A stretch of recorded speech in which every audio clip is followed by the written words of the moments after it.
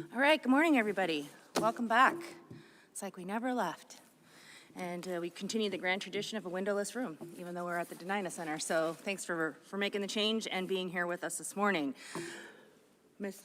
Oh yeah, good point. Thank you, Commissioner. You're up in the stakes. It's hard to go backwards now. Anyways, my name is Marit Carlson Van Dort. I am the chair of the Alaska Board of Fisheries. Today is October 28th. It is a Tuesday, and the time is 8:47 a.m. We have 7 of 7 members present. And before proceeding any further, I'm going to go ahead and let my fellow board members introduce themselves as well as staff. And let's start at this end of the table. Mr. Wood, welcome back. Good to see you. Thank you, Chairwoman. My name is Mike Wood. I'm from Chase, north of Talkeetna on the Susitna River, and excited to be back for my 3rd year. And welcome Ms. Irwin and all the new staff that are coming in. It's great to see all the new faces and the old ones. My name is Jared Godfrey. I live in Eagle River. Good to be here. Glad to see y'all. Greg Svensson, I'm from Anchorage. It's my 3rd year, and welcome to everybody. Thanks for coming. And the new folks, thanks for serving, and we'll get on with it. Thank you. Good morning, everyone. Tom Carpenter. I live in Cordova. Good to see a lot of the same faces here again. Hopefully we get through this year in order. Good morning, everyone. My name is Kurt Chamberlain. I live in Wasilla. I'm originally from Antioch and Bethel on the Kuskokwim River. Good morning, everyone. My name is Olivia Hanahi Irwin. I live in Nenana, and this will be my first Board of Fish meeting. Thank you to everyone who is in attendance. Thank you. Welcome back to all members who have served for more than a year, and a special welcome to our newest member, Ms. Irwin.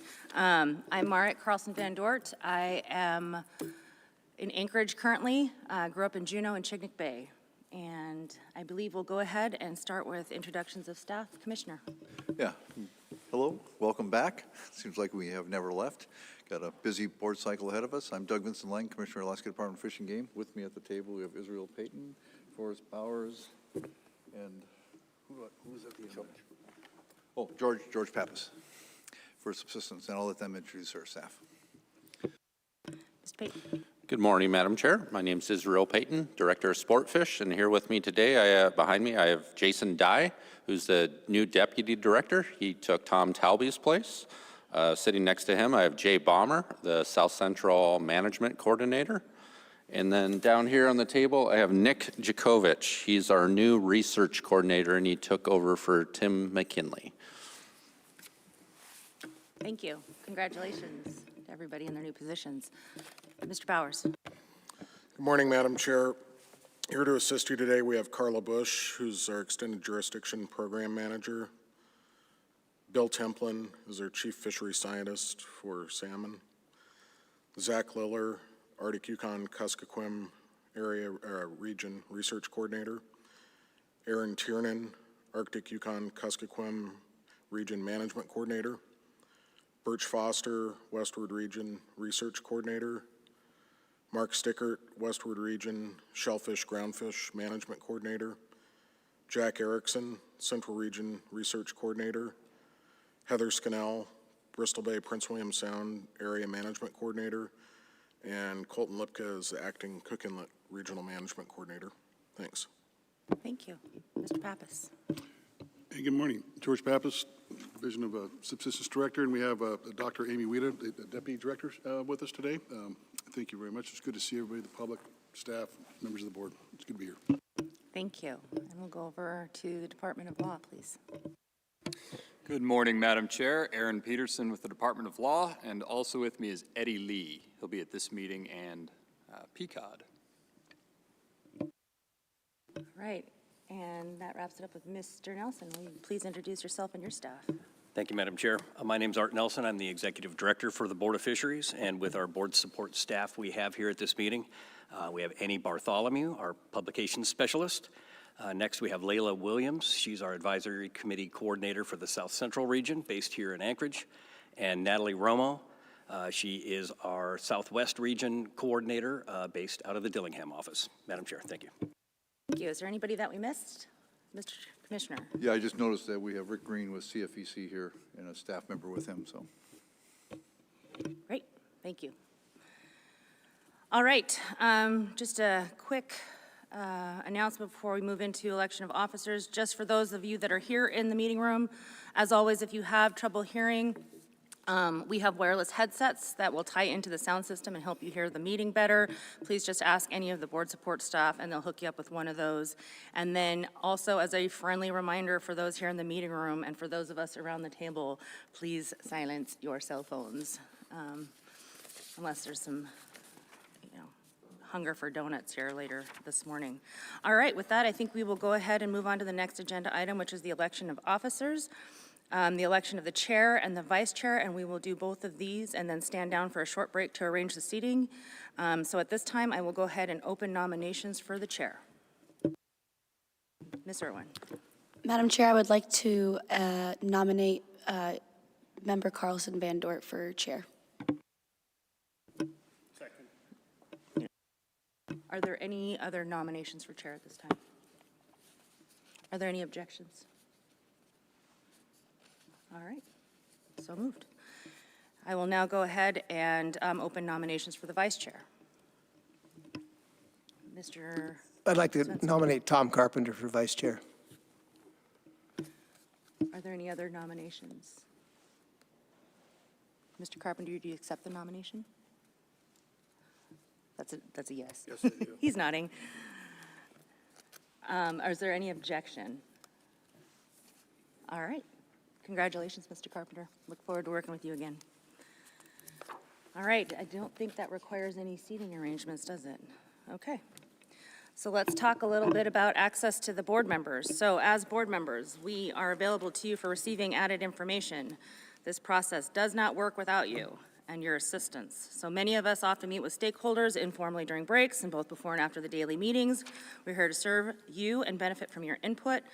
Most of you know that there's a line called the sanctuary line in front of this table, and we ask that you please don't cross that during the meetings or the breaks. However, if you do wish to speak with any of the members or somebody behind the line, please just notify somebody. The board support staff is really helpful in that space, and they'll come grab us and we'll come across the line and we can chat. Please keep in mind, however, that it is during the breaks, both before and after the daily meetings, that we find time to read RCs, materials that are submitted during the meeting, but we definitely want to take the opportunity to chat with you, especially since you've come all the way to be here with us. If you have process questions, please reach out to either myself or the vice chair, Mr. Carpenter, or the executive director, and we'll answer all of the process questions that may come up during the course of this meeting. Certainly, it's hoped that the practices of the board that I'm outlining will maximize participation in this process, and certainly we believe that an informed and engaged public, as well as an informed and engaged board, can only result in better conversation, conservation, and development of our fisheries. The Alaska Board of Fisheries and the Alaska Department of Fish and Game are united in support of fostering a respectful workplace. We're committed to ensuring our workplace is free from negative, aggressive, and inappropriate behaviors. Harassment of any nature is unacceptable and won't be tolerated, and we appreciate everybody's help in joining us in this important effort. In accordance with the Open Meetings Act, the board staff published a notice in the Alaska Online Public Notice System, posted this notice on the main website and the meeting website as its designated posting place, and also distribute it to a list of email recipients. I'm not going to read it, but the copies of the notice are available in the meeting binder on the back table. I'm assuming that's back there somewhere. Yep, I see it. And are also available from Mr. Nelson for those who are interested in the complete text. Public notice and agenda change requests were distributed to the local Fish and Game Advisory Committees and many other interested parties. Public comments were solicited, and board members have received copies of those written public comments, I'm assuming. The timely public comments and on-time advisory committee comments are available for the board's use and are also available to the public, again, on that table at the back of the room. Copies of the agenda change requests can also be found on the website, along with all of the other written materials for this meeting. Copies of the tentative agenda for this meeting can also be found on the table at the back of the room. The agenda is subject to change throughout the meeting, but we'll do our best to stick to it as closely as possible. We don't have a roadmap for this meeting because it's not necessary. We intend to go through the ACRs in numerical order. A note on record copies, again, this is a pretty practiced group, but we'll go ahead and go through it just in case. The board encourages the public to submit written comments on specific ACRs, i.e.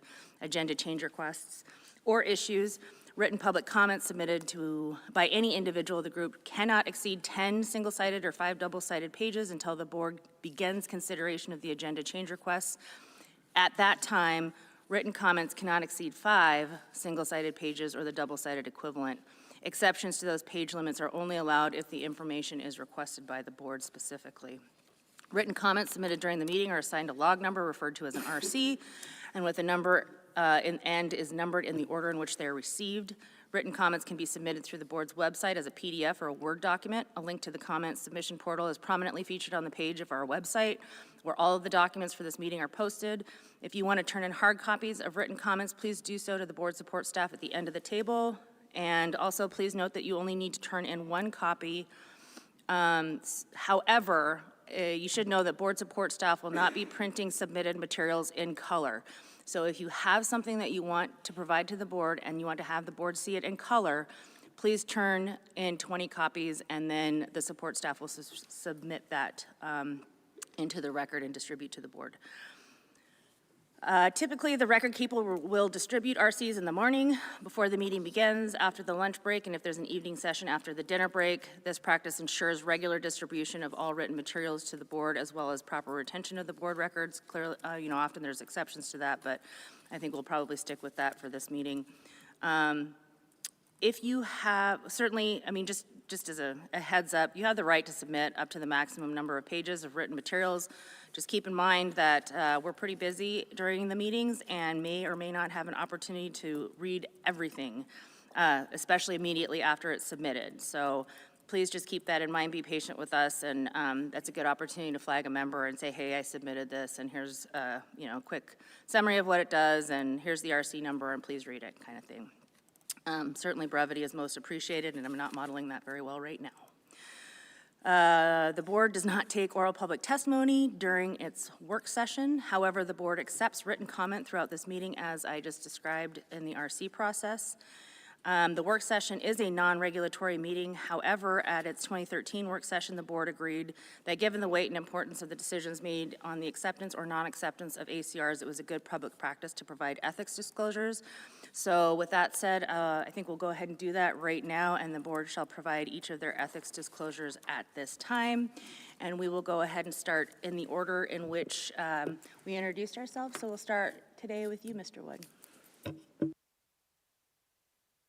Okay, saving you guys the long one. So, my name is Mike Wood. I live in Chase, Alaska, 5 miles north of Talkeetna on the Susitna River. I am a self-employed carpenter and do contract work for the Alaska Mountaineering School and Antarctic Logistics and Expeditions and other clients. I have an SO4H setnet permit in Cook Inlet and own Susitna Salmon Company, a small-scale commercial salmon business that supplies fish to locals. I am the volunteer chair of the board of on the board of the Susitna River Coalition and chair of the Chase Community Council. My wife Molly is an independent consultant. We both received the Alaska Permanent Fund dividend. I have a current hunting, fishing, and trapping licenses. Neither my wife and I are involved with any lawsuits against the state, the board, or the department. I will recuse myself of ACR 6 because my decision could have a direct impact on my business. I certify that this disclosed statement is true, correct, and complete. Thank you, Mr. Wood. Are there any questions? Hearing none, thank you for your ethics disclosure, and you can participate in everything except for the ACR 6 from which you've recused yourself. Mr. Godfrey. My name is Jared Godfrey. I'm a lifelong Alaskan. I was born in Juneau. My family was originally from the Kodiak Islands. I'm a shareholder of Kodiak Regional Corporation, Fogneck Native Corporation, and Uzinki Native Corporation. I'm an elected tribal council member on the native village of Port Lions. I live in Eagle River. I have 2 children, 21 years old and 19 years old. Professionally, I'm a consultant with various clients, primarily in broadband space and economic development, but nothing pertaining to fisheries. My son participated in the commercial fisheries of Bristol Bay and Kodiak earlier this year as a deckhand. I have no conflicts to declare regarding any matters in front of the Board of Fisheries during this meeting. Neither I nor any member of my family is party, directly or indirectly, to a lawsuit with the state of Alaska or any agency of the state. These statements are all factual and true to the best of my knowledge. Thank you, Mr. Godfrey. Any board questions? Hearing none, you can participate in all the ACRs today. Thanks. Mr. Swenson. Hi, my name's Greg Svensson. I was born and raised in Anchorage and am married with one daughter and one grandson. My wife and I are retired school teachers, and my daughter is an assistant principal in the Anchorage School District. We both receive income from teacher retirements from the state, PFD, CD, interest and investment in residential rental income, and I get a stipend from the state for my service on the board. Neither I nor my immediate family have any financial interest in fisheries, or are we involved in any lawsuits with the state, Alaska Department of Fish and Game, or Board of Fisheries. I also have licenses for hunting, fishing, and a private pilot's license. This information is true and correct to the best of my abilities. Thank you. Thank you, Mr. Swenson. Any questions? Hearing none, I rule that you may fully participate in the matters before us at this meeting. Mr. Chamberlain. Thank you, Madam Chair. My name is Kurt Chamberlain. I live in Wasilla, originally from Antioch and Bethel. My current job is Deputy General Counsel with Chilista Corporation. I'm also a shareholder of the Kuskokwim Corporation and Chilista Corporation, my village and regional Alaska Native Corporation. I also own a controlling interest in Neon Law Group Incorporated, which is no longer doing business and winding down. I hold an Alaska fishing, hunting, and trapping license. My father owns a commercial drift net permit for the Middle Kuskokwim that hasn't been utilized since approximately 1995. Neither I or anyone in my family have any interest in any business or organization related to fish and wildlife, or may be affected by any of the proposals before the board. Similarly, neither I, anyone in my family, or any organization I belong to are involved in any lawsuit against the state, the board, the Department of Fish and Game, or where the department is a party to the lawsuit.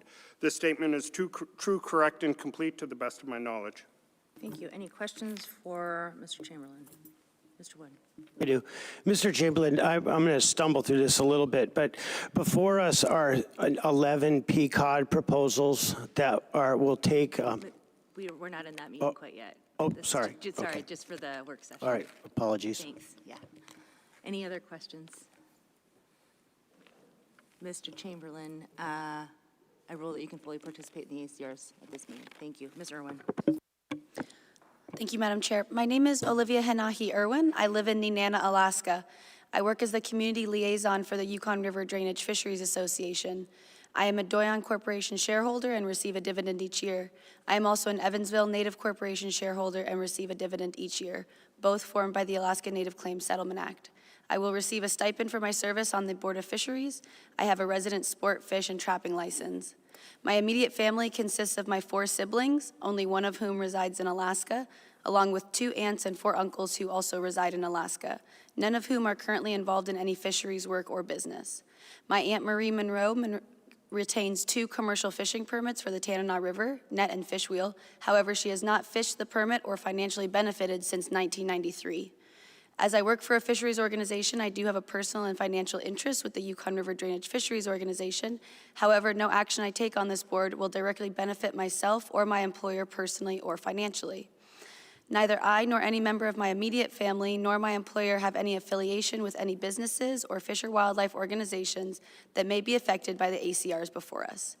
No member of my immediate family, myself, or my employer are involved in any lawsuits against the state, the department, or the Board of Fisheries. I certify that this disclosure statement is true, correct, and complete to the best of my available knowledge. Thank you, Madam Chair. Thank you, Mr. Irwin. Any questions? Hearing none, I rule that you can fully participate in the ACRs. Mr. Carpenter. Thank you, Madam Chair. My name is Tom Carpenter. I reside in Cordova. I'm currently retired. I've divested myself completely of all businesses, including limited entry permits and IFQs. My spouse is employed by the Cordova School District as an educator. I receive the Alaskan and Permanent Fund dividend, as do my spouse and daughter, and receive a stipend for serving on this board. I hold an Alaska Sport Fish Hunt license and hold a Copper River subsistence permit annually. Neither I nor anyone in my immediate or extended family have any financial interest in any business which relates to fish and wildlife resources or belong to any organizations to which any financial gain can be attributed. There are no proposals before the board that will benefit myself nor anyone in my immediate or extended family. No member of my family or extended family is involved with any lawsuits against the state of Alaska or the Alaska Department of Fish and Game. I believe this statement to be true, correct, and complete. Thank you. Any board questions for Mr. Carpenter? Hearing none, Mr. Carpenter, you can fully participate at this meeting, and I'll turn the gavel over to you. Thank you, Madam Chair. Would you please put your ethics disclosure on the record? Yes, sir. My name is Margaret Carlson Van Dort, born and raised in Alaska, currently reside in Anchorage. I'm employed as the president and CEO of Far West Incorporated, which is the village corporation for Chignik Bay, formed under the Alaska Native Claims Settlement Act. I'm also a shareholder. I am also a shareholder in Bristol Bay Native Corporation and in Kodiak Native Corporation. I receive a State of Alaska Permanent Fund dividend and purchase a resident sportfish license annually. I will receive a stipend for my service on this board.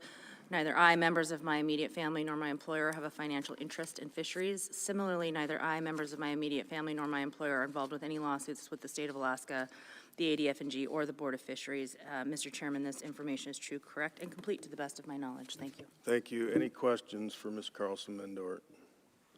Seeing none, I rule that you can fully participate in the matters before us. Thank you, sir.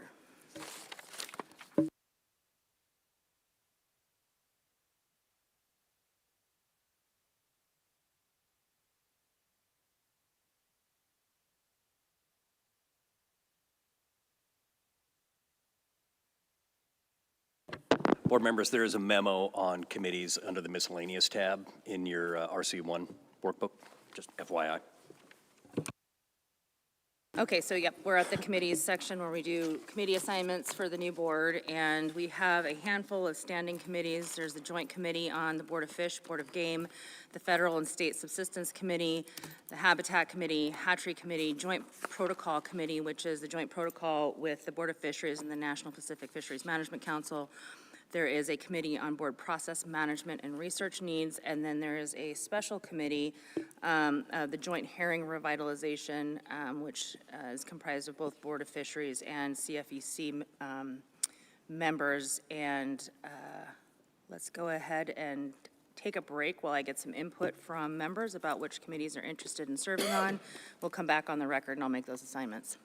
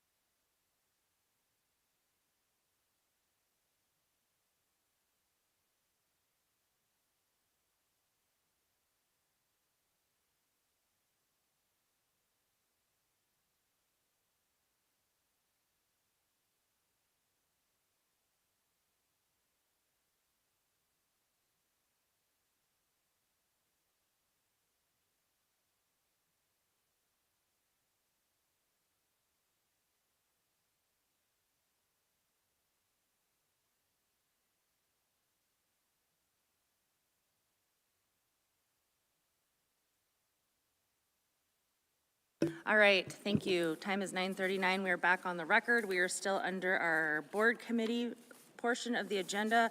Before we do standing assignments, let's go ahead and ask if there are any committee chairs that need to give a committee report at this time. I don't believe any met except for the special committee on joint herring revitalization. Is that correct, Mr. Carpenter? Thank you, Madam Chair. So about a year ago, the board formed a herring revitalization committee to look at the different herring fisheries around the state, specifically to, most of the conversation revolved around the food and bait season in the fall.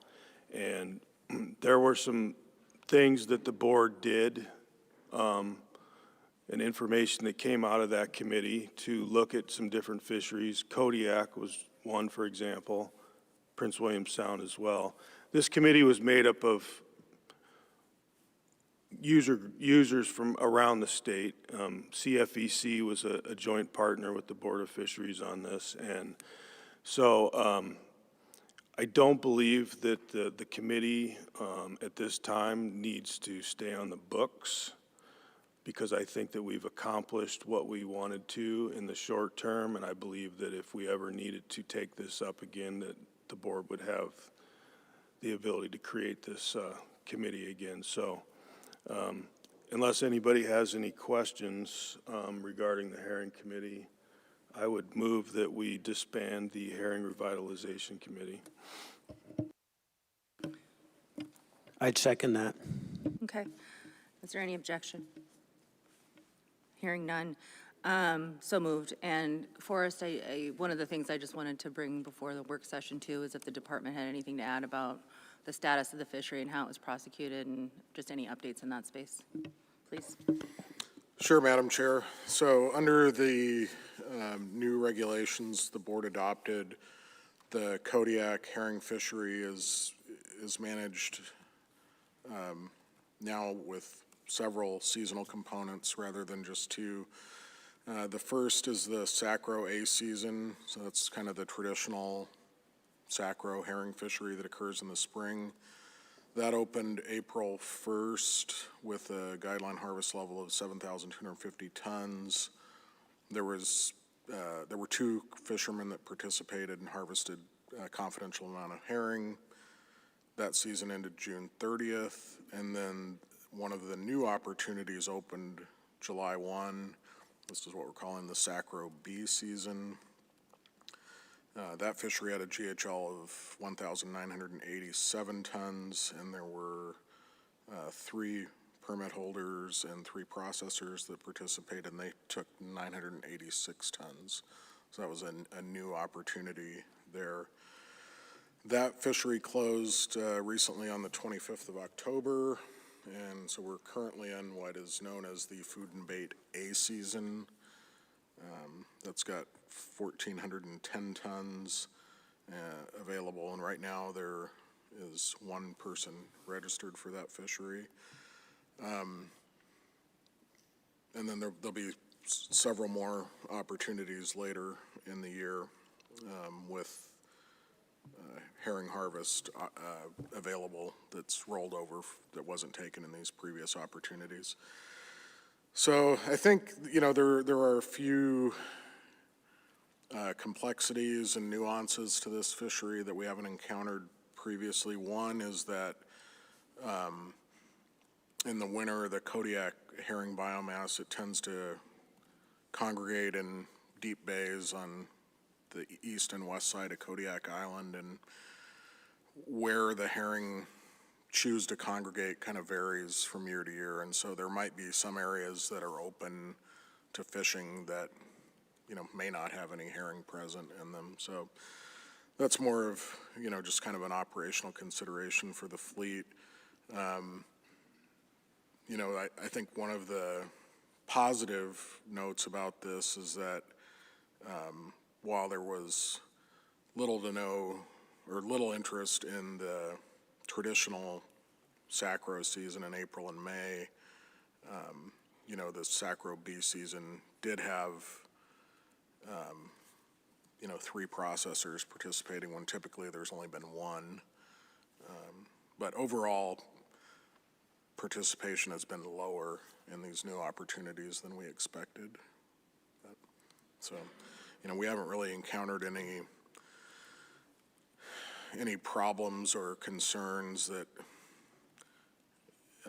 would rise to the level of the department, submitting a proposal or an ACR to correct them. I think there's just some facets of our stock assessment that we're going to have to refine to work around all these different opportunities. Thanks. Mr. Godfrey. Yeah, Forrest, if I'm understanding you correctly, when you reference the 2 participants and a confidential harvest, not on an individual harvest basis, but in the aggregate, how is that confidential? Through the chair, Mr. Godfrey. So, Alaska statute provides protection for proprietary fishing information. And the way the department implements that statute is that if there are less than 3 permit holders or processors participating, then we don't publish that information. Because if if there were 2 participants and you were one of them, you could deduce what the other participant Okay, harvested. that's what, I appreciate that. I knew it had to be something nuanced like that. I just want to make sure confidential. Maybe it's not published for the public's consumption, but obviously the department has to know the data, so. So the department has the data available. We don't make it public. There are cases where, particularly with an experimental fishery, like where we would issue an experimental permit, we make a waiver of confidentiality a condition of that permit. But since this is not an experimental fishery, there's a regulatory management plan. We didn't do that. But, in some cases, we will ask if folks would waive their confidentiality just so that we can publish the information. Leads to better decision-making. But, we haven't done that with this one yet. Thanks. Couple quick questions. Can you remind me, Forrest, is this a limited entry or an open access fishery? Fisheries?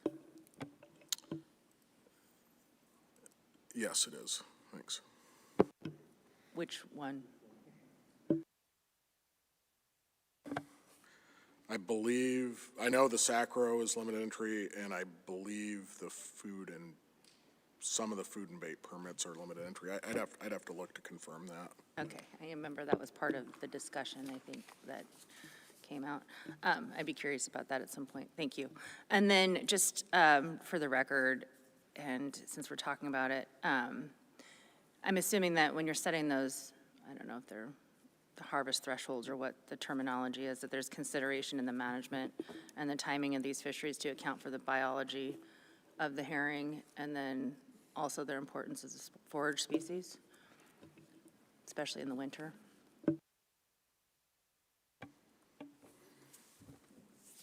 Yeah, I mean, we have a maximum exploitation rate that we apply to herring. Maximum of 20% of the biomass can be harvested. So that's sort of our basic benchmark in herring management. And that in the Kodiak area, we set guideline harvest levels based on assessment of herring biomass in either specific bays or districts. So it's, abundance-based management for those specific locations. But is that tied to their biology or what else is going on in the waters? You mentioned several fisheries that happen throughout the year, and so I'm just kind of curious. It's not like it's 1 or 2, unless it is. I'm curious about how the department is managing that. Yeah, I mean, herring are unique in that we're traditionally trying to harvest them when they're spawning or immediately pre-spawn. But there isn't, we don't have regulatory closed periods for herring because of some particular facet of their biology. Okay. Any other questions? All right, thank you. Appreciate that update. All right, anything else before I go through this new committee assignments? No. Okay. All All right, so here's the new standing committees for the 25-26 Board of Fish Committee assignments. For the Joint Committee, Board of Fish, Board of Game, the chair is Ms. Irwin. Members will be Svensson and Chamberlain. For the Committee on Federal and State Subsistence, the chair will be Mr. Chamberlain with memberships of Godfrey and Irwin. For the Habitat Committee, the chair will be Mr. Wood with membership of Svensson and Godfrey. For the Hatchery Committee, all members will participate and the board chair will chair that committee. For the Joint Protocol, Board of Fish and PFMC, the chair will be Mr. Carpenter. Membership will be myself and Mr. Wood. For the Board Process Management and Research Needs Committee, the chair will be myself with the membership of Mr. Carpenter and Mr. Wood. And then the Joint Herring Revitalization via Board of Fish CFEC Committee has been disbanded. Are there any questions, comments, requests to change? Mr. Commissioner. Yes, I just have a question just for our planning purposes in the department. How often do these committees plan to meet in the next calendar year so that we can plan that for budgetary reasons and planning reasons? That is a good question. In the last 2-3 years, I think we've only had a couple of committee meetings, with the exception of the Herring Committee meeting that met. I have heard around the table today that there's some interest in having some committees meet. Certainly, I would anticipate the Process Committee meeting a couple times over the course of the year. I don't know whether or not that's going to happen during sort of the cycle schedule. I think it's pretty packed this year. But I'd be interested in having a couple, and I think Mr. Wood indicated some interest in having the Habitat Committee meet potentially as well. I don't know if anybody else has anything off the top of their heads. So would those be virtual meetings, or do you anticipate those to be in person? I'm anticipating those be virtual meetings. Thank you. Yeah. Unless, the public requires otherwise. Okay, moving on. I think our next section of the agenda are staff reports and presentations. And we'll take just a couple of minutes to get set up. Mr. Bowers. Yeah, thanks, Madam Chair and members of the board. So the next agenda item includes presentations from our staff related to salmon escapement goals and stocks of concern that apply to the upcoming Board of Fisheries cycle. The purpose of these presentations is to highlight the department's escapement goal review for salmon stocks in the Bristol Bay, Arctic Yukon, Kuskokwim, Chignik, and Alaska Peninsula management areas, and highlight the department's recommendations for any stocks of concern in advance of the upcoming board meetings. Detailed oral and written reports concerning escapement goals will be presented to the board during the respective regulatory meetings. These reports will list all the escapement goals as well as detailed descriptions of the methods used to establish and modify these goals. In addition, the department will present stock status reports and action plans for stocks of concern during the regulatory meetings.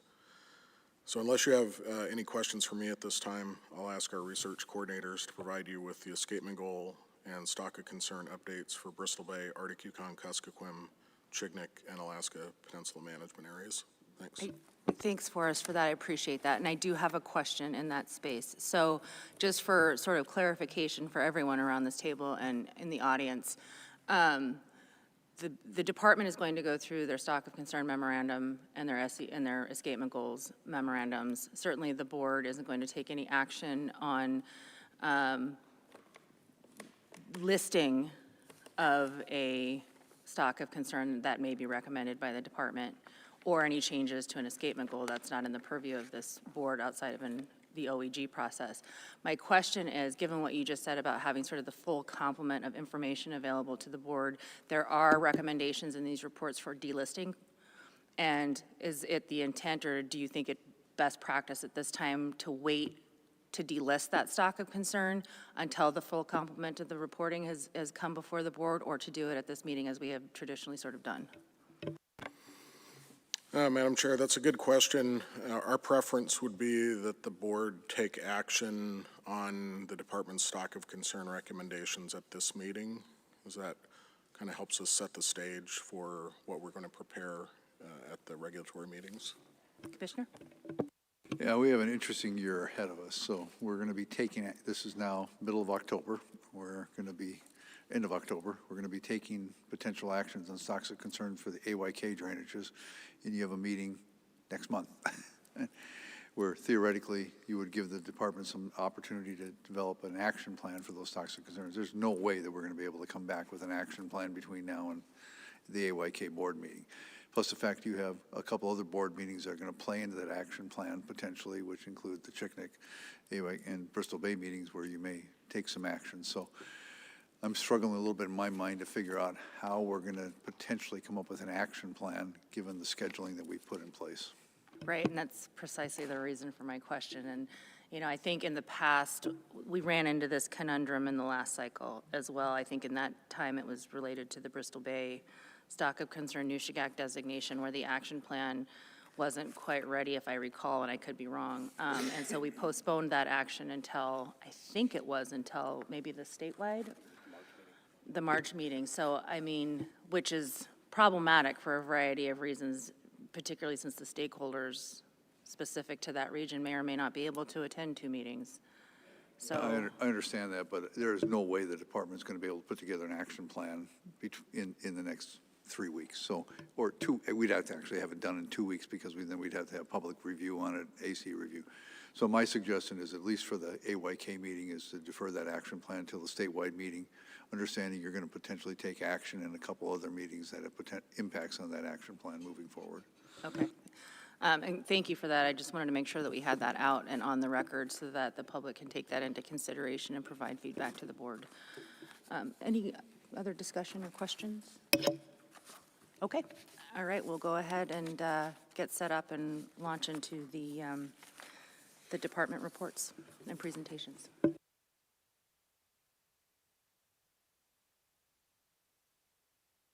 Yeah, we'll go ahead and take 5 minutes and get set up, and then we'll come back on the record. Thanks.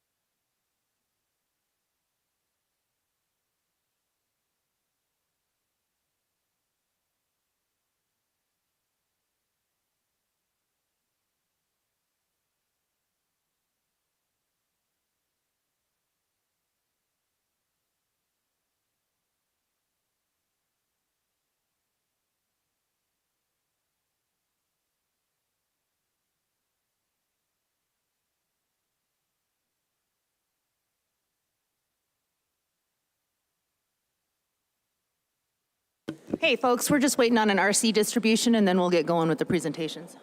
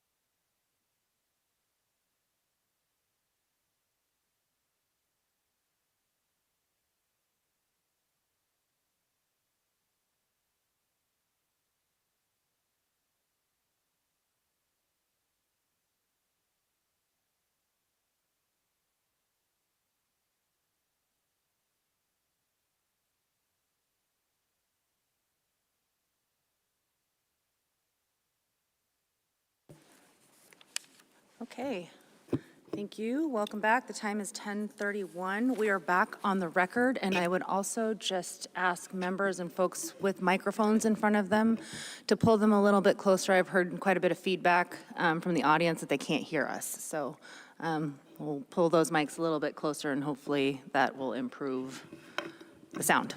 Okay, let's go ahead and begin with the staff reports and presentations. Gentlemen.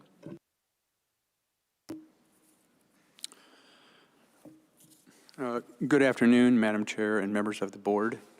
My name is Birch Foster. I am the Western Region Fishery Research Coordinator with the Division of Commercial Fisheries.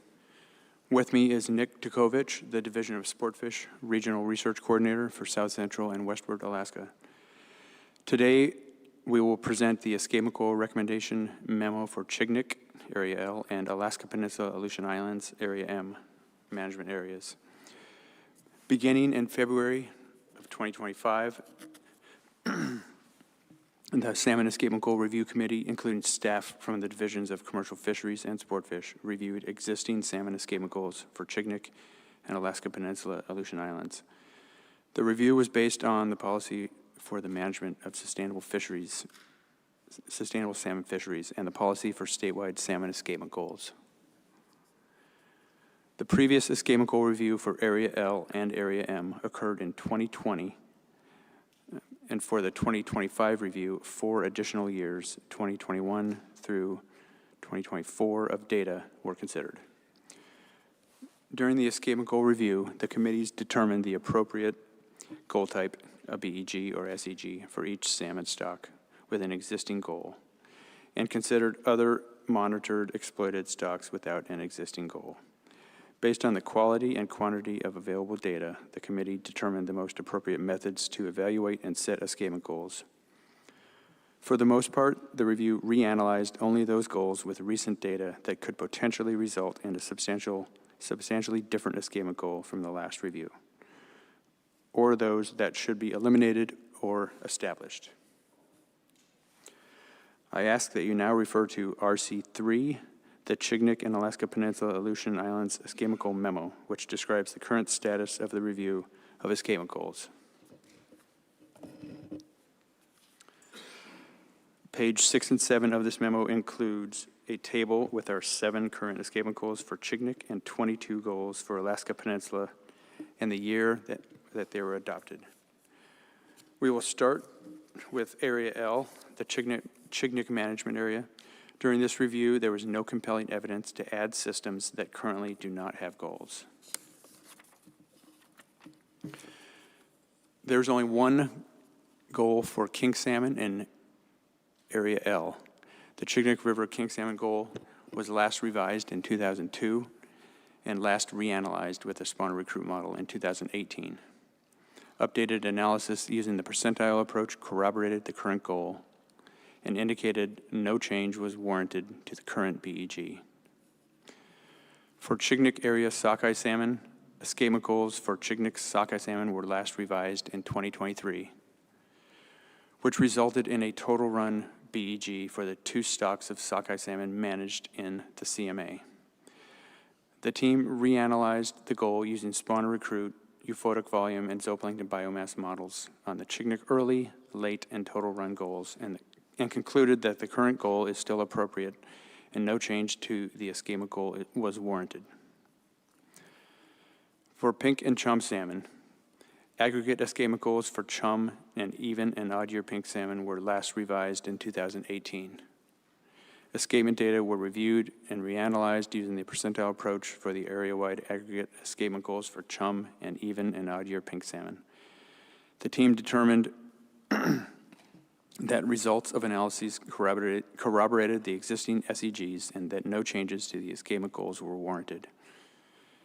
There are currently no escapement goals for coho salmon in Chignik management area. That concludes the review of Chignik management area salmon stocks. We will now move to Area M, the Alaska Peninsula and Aleutian Islands management area.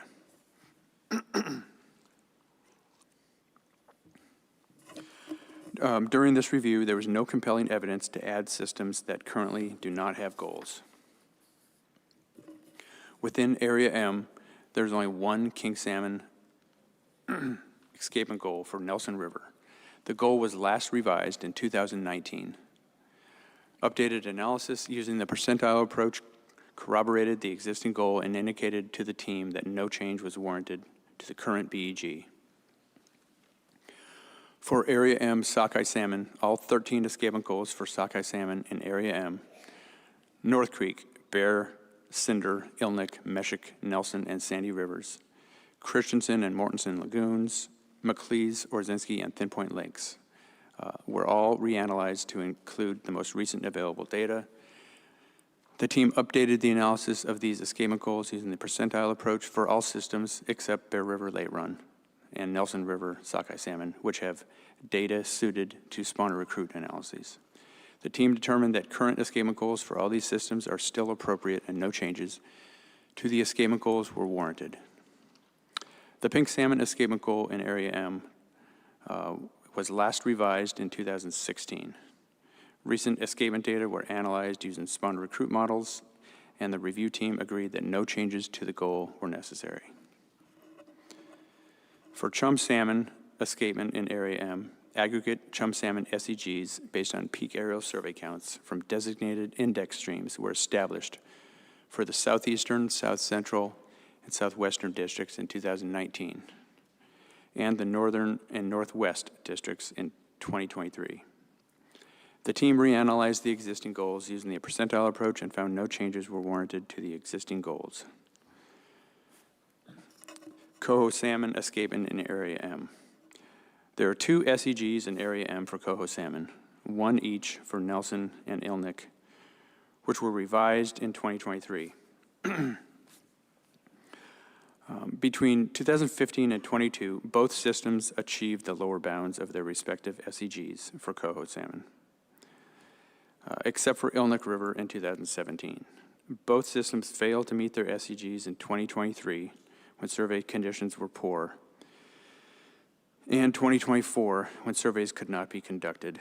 These goals were reviewed recently in 2020, and the teams reanalyzed the goals again in 2025. Updated analyses using the percentile approach did not indicate that the goals should be changed. Common to both systems, staff have been unable to consistently conduct aerial surveys for coho salmon escapement during peak run timing in mid-September over the last 5 years because of insufficient funding for aerial surveys and reduced season length for the Port Moller field office. Additionally, fall aerial survey conditions are historically poor, which has hindered the enumeration of fish. Because of the recent difficulty conducting aerial surveys on these systems, the team considered eliminating the Nelson River and Ilnick River coho salmon SEGs. However, given that these goals were revised in 2023, the team chose to keep them in place for an additional 3 years as the coho salmon assessment program is reevaluated. That concludes our summary of escapement goal review for Chignik and Alaska Peninsula Aleutian Islands area. In addition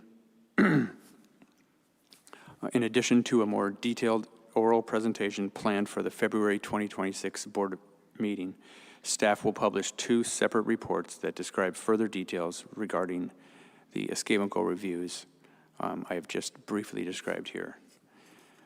And the next subject is our stocks of concern. And so at this time, we will present the department's recommendations for stock of concern for the Chignik and Alaska Peninsula Aleutian Islands areas. Following the 2025 salmon season, all 7 Chignik and 22 Alaska Peninsula salmon stocks with formal escapement goals were reviewed for potential stock of concern status by the Escapement Goal Review Committee. This evaluation included input from staff at the headquarters, regional, and area levels across both fishery divisions. I ask that you now refer to tables 1 and 2 on pages 4 and 5 of the stock of concern memo, which is RC4.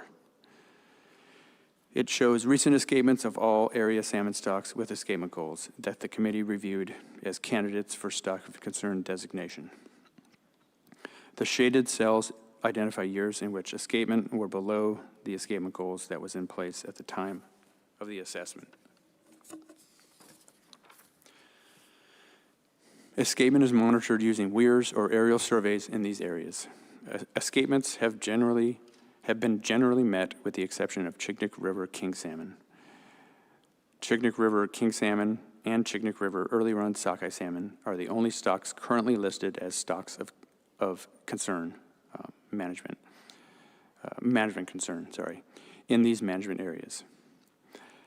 The Chignik River king salmon run has not met the biological escapement goal in 5 of the last 6 years, but it achieved the lower end of the goal in 2025.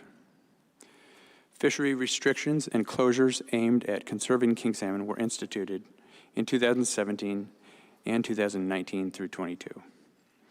In 2023, the recommended management actions outlined in the board-adopted action plan were imposed on the fisheries with preemptive closures of subsistence and sport fisheries, weekly commercial fishing limits within Chignik Bay District, and king salmon harvest caps within the Chignik management area. The 2025 season was the most restrictive thus far.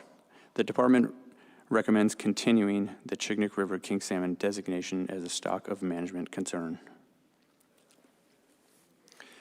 At the March 2022 Board of Fisheries statewide shellfish meeting, as an out-of-cycle action, the board reviewed recent escapements of Chignik River early run sockeye salmon and designated it as a stock of management concern.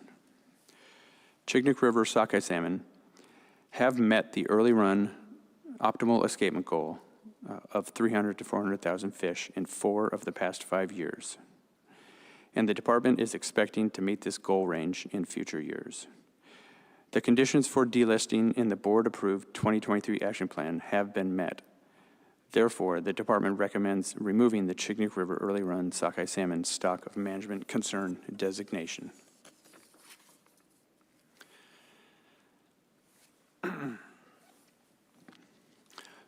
So the department recommends Chignik River king salmon remain a stock of management concern, but recommends delisting the Chignik River early run sockeye salmon as a stock of management concern.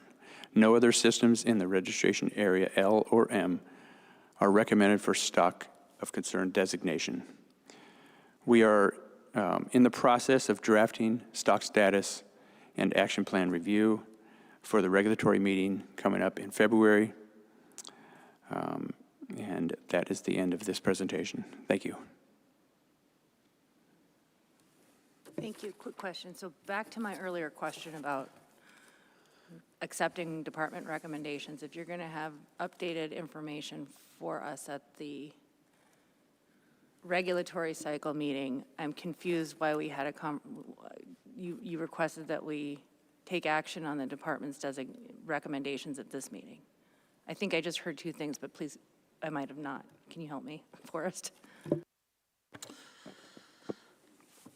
Yeah, thanks, Madam Chair. So if, say, for example, if you chose to remove the Chignik early run sockeye stock of concern designation at this meeting, then we would not prepare an action plan for consideration during the regulatory meeting because it would not be a stock of concern.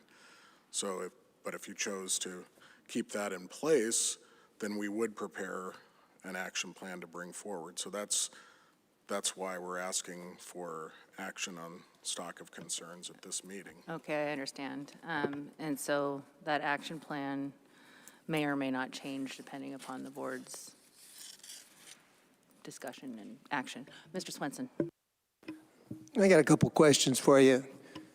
So the Chignik River has no coho plan, basically. Is that what you said? I mean, that's what it says here, I think. Yeah, through the chair, Mr. Svensson, no coho salmon escapement goals in Chignik. Now, is that because basically there's no other fish that you are concerned with taking at that time that would affect the coho? Or, I mean, you know, they run late, obviously, later than the others. So is that basically why you don't have any information about how many cohos you have? Yeah, through the chair, Mr. Svensson, there are coho salmon rivers in Chignik. They are not monitored that late in the season.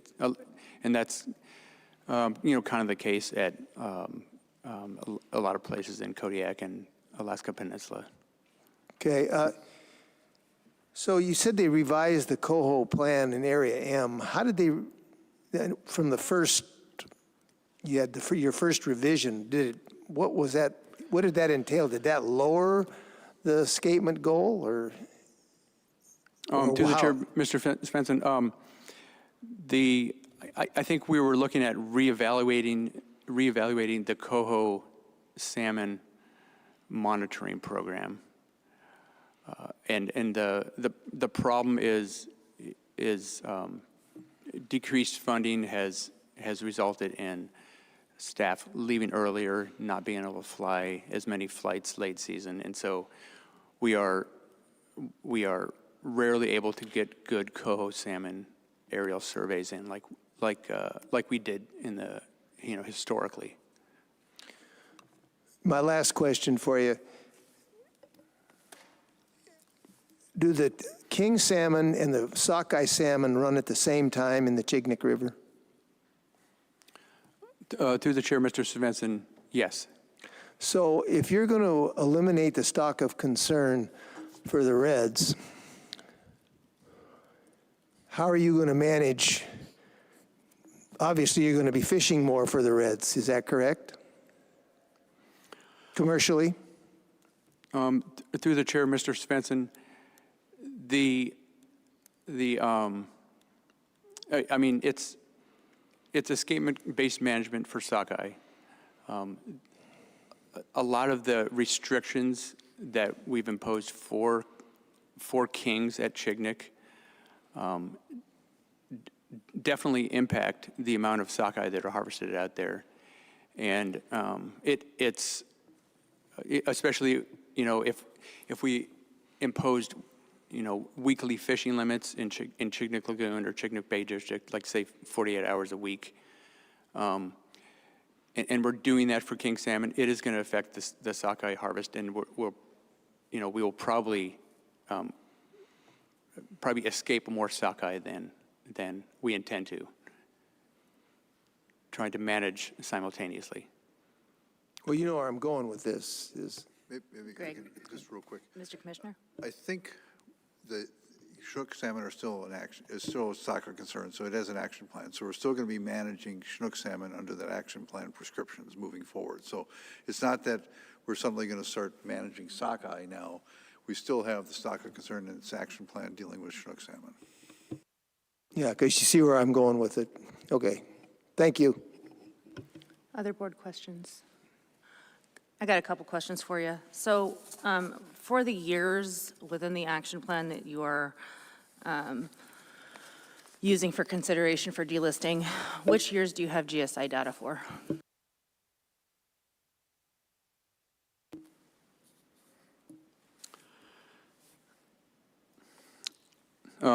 Madam Chair, you're talking about.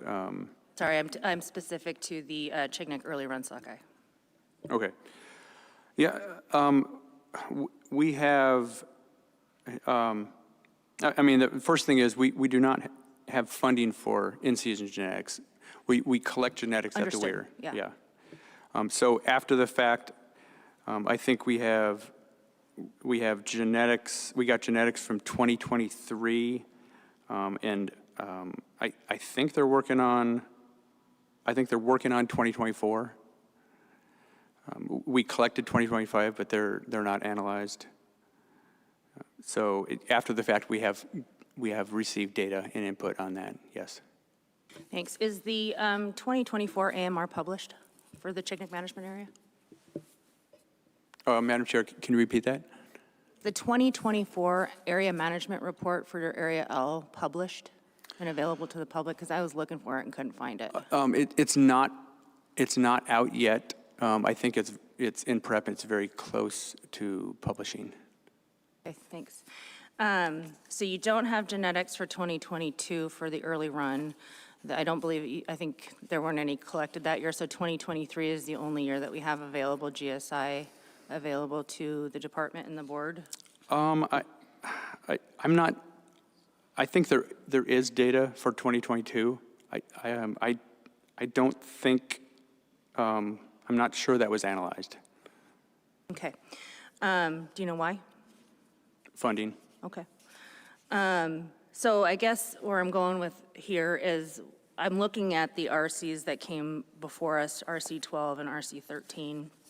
And what those graphics, and I think also the table are kind of depicting in those RCs, is concern raised by stakeholders that the GSI data, when it's applied, reveals that perhaps the apportionment that the department is using and the model might be a little bit overestimating the runs and the timing of the runs. Would you agree with that data or not? Have you had a chance to take a look at it? I believe there was the RC 13 was a May 14th, 2025 submission letter to the department.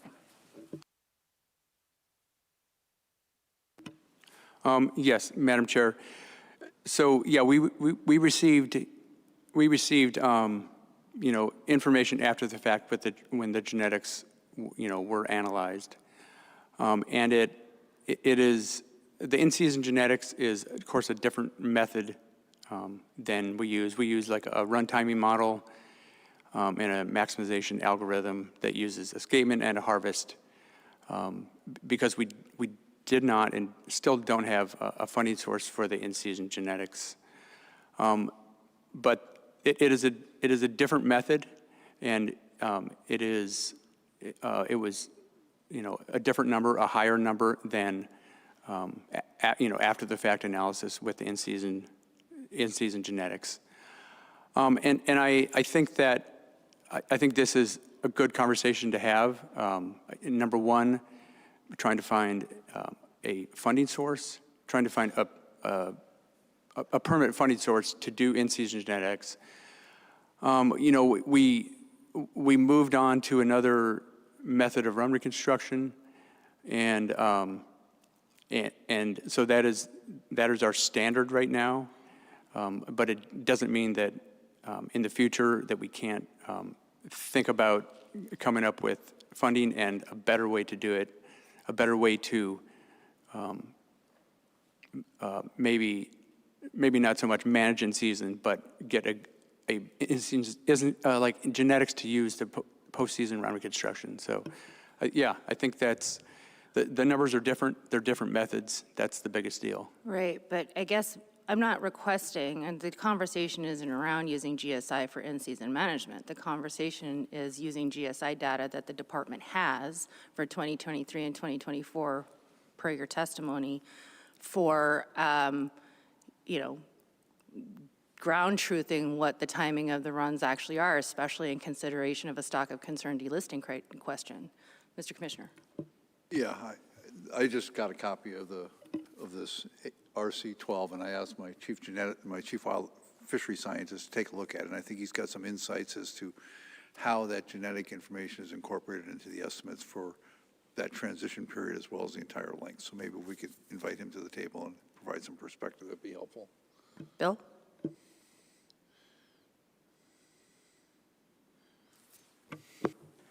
Yes, Madam Chair. For the record, my name is Bill Templin, Chief Fishery Scientist for Salmon for the Division of Commercial Fisheries. So I think what we have here, the numbers that I've seen in the RC and the graphs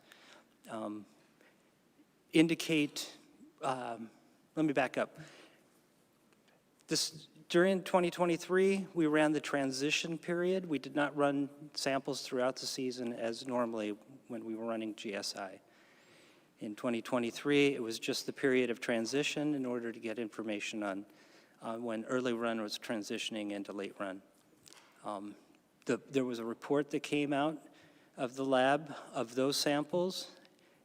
That report limited its scope just to the transition period, but it did provide estimates for escapement within that period. And I believe the numbers that I'm seeing here are the numbers for the transition period, not the expansion to the entire run. And so the difference that we're seeing between the two curves on the plots is a difference in the way that early run and late run are being estimated in the entire run of sockeye salmon into Chignik Lakes. The assumptions, you'd have to make some assumptions to go from taking the numbers from during the transition period and then expanding those to include the earliest portion of the run and the latest portion of the run in order to get numbers. And for those, the best method we currently have is the one that's currently used by the region and ADF&G region. Thank you. What is your response and your assessment of RC12, where it actually does lay out sort of the full run and not just the transition period?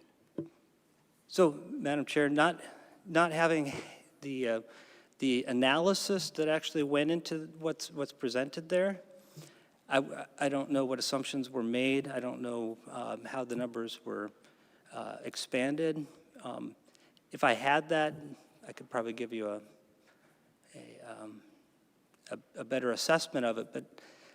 But I do believe that the confusion here is partly due to the report as well, because the report actually included a column called escapement, and the text says it was escapement during the transition period, not escapement to the entire system. So. Okay. What I would ask you to do then, I guess, and I'm confused. Number one, I'm confused how this GSI data is being used, if it's being used, and if it isn't being used, why it's not being used, if the department is collecting it and has it.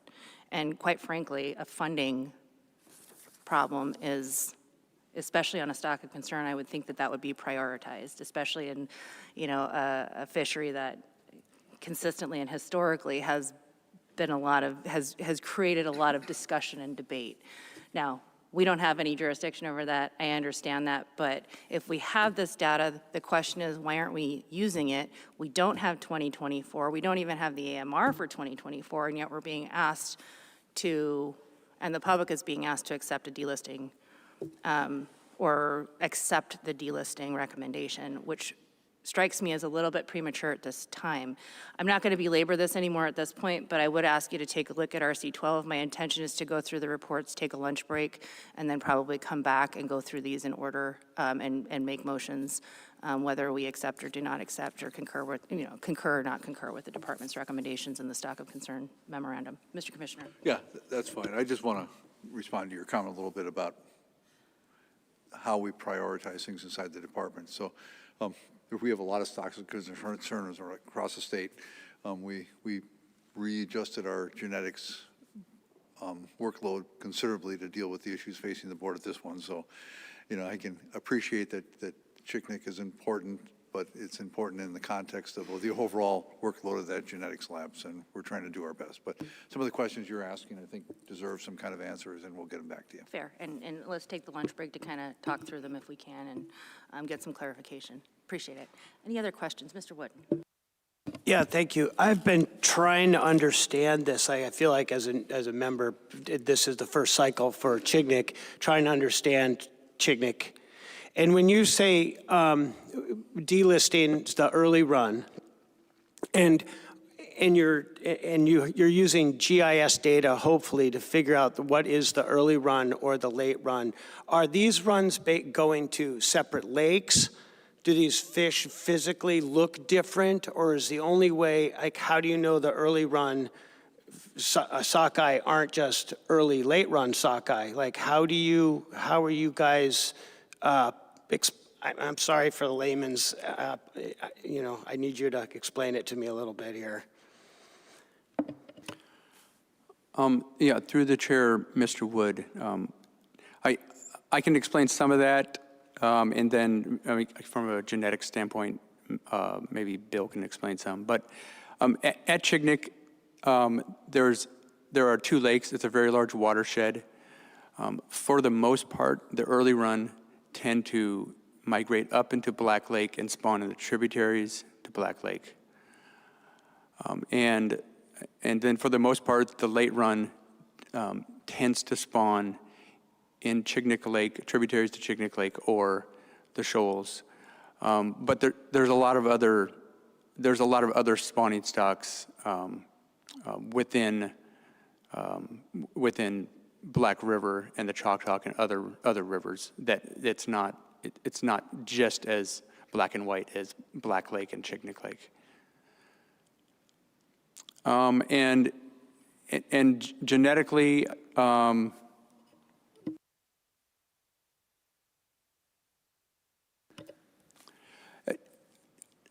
I guess, you want to repeat your question about the genetic portion of it? Well, I don't mind at all, because so are you measuring genetics on all these fish early and late, or are you just like do they look different? When you talk about black and white, do the fish even look different, the ones that are going to the upper lake versus the lower lake? Or are you doing genetics on all of them from the beginning of the season all the way through, or just in this transition time?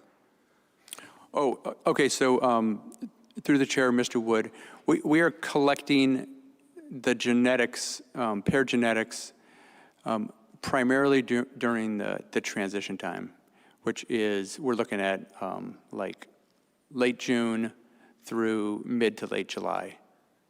The fish, well, I mean, traditionally, locals will tell you that it's as easy as telling the difference between bluebacks and greenbacks, but I can't tell the difference between the fish.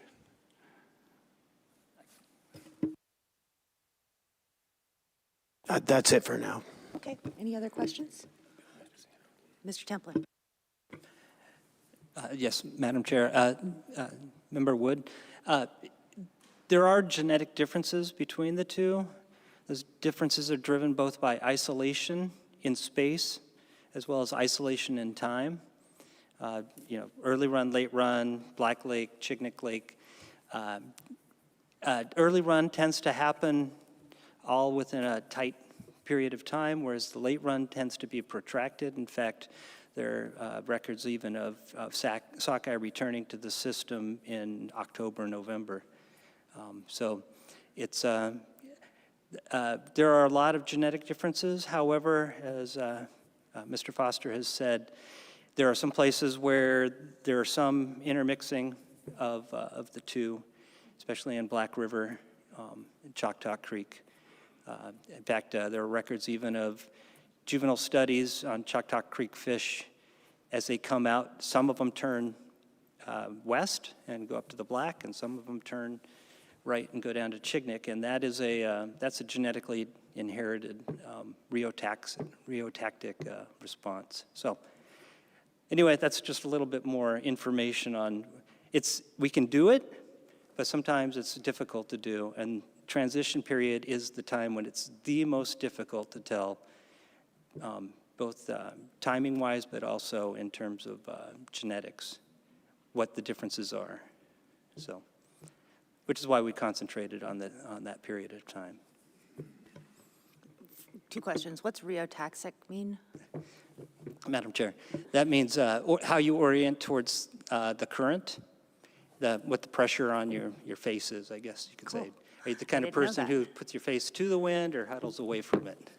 And then I guess something that you said very quickly at the end there is that you said it was difficult to tell them genetically apart. And could you expand upon that? I don't understand what you mean by that. Because I mean, it used to be fish scales, now it's genetics. What's the challenge there?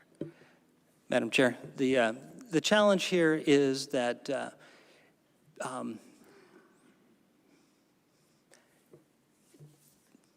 genetically speaking, if there's an overlap between the early run and the late run, it's going to happen generally with fish that have returned during this transition time. So you can have genotypes that are, sorry, I'm speaking with my hands. You can have genotypes for an individual fish that had one parent that was an early run fish and one that was in late run fish, so you could basically have a mixed sort of genotype. And those are going to be more common during the transition period than early in the season or late in the season. Does that help? Yes, it does. Thank you for that. All right, I don't see any more questions on this one. Let's go ahead and move on to Bristol Bay.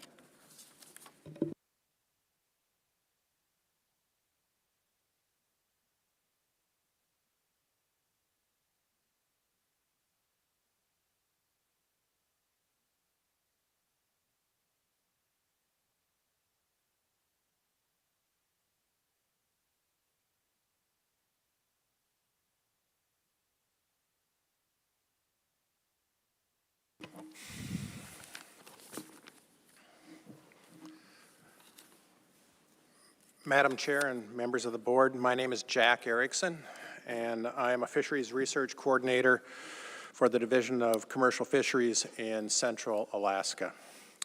With me today again is Nick Dukovich. Nick is my counterpart with the Division of Sport Fish, and he covers South Central and Westward Alaska. Today we're going to be summarizing the recent review of escapement goals and stocks of concern for the Bristol Bay management area, similar to what you just saw for Westward. Beginning in November of 2024, the Salmon Escapement Goal Review Committee, including staff from both divisions, we reviewed the existing salmon escapement goals for Bristol Bay, and that was based on both the policy for sustainable salmon fisheries as well as the policy for statewide salmon escapement goals. During this review, the committee determined the appropriate type, that be a BEG or SEG. Normally you'll be hearing us refer to SEGs, Sustainable Escapement Goals that the department sets.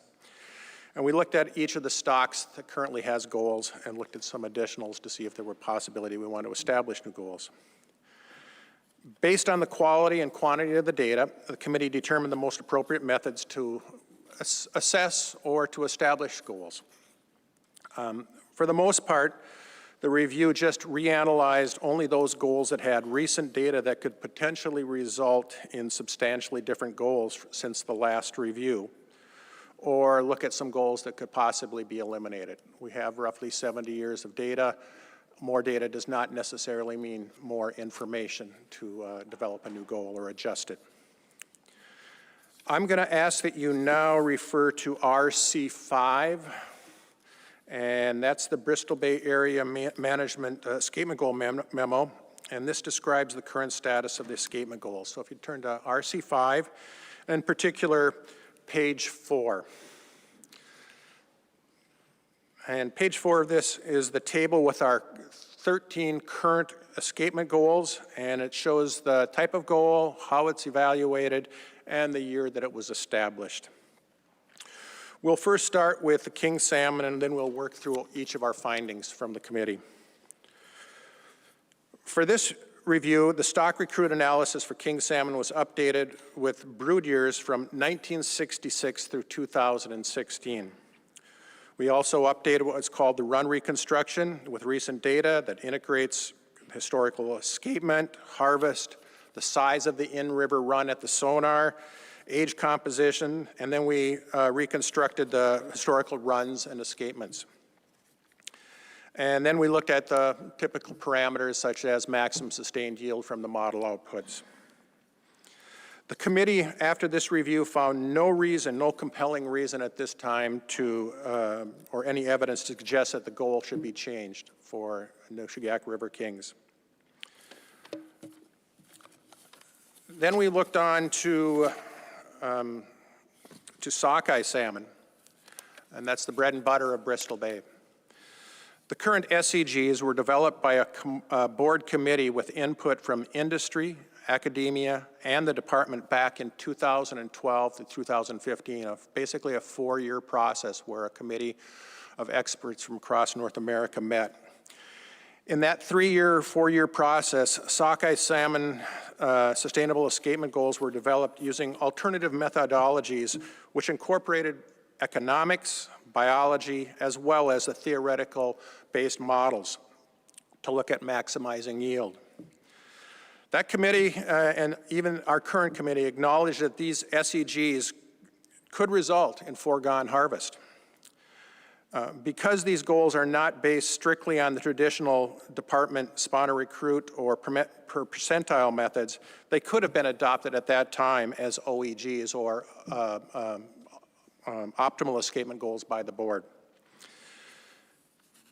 That being said, the current SEGs have proven to be sustainable for sockeye runs during these relatively, well, extremely high productivity periods where we've had record or near record returns and runs for the last decade.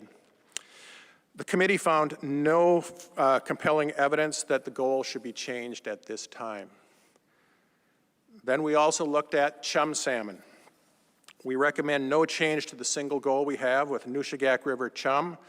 The committee reviewed the recent escapements and we determined that updating the data set would not result in a new or a modified goal of measurable difference. We also have one pink salmon goal in Bristol Bay, and that's Nushagak. The committee findings are to eliminate the Nushagak pink salmon SEG. There's been little assessment of pink salmon stock performance since the goal was established in 2013.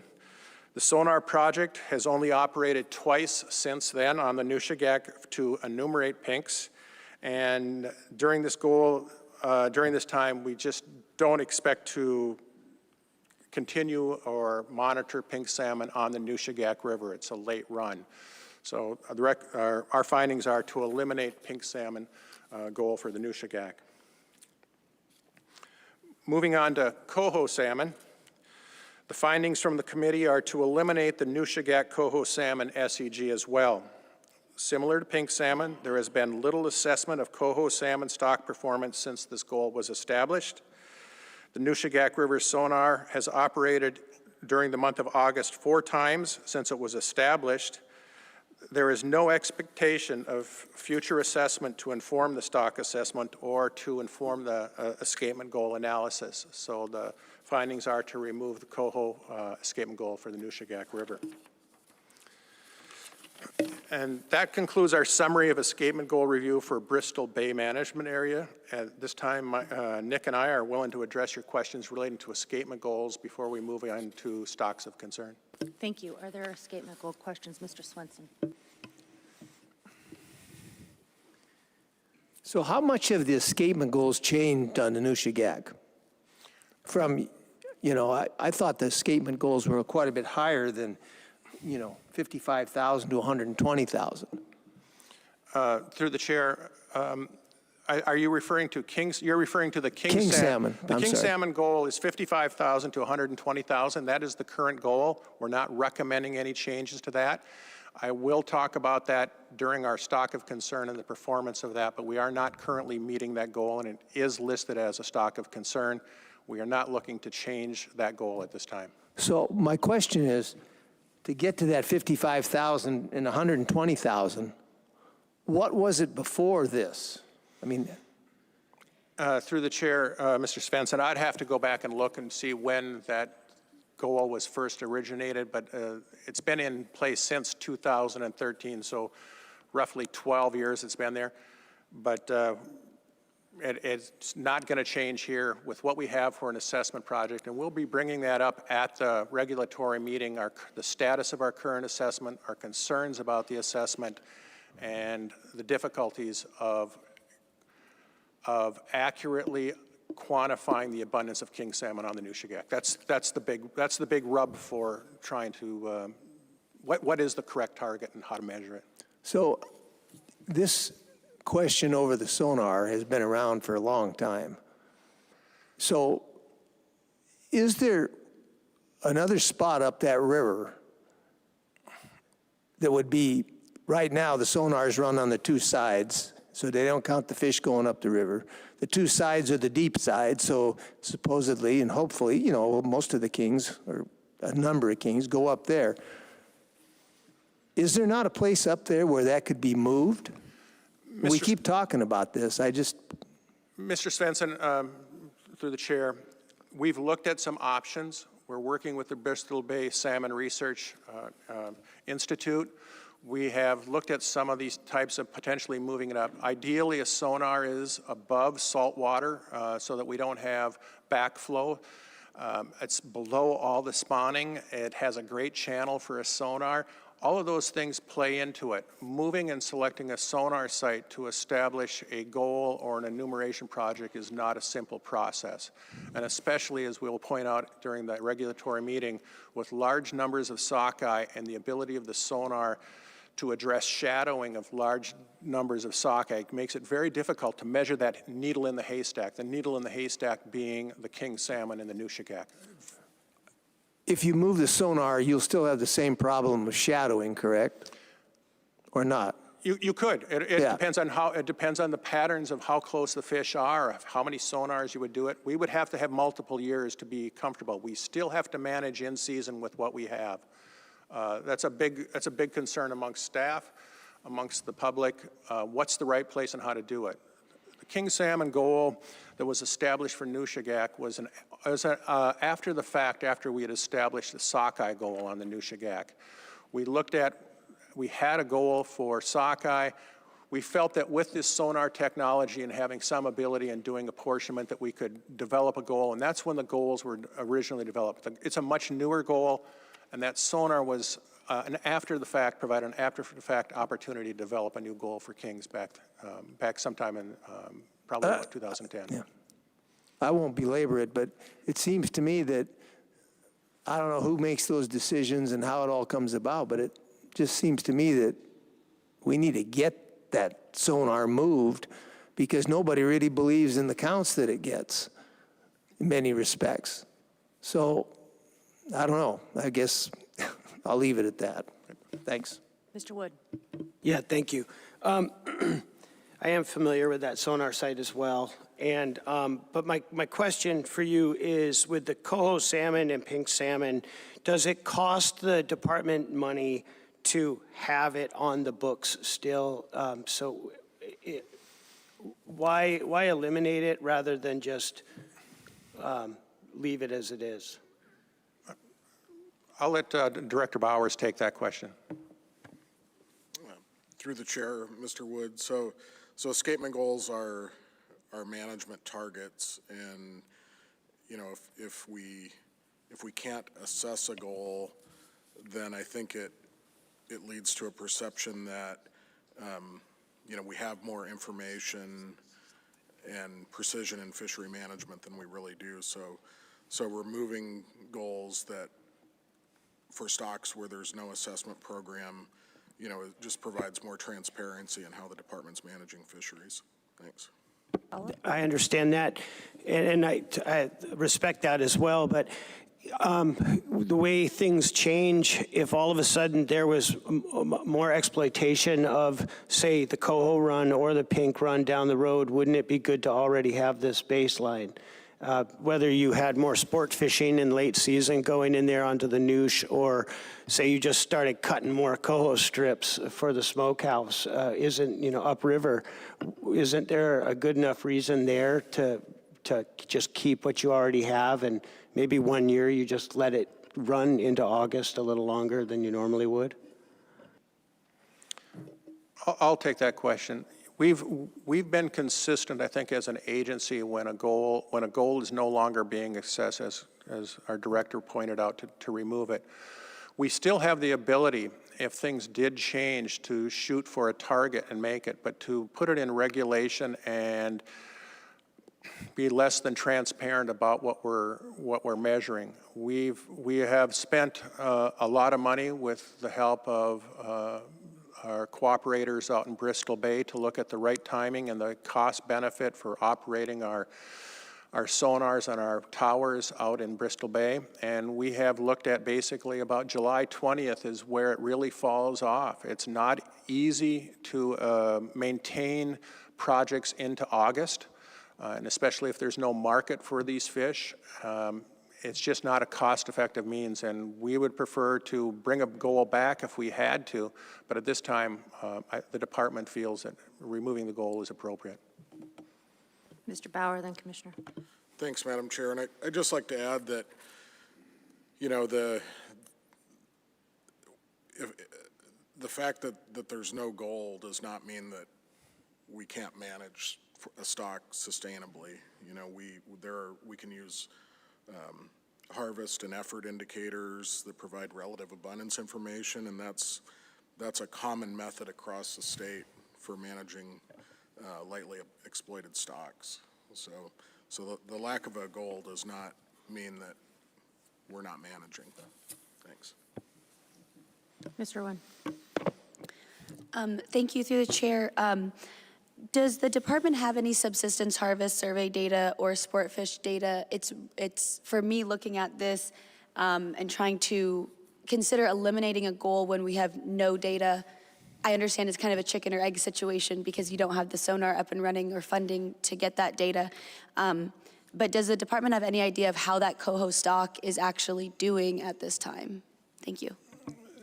Through the chair, Ms. Irwin. In terms of subsistence, we do get reports for the salmon. I think our better estimates are probably for sockeye and kings on the Nushagak. I suspect that there's probably little harvest on subsistence pinks. Coho, we have the fish tickets from the commercial, but and then the sport fish has their independent estimates of probably of coho, but I can't speak directly for that. Mr. Bowers. Thanks, Madam Chair. To your question, Ms. Irwin, so we have fish ticket data that's derived from the commercial fishery. For Nushagak River coho salmon, the most recent 5-year average harvest is about 13,000 fish. In the sport fishery, the data comes from the statewide harvest survey. The most recent 5-year average there is about 6,700 fish. And then subsistence harvest comes from subsistence permit reports, household surveys, and the average harvest there is about 3,700 fish. So. Thank you for that. Just for the record, I'd like to just make a note that in setting our SEGs and our BEGs, we base it on scientific and biological data and information, and I recognize the department's difficulties in continuing these projects whenever there's no funding, but it's difficult for me to consider us eliminating these based on a lack of funding when the reason they were created was with biological and scientific data. Thank you. Any other questions? Commissioner. Sorry. Yeah, I just wanted to talk a little bit about the Nushagak king salmon. We understand the issues the board's having a little bit with king salmon, how we count king salmon in the river. I share those concerns because, we're now facing a system in Bristol Bay that's dramatically changing. Sockeye production is dramatically increasing. 15 years ago when we were having runs in the 20 million versus the 50 million ranges we're seeing now, we had an easier time counting king salmon with sonar. With the number of sockeye moving up that river, it's increasingly difficult. We're looking very carefully at other methodologies. For instance, in the Copper River, we're using fish wheels to tag. However, we're finding there's problems associated with that. So we're looking at moving the sonar potentially. We also are looking at trying to find some way of incorporating what we're seeing in terms of the catch rates in the guided fishery, because this year we had conflicting information. We were seeing lags in the sonar counts, but we were seeing high catch rates in the sport fishery, which was confounding information. We also are looking at whether we can run postseason aerial surveys. We ran them for a couple of years. This last year we didn't run them for a reason not associated with funding, but it was more of a reason associated with some activity we had at the Dillingham office. But we will get back to running those surveys postseason to give us a better index as to whether or not we're meeting the escapement in some of those streams. We're looking at it. As they said, we're looking very closely with Bristol Bay Research Unit Institute to look at different ways of counting fish. Unfortunately, it's not going to be a real quick answer. It's going to be a very long-term looking at possible solutions, and I suspect it's not going to be a cheap way to address Nushagak king salmon.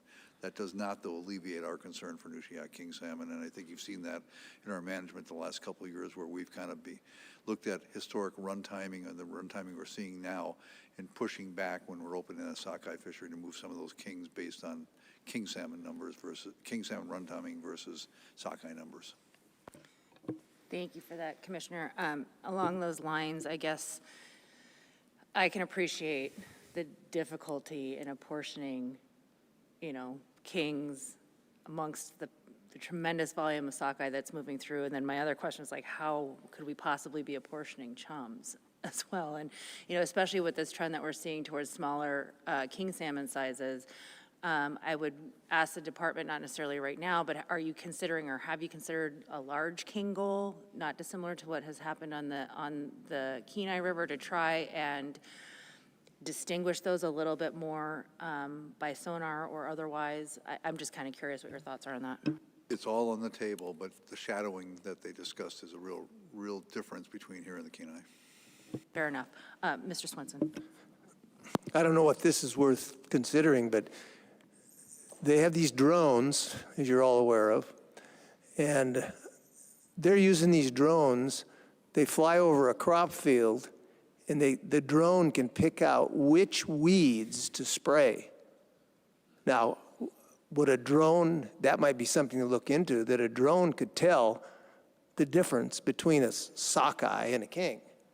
And I don't know if anybody's thought about that, but that might be something to think about. It probably would work in the spawning beds. I'm not so sure where the sonar site is, but yeah, we'll look at everything. Yeah. Mr. Payton. Thank you, Madam Chair. To follow up Member Swenson's question earlier, I did a little digging here. It looks like the previous Chinook escapement goal in the Nushagak River in 2012 was 40 to 80,000. And then the escapement goal committee recommended to bump it up to 55 to 22 with updated information, 55 to 120, I mean. So it did actually go up. Well, thank you. That's what I was fishing for. All right, any other questions on the escapement goals? Okay, let's move on to, sorry, Mr. Wood. Yeah, I'm sorry. I just wanted to be clear too. Like, you're not just doing sonar, is that correct? On say for kings and chums, you're also enumerating through the drift nets and whatnot, because it does sound like that from boots on the ground that the chum population is, I mean, you can see it in these numbers, but it also is doing quite a bit better in the river than it had been. But just in terms of knowing that you're not counting kings as chums or vice versa, it's the drift nets in the river that is helping you understand this better. Is that true or not? Through the chair, Mr. Wood, yes. When we're saying we're assessing Chinook, kings, or chum on the Nushagak River, we're using multiple things. We have a sonar at a place called Portage that many of you have visited, I think, here in the last 2 seasons. That gives us a count of the number of fish. And then we have drift netting where we use multiple sizes of nets. We're onshore and offshore for a specific amount of time. And we look at the catches that are caught in these various drift net sizes to give us hopefully a representative size. And we're doing that for chum as well as the kings and the sockeye. Chums, we get most of the run by July 20th. Historically, we've gotten most of the chum run, and so we feel comfortable with that escapement goal for continuing with that one, and we are measuring it. We also get them in the catch to track the commercial catch on chums with what we see. So it's not just the sonar that we use to assess a stock in Bristol Bay. We have the catch sampling program when we're at the docks collecting samples. We have the harvest tickets. We have the genetics in season. It's a variety of things. Postseason, as our commissioner pointed out, we've been attempting to try to do aerial surveys of the spawning grounds for kings. It's a variety of projects. It's a large assessment project on the Nushagak. Thank you. Okay, I just thought of something else. Very last question, I promise. With respect to the elimination of these goals, for the coho specifically, but also to some extent the pink, do those escapement goals currently have any effect on how you're managing sockeye? Madam Chair, as far as I know, there is no tie right now with how we manage sockeye. The coho come in so much later and the pinks come in so later, we're only getting the beginning of the runs by the time we removed our assessment. As you're aware, the Bristol Bay sockeye fishery, the commercial fishery, is a very tight window from when it happens. It happens quick and it happens short in terms of duration. And that's how we have, over the decades, determined that when we're going to get going, it's the end of June, they start showing up. And by the 20th of July, it's really wrapped up. We're at very few fish passage, but the pinks and coho are still coming. Thank you. All right, let's talk about stock of concern. Okay, thank you. Bristol Let me Bay. take a breath here. At this time, I'll present the department's recommendations for stocks of concern for Bristol Bay. Following the 2025 salmon season, all 13 stocks in Bristol Bay with formal escapement goals were reviewed for potential stock of concern status by the Escapement Goal Review Committee. That evaluation included staff from headquarters, the region, as well as area across both divisions. I'll ask that you now refer to Table 1 on page 4 of the Bristol Bay Stock of Concern. That's RC6. So if you would pull out RC6, and that's Table 1, page 4. I'll give you a second there to catch. This table shows the recent escapements of all Bristol Bay salmon stocks with goals that the committee reviewed as candidates for stocks of concern. And I'd like you to take special attention looking at the shaded cells. These shaded cells identify years in which the escapements were below the escapement goal that was in place at the time. So you can see that at the top here, that's really focusing on the Nushagak River Kings, chums a few years back, and one time for coho. We'll look at Nushagak River King salmon. The current sustainable escapement goal for Nushagak River King salmon is 55,000 to 120,000. Back in 2022, the board designated the Nushagak River King salmon run as a stock of management concern due to a chronic inability to meet the in-river goal of 95,000 king salmon in 5 of the 6 previous years. At the time of designation, the stock had not consistently failed to meet the SEG, but concerns about the accuracy of the sonar assessment were identified at that time. Prior to stock of concern listing, the department had been implementing king conservation measures since we noticed that the run had begun to decline back in about 2017. Those management actions have focused on closing the directed fishery for king salmon, reducing incidental catch of king salmon in the commercial sockeye salmon fishery by reducing time and area in the early sockeye run when king salmon are also present. And thirdly, by using emergency orders to reduce sport harvest of the Nushagak River king salmon. So those were being done before we actually had it listed as a stock of management concern. Moving forward, despite implementing the recommended actions outlined in the 2023 Nushagak District King Salmon Stock of Concern Management Plan, this stock has failed to achieve its escapement goal in 2023, 24, and 25.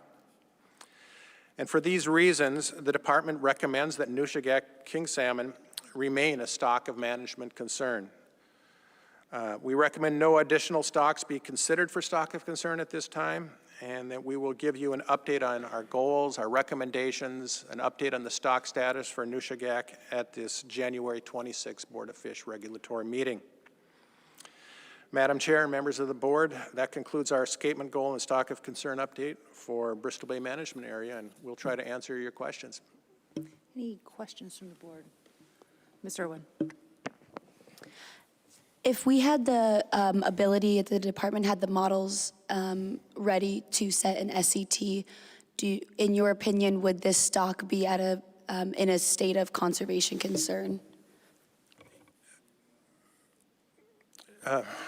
Through the chair, Ms. Irwin, personally, I don't believe we're at the point either A, to set an SET, and I don't believe that these goals that we established with the data we have, with our management actions taken, that this stock is even close to being considered in an SET.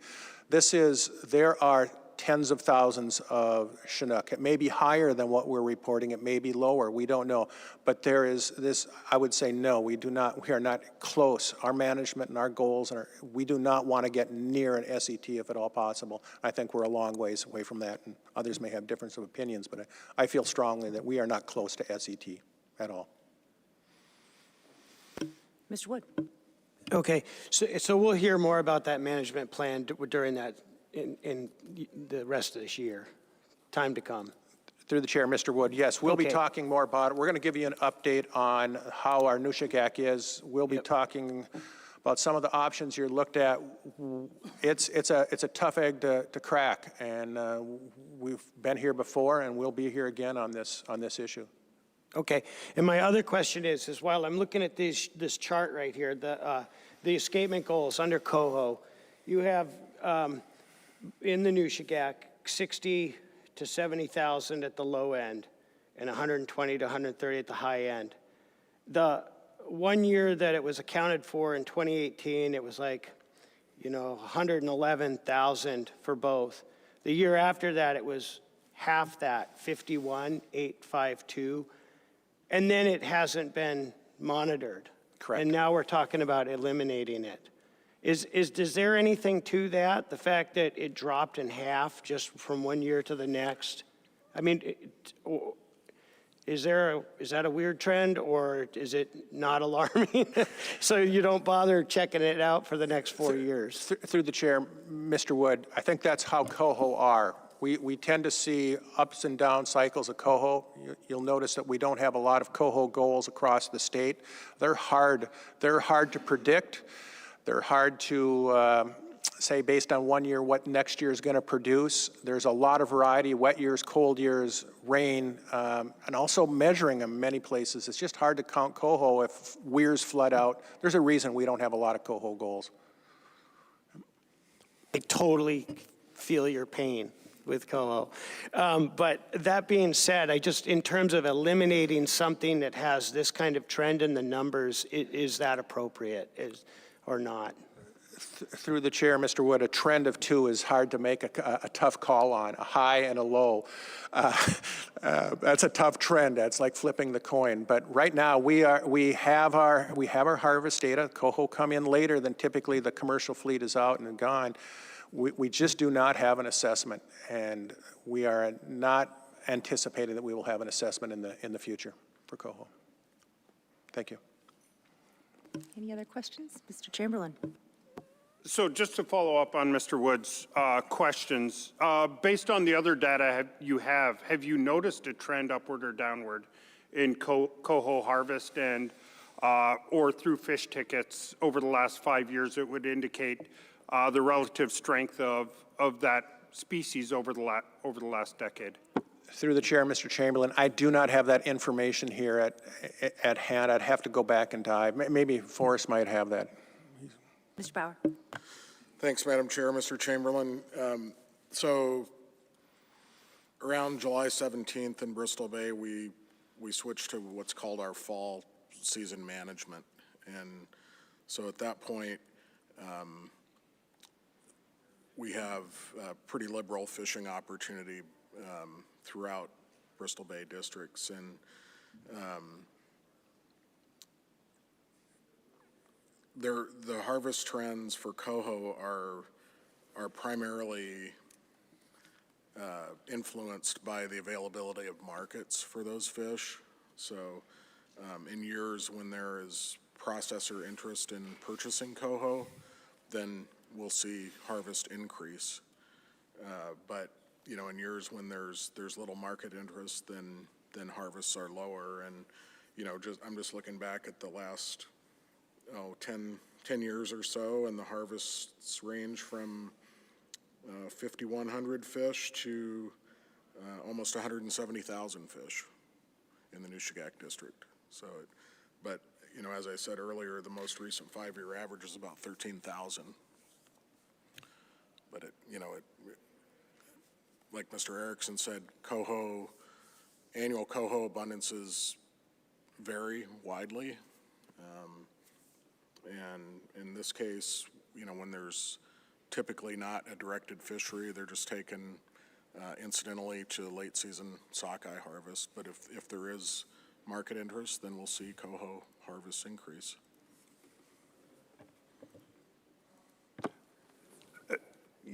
So I understand it's subject to market interest, but I'd be interested in seeing if there's anything like catch per unit effort or something like that, or other sport fish derived versions of that, just to look at the relative strength of this, given that there is a sport harvest, a continued commercial harvest, And subsistence harvest should certainly not be ignored. I feel very uncomfortable in not knowing the data on this, especially if there's continued commercial harvest. And if I'm operating from a point of ignorance, my inclination in managing this fishery would be to manage very conservatively, because there's not enough information for me on that. And so, yeah, what I'm looking for is a little enlightenment on some of the more objective terms or ways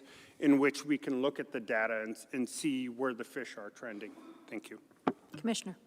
I think what you hear the department saying is that we don't feel confident in being able to assess escapement. That doesn't mean we're not going to use other tools in the meantime, but we're not confident in our ability to measure escapement, so we have an escapement goal. We're not going to be able to assess that over the next several years, so we're suggesting dropping it. That's not suggesting that we're not going to continue to monitor these other indices. They're just not a measure of escapement. They're kind of other indices that we look at the health of the run. For instance, we do that all across the state with coho. Coho's kind of a tricky thing. It comes in the fall. Sometimes they come in early. You get a spike of them. You get 113,000, 111,000 next year. They may come in late. Doesn't indicate that they just came in late. So we just don't know what those numbers are. We use these other indices across the state, and we'll continue to use them in this area. But the bottom line is we just can't assess the escapement goal for the next several years. Mr. Payton.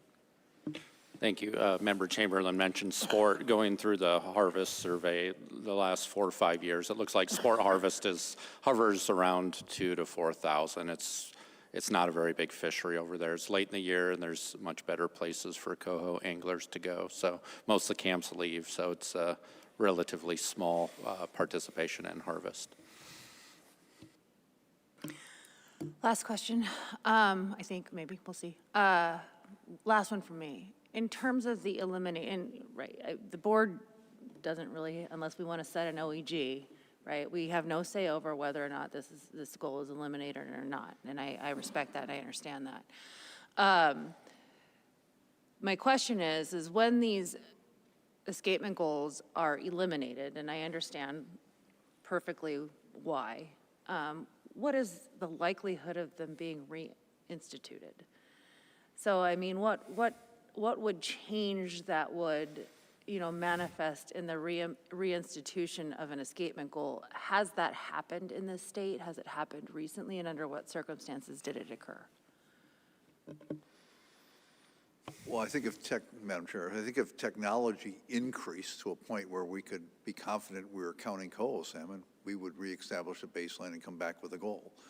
But this one's been kind of weird. We had a goal, then we eliminated it, then we came back with a goal, and now we're suggesting, we just are unconfident of our ability to do it. So to me, I'm not going to hold us accountable to a goal that we don't have no idea as to how we're going to assess it. So, but if we catch up, we get a new sonar technology or something that we can be confident that we're counting escapement again, we'll bring it back and we'll put back an escapement goal in place. Forrest, did you have a follow-up? The second part of my question was, though, is in any of the eliminated escapement goals, and there have been several, it's in my tenure on this board anyways, has it ever been re-implemented? Has one ever been re-implemented statewide? Mr. Payton. I mean, these two have. Looking at it, they were eliminated, I think, pre-2006 and then brought back in 2012. Based on the work of the committee. And so this would be an example. And then re-eliminated. All right, I guess I'm just wondering outside of, this specific one. It just seems a concerning trend, but not one that we can do much about. I get it. Okay, let's move on. Thank you. Appreciate your reports today. Let's go ahead and move on to AYK.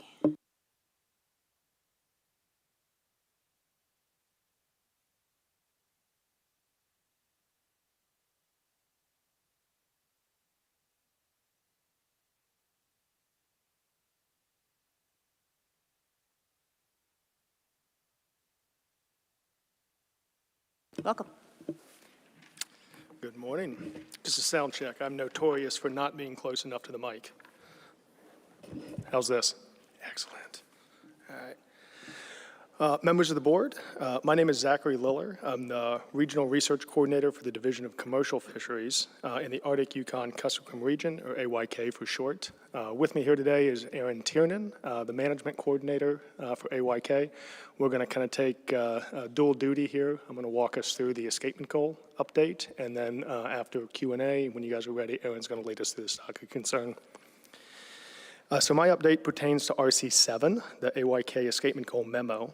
That memo reflects the work of a review committee, which included statewide, regional, and area staff from both the commercial and sport fish divisions.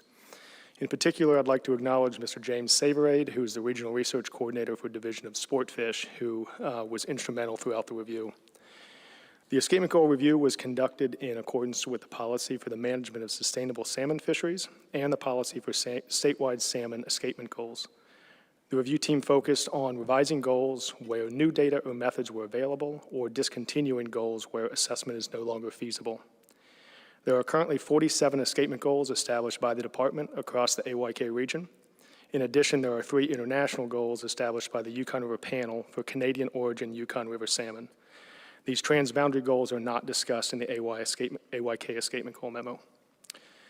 So I'll start off by summarizing our escapement goal findings for the Norton Sound, Port Clarence, and Kotzebue management areas. These are summarized in Table 1 of RC7. Within the Norton Sound, Port Clarence area, there are 16 goals, and within the Kotzebue management area, there are 2 goals. The review team found that revisions were warranted for a subset of Norton Sound goals. I first want to start off by addressing a deviation from the escapement goal memo that we submitted to the board in early March of this year. In the memo, we signaled our plan to develop a new drainage-wide escapement goal for the Unalakleet River Chinook salmon. This new goal was intended to replace the escapement goal on the North River, which is a tributary of the Unalakleet. Following the submission of our memo, the department made the difficult decision to discontinue the Unalakleet weir at the request of local stakeholders who owned the land where the weir was operated. Loss of the weir prevents us from implementing this new drainage-wide goal, and the result is functionally no change. The department will continue to manage the Unalakleet River Chinook salmon stock to achieve the North River Tower goal. I'll now focus on changes where we plan to implement changes. For the first change is specific to Subdistrict 3 of Norton Sound, where the department manages fisheries that harvest chum salmon returning to the Tubutchuluk and Quinnipiac rivers. Currently, there are chum salmon escapement goals established for both systems. However, the Tubutchuluk River Aerial Survey-based Sustainable Escapement Goal, or SEG, is sporadically monitored due to logistical challenges. Given this, the department's strategy has evolved to rely primarily on escapement data collected from the Quinnipiac River Counting Tower. The department plans to discontinue the Tubutchuluk River Chum Salmon Aerial Survey Goal and continue to manage these fisheries to achieve the Quinnipiac River SEG. The next change is specific to Pilgrim River Salmon Lake sockeye salmon, which is a small stock in the Port Clarence district that supports an important subsistence fishery.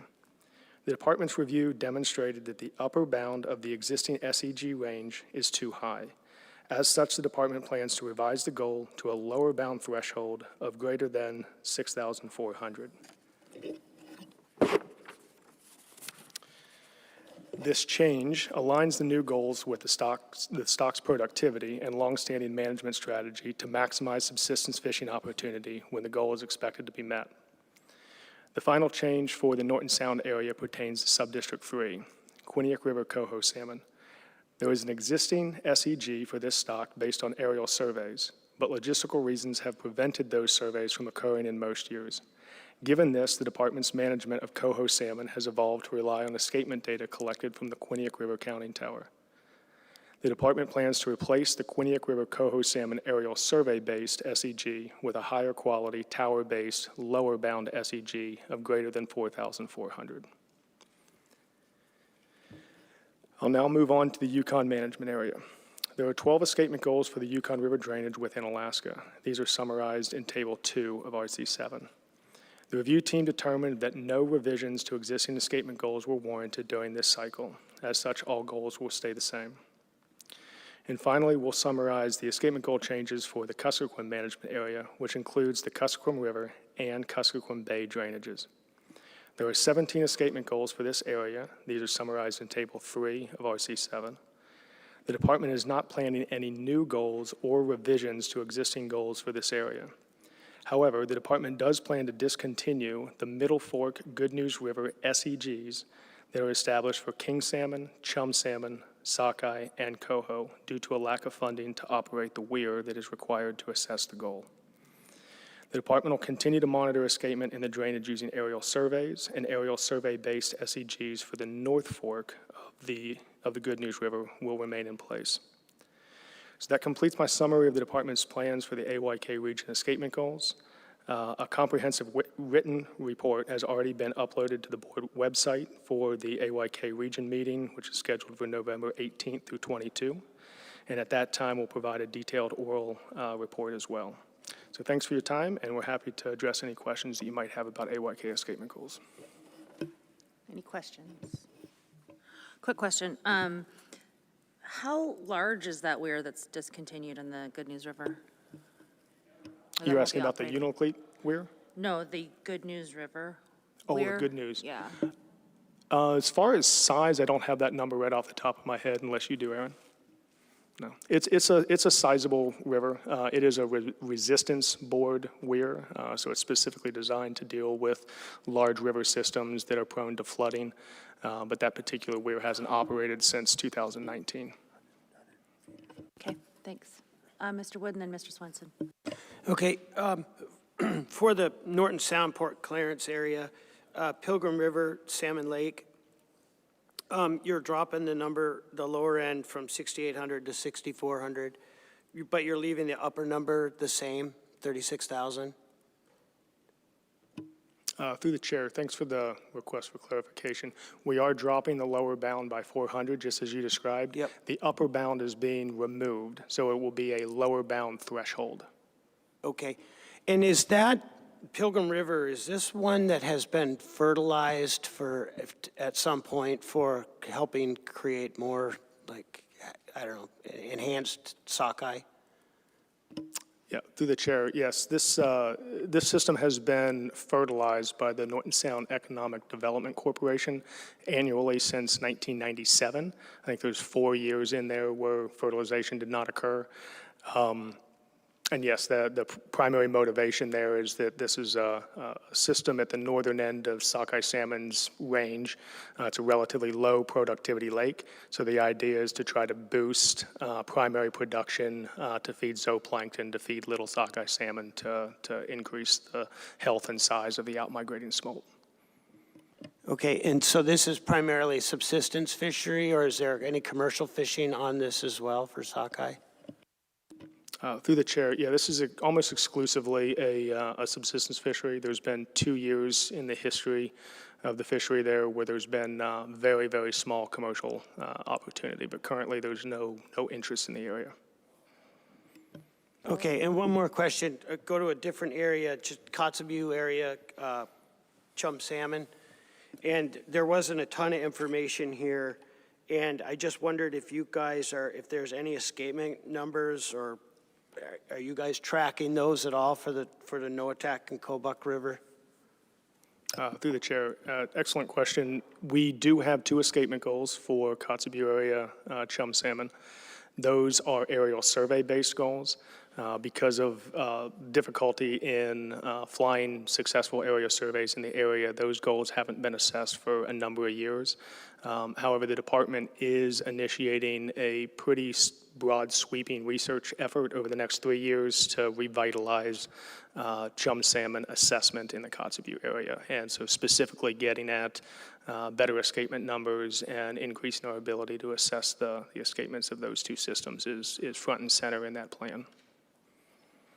Okay, that's cool to hear. I actually have experience set netting up there in that area, and know that at one point there was a hatchery on the Noatak River for chum, and I believe these are all fall chum. And I was just curious, like the fluctuation of that fishery every year is like totally volatile. And I just wondered how that's even able to be exploited based on the fact that there's like no escapement numbers. Through the chair, similar to the conversation that was taking place when Mr. Erickson and them were up here, we do have commercial harvest statistics and things like that that are used to help inform the strength of the run and guide fisheries openings. For a number of years, we had a small test fishery up there. That test fishery currently no longer operates because of funding limitations, but we use those types of alternative measures to evaluate the strength of the run. Mr. Swenson. Thank you. Just a quick question. So you had to take the weir out of the Good News River there, the middle fork of the Good News River, is that correct? And that's because you said that the property it was on, they wouldn't let you use it? Is that kind of what you said? Or? Through the chair, I'll clarify. So we have, I referenced 2 projects that use weir-based monitoring.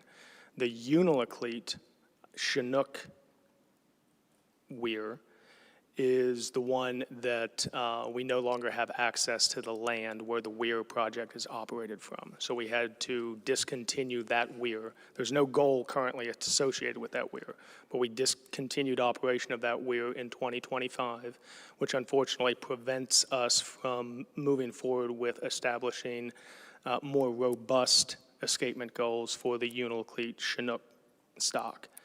Separating that now from the Good News has had a weir project that operated for quite a number of years. We fully lost funding for that weir in 2019, so it has not been, that weir-based goals for Chinook, chum, sockeye, and coho have not been assessed since 2019. So for that reason, we are planning to discontinue the weir-based goal on the Good News due to a lack of assessment. I'm guessing you're not worried about it then, huh? No, there's still a tremendous amount of interest and focus on that stock. So we do have aerial survey-based goals for the North Fork of the Good News for Chinook and sockeye salmon. We also have aerial survey-based goals on the on the Middle Fork. So we have aerial survey-based goals on the Middle Fork and the North Fork, and then we also have.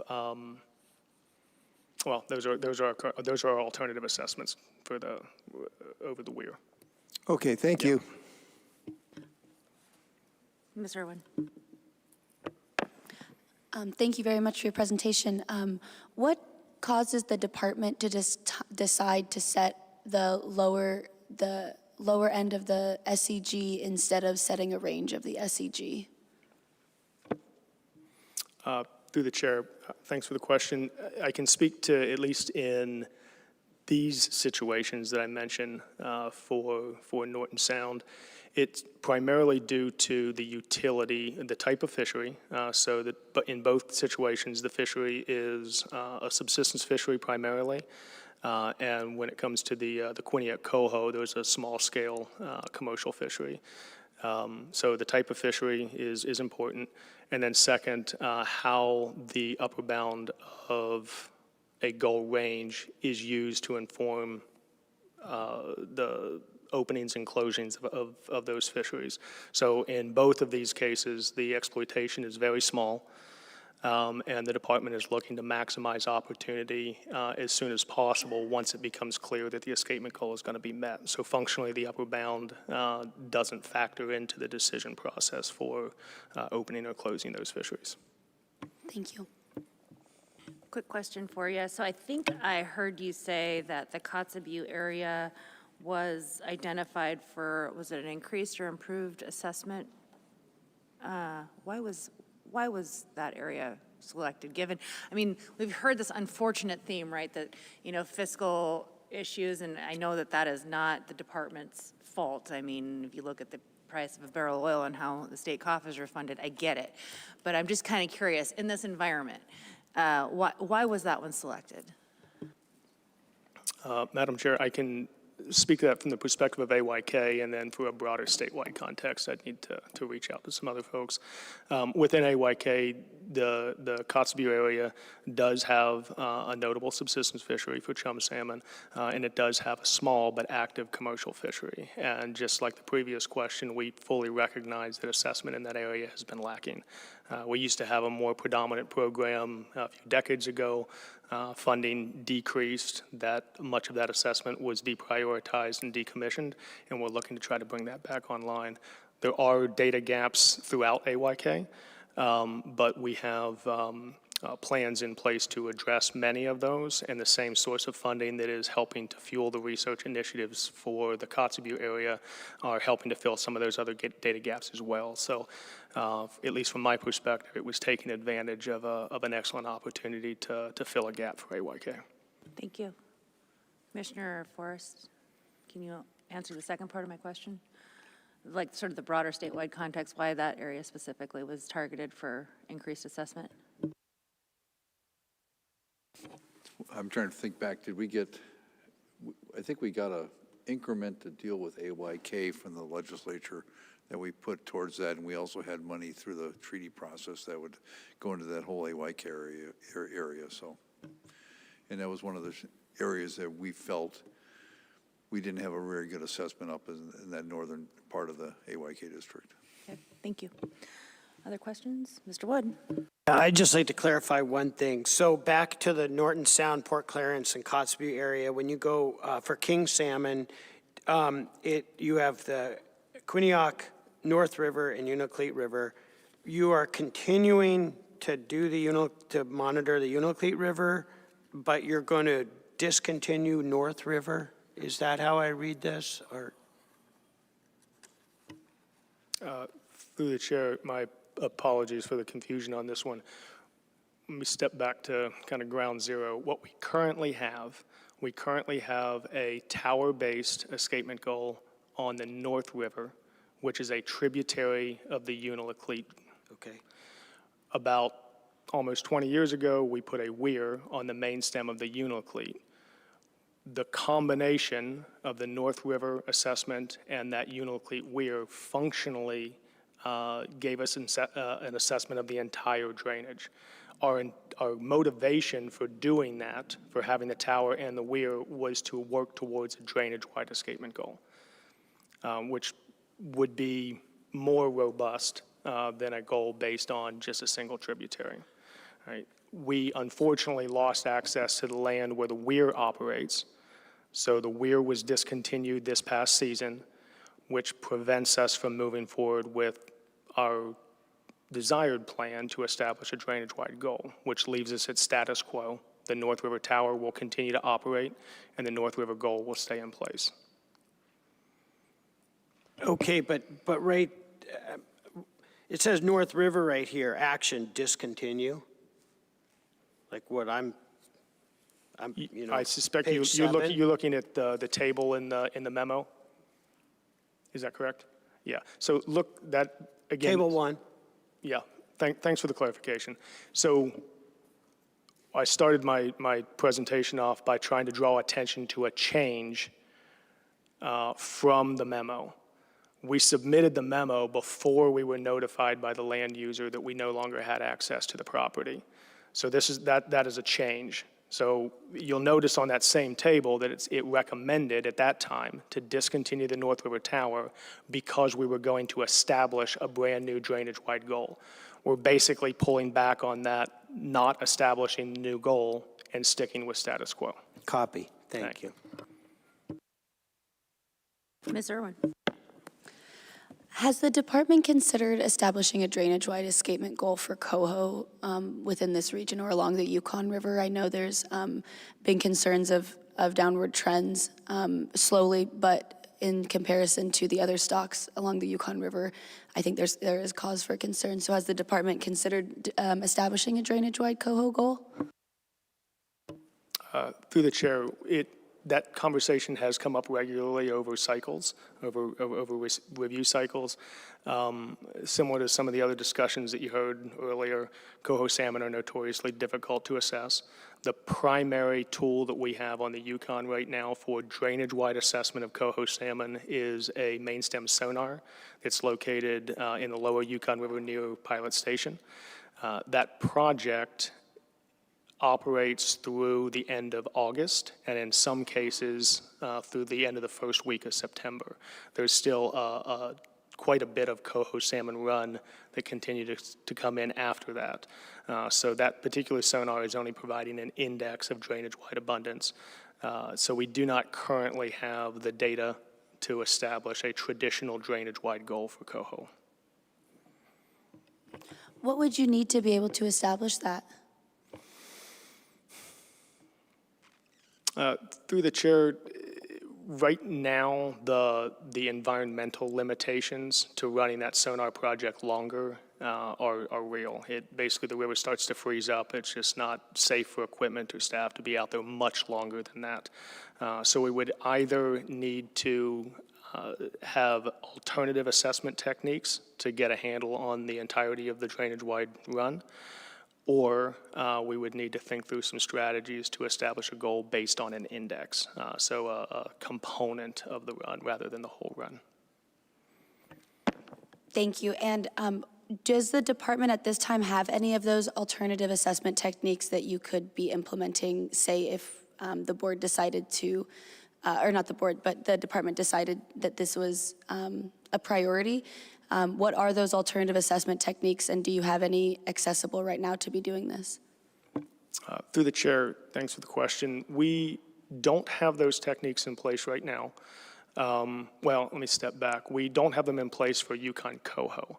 The methodologies to use combinations of tributary assessments and harvest and other things and incorporate those into statistical models.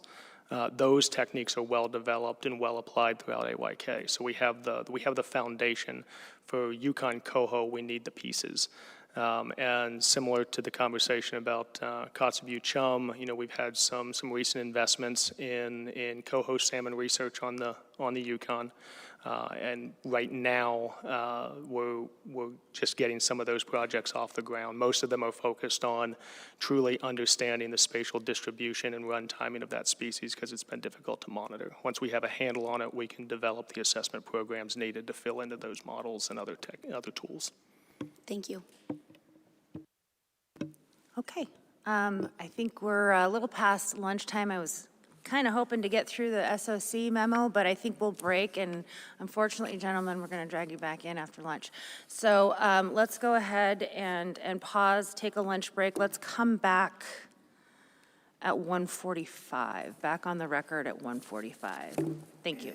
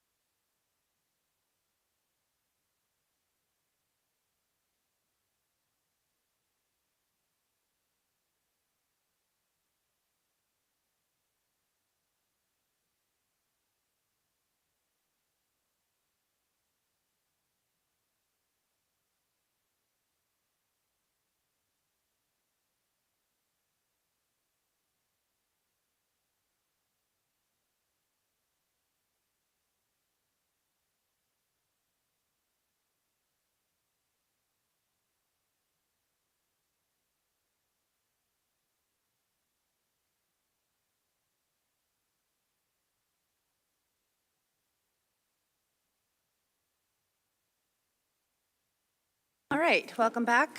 Time is 1:53. We're back on the record, and before lunch, we paused right before getting into the stock of concern memorandum for the Arctic Yukon Kuskokwim. So, gentlemen, welcome back. Thank you for being here, and I'll let you get after it. Thank you, Madam Chair. Good afternoon, Madam Chair and members of the board. My name is Aaron Tiernan, and I'm the Regional Management Coordinator of the Arctic Yukon Kuskokwim Region, or AYK. With me is Zach Lillard, the Regional Research Coordinator for the region. This review represents the outcome of the department's stock of concern evaluation conducted prior to each regular meeting of the board for the AYK region. A comprehensive summary of the findings is available in the department's stock of concern memorandum referenced in RC 8. For this evaluation, regional department staff conducted an assessment of the 26 salmon stock units in the region. Escapement, harvest, and yield data from 2020 through 2024 were assessed to determine if any of the stocks met the criteria for a stock of concern designation as established in the policy for the management of sustainable salmon fisheries. 2025 data were not used because fisheries and run assessments were ongoing at the time of publication. However, preliminary information did provide relevant context about future run abundance trends. Following our summary of the results, which includes maintaining a current stock of concern designation, revision of a current designation, and the establishment of a new one. I will begin with the Norton Sound subdistricts 5 and 6, Shaktoolik and Unalakleet king salmon. Past studies have shown adult salmon bound for the Shaktoolik and Unalakleet rivers intermingle in nearshore marine waters and are harvested in both subdistricts. As such, these subdistricts are managed as a single stock unit to achieve escapement goals and to provide harvest to king salmon. This stock group has been listed as a stock of yield concern since 2004. Action plans were developed at prior board meetings, therefore a management plan already exists. There is a single escapement goal within this stock group on the North River, which is a tributary of the Unalakleet River. Harvest from the most recent 5 years fell within the 2010 through 2019 historical range in all years, except for 2024, when the lowest recorded harvest occurred. However, the escapement goal was achieved only once in the most recent 5 years. Additionally, harvests have shown a steady decline over the last 5 years due to a combination of decreasing abundance and conservative management actions.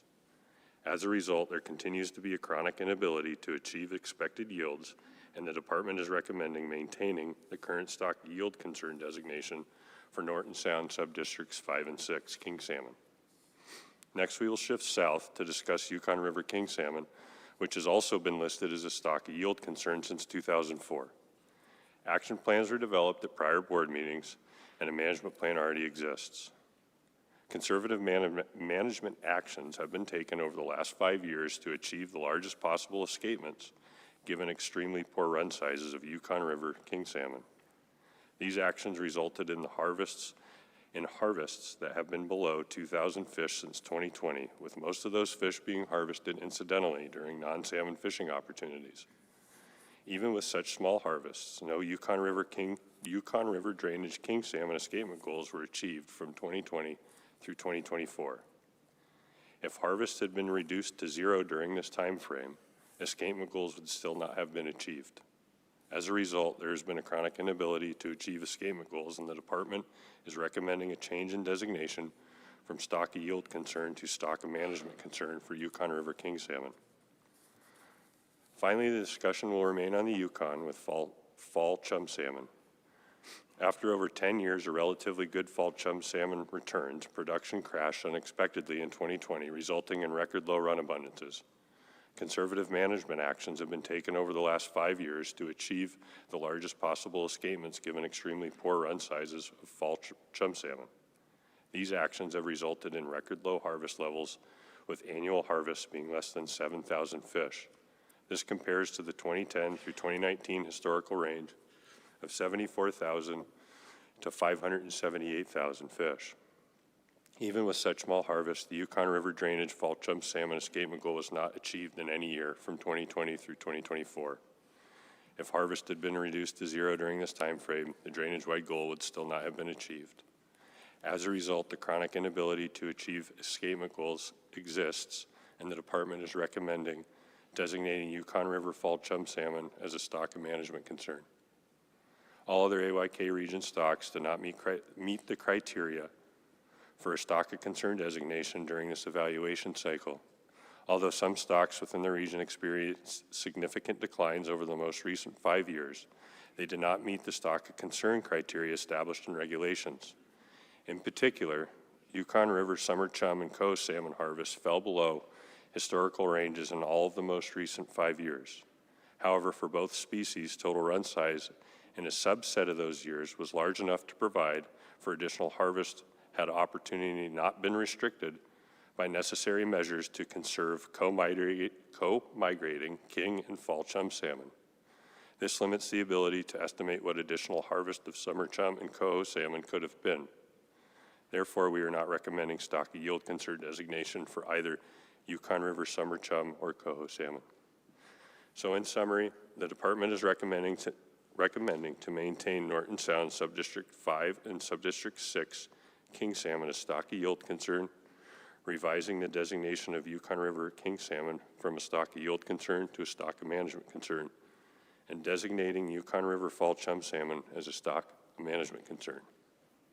Thank you for your time today, and I will be happy to answer any questions you may have. Madam Chair. Ms. Irwin. Thank you for that. I recognize that I don't know how long you guys have been with the department, if it was back in 2004, but I'm just wondering, why did it take from 2024 to 2025 for the Yukon Kings to be in a stock of yield concern and change to management, but we're looking at designating Yukon fall chum in only 5 years to a stock of management concern? I'm just wondering the rationale between waiting so long for the Kings and then doing this designation for fall chum just within based on the last 5 years of data. Through the chair, Member Irwin, thank you for the question. So for the fall chum salmon, we immediately moved it into a stock management concern designation because it has not achieved any escapement goals within the most recent 5 years. And prior to that, as I mentioned, the stock was performing relatively well for a long period of time. And so for the Kings, it was maintained yield concern because there has been periodic years where the run achieved escapement goals. It just hadn't been consistent for a 5-year period of time. Thank you.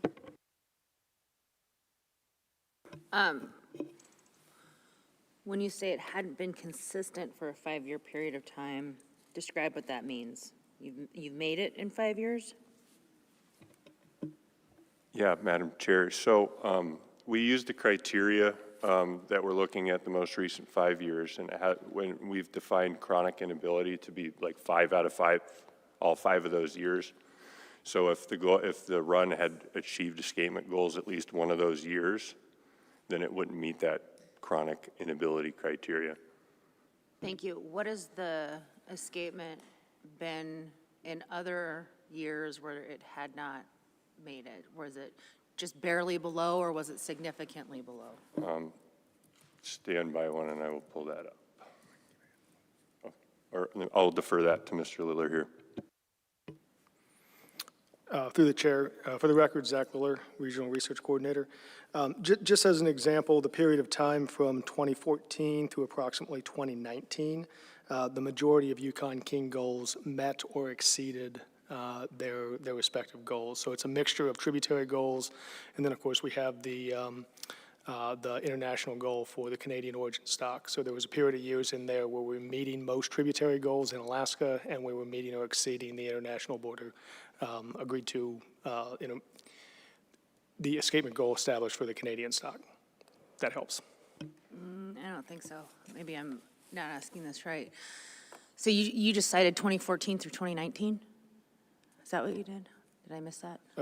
Through the chair, you asked for an example of prior years, what the escapement goals have, or what the escapement goal performance has been that would result in the department not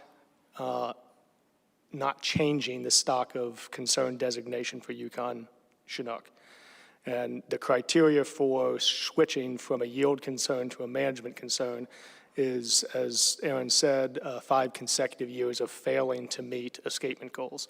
And so I was drawing your attention to the period of time from about 2014 through 2019 where we were in fact meeting or even exceeding escapement goals, which would be which would prevent us from recommending that change. Thank you. That clears it up for me. I was clearly not thinking straight after lunch. The one on page 3 of the last paragraph where you guys talk about sort of your summaries, you said, although some stocks in the AYK region experienced significant declines over the most recent 5 years, they did not make the stock of concern. Can you describe significant? How does the department describe or define significant? Yeah, Madam Chair. So we use that terminology because specifically for fall chum, we have seen a good run of production previously. However, here in recent times, it's definitely dropped. It hasn't remained steady over the last 5 years. There has been, three of the last 5 years has achieved the escapement goal, but there has been other years where it's been pretty bad. We have not met the goal by a long shot. But it's been quite variable here in the recent years. Okay, thank you. And just for a reminder for folks, and correct me if I'm wrong, in terms of severity of these designations, it goes from stock of yield, stock of management, and then stock of conservation concern. Is that right? Where the stock of conservation concern would be the most concerning, I would say. Yes, Right? that's Okay, correct. Thank you. Mr. Wood. Thank you. I've just got a question that you could educate me on. So trying to understand a chum, it sounds like summer chum genetically are difficult to distinguish throughout all of coastal western Alaska? Yes. Okay, but the fall chum you can parse out genetically from the summer chum in coastal western Alaska, is that correct? Yes, portions of the fall chum, portions of the fall chum, specifically in the Yukon, you can tease those out. Okay, so within the Yukon, is the Yukon fall chum different than, say, the Kotzebue fall chum genetically? Yes. So you can tell the difference between, like, this Yukon River fall chum is failing to meet escapement because it in particular is, it's not just a trend, say, like Kings or Chinook, throughout the state. It is in that river system in particular for fall chum. Yes, specifically in the Yukon, they have not been achieving escapement. But I will say up in Kotzebue, those fall chum, they've been experiencing a period of decreased abundance as well. Mm-hmm. Okay, thanks. Mr. Godfrey, then Mr. Swenson. This question is for Board Member Wood. Could you restate the question that you just asked him about distinguishing fall from what did you say? Which stock, the fall stock from what stock? Fall chum versus a summer chum. And he said yes to that question. Thank you. Mr. Swenson. Correct me if I'm wrong, but isn't one of the reasons it's hard to tell this genetic difference is because the Kuskokwim and the Yukon River used to run together geologically, and now they don't. Isn't that one of the major issues with trying to figure out this genetics of that? I'll defer that to Mr. We're going to Lillard. bring a Thank you. geneticist to the table. Our chief scientist here.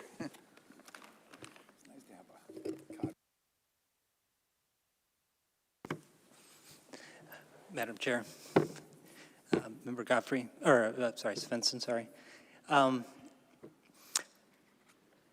Yes, that is one of the theories. We're trying to figure out why the Yukon River chum and Chinook and to some extent coho look very similar to Kuskokwim as well as Nushagak. So some of the theories are that there were connections during the glacial maximum when the water was lower and the rivers ran further out, and there's some indication that some of the river mouths were very close. There are also upper river connections that may have been open during times when there were glaciers in the mountains, diverting water. So there are a few papers I could point you towards, but the most reasonable explanation for what we see in coastal western Alaska, especially with summer chum and Chinook, is that there were connections that we don't see these right now, but that were present probably as early as a few thousand years ago in some situations.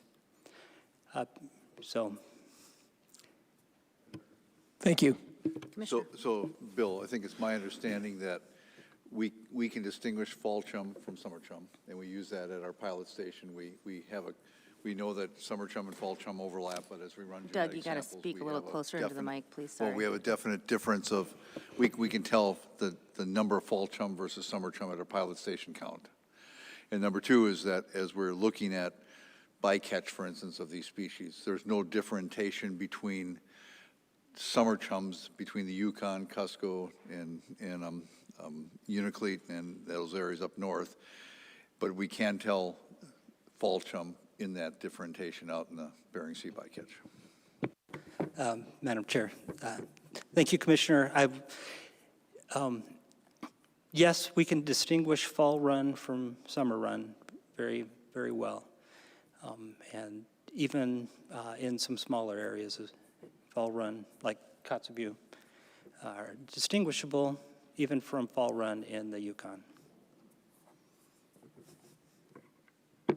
Mr. Chamberlain. Thank you, Madam Chair. So looking at the last paragraph on page 3 again, I think one of the things I'm seeing in the ability, the wide variance in strengths within the tributaries and other areas in the Yukon, I think shows the Yukon's the exception to the rule, because at a river of around 2,000 miles, it seems almost impossible to manage this as a single unit. We're looking at, you can have a great run on the Anvik, but terrible passage at the border, and that skew the numbers for the whole river. Or the inverse, you could have a strong run at the border, and then terrible runs through the Anvik, or like we're experiencing right now, the Chena and Salcha. And one of the things I'm seeing is, does this combination of this model lead to the possibility, granted right now the numbers are so terrible, this is a very remote possibility, and we're not going to run into it for a while, but overfishing of a weak stock when there are strong subsets within this. I'm just having trouble, I think what I'm seeing here is a systematic weakness by combining this huge river and massive ecosystem into one unit. It's just a really hard thing for me to wrap my head around. And so that's more 2 cents than a question, but. Thank you. Madam Chair, if I could respond to that. So with kings and fall chum, portion of those are Canadian origin. So we manage it as one stock because we have a mixed stock fishery coming up our waters.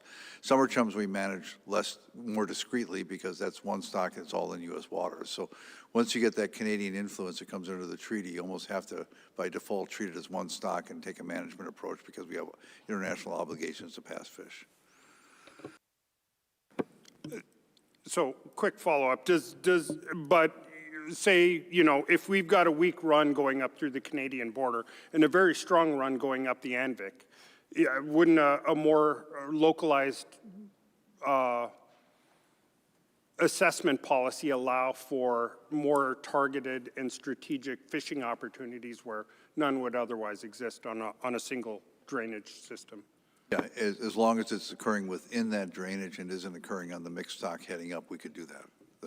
The treaty and the agreement we signed allows for a U.S. stock, even if it's fall chum, or a U.S. stock, even if it's a king stock that's all entirely in U.S. waters in that tributary, we could harvest those. Thank you. That's wonderful to hear. Ms. Irwin. What is the efficacy of continuing to apply MSY-derived SEGs and BEGs on a fishery like the Yukon Chinook that haven't had a commercial opening in years and is very unlikely to have a commercial opening in our lifetime?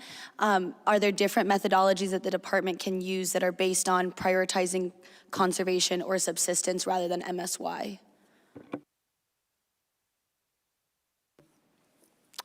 Through the chair, thanks for that question. I guess maybe I'll step back and start by saying that an MSY-based goal, or maximum sustained yield-based goal, is first, it is the directive of the department through our existing policy to first and foremost make sure that escapement goals provide for sustained yield, and then to the extent possible, maximum sustained yield. So an MSY-based goal is simply a subset of goals that would support that primary mandate of sustained yield. The MSY-based goals also provide that lower bound break point below which, if we see runs that are underperforming, so the runs coming back to the mouth of the river are not large enough to even meet the lower bound of the escapement goal, it provides that clear direction to the department to cease directed fishing on those poorly performing stocks. So it has that conservation hook kind of built into it.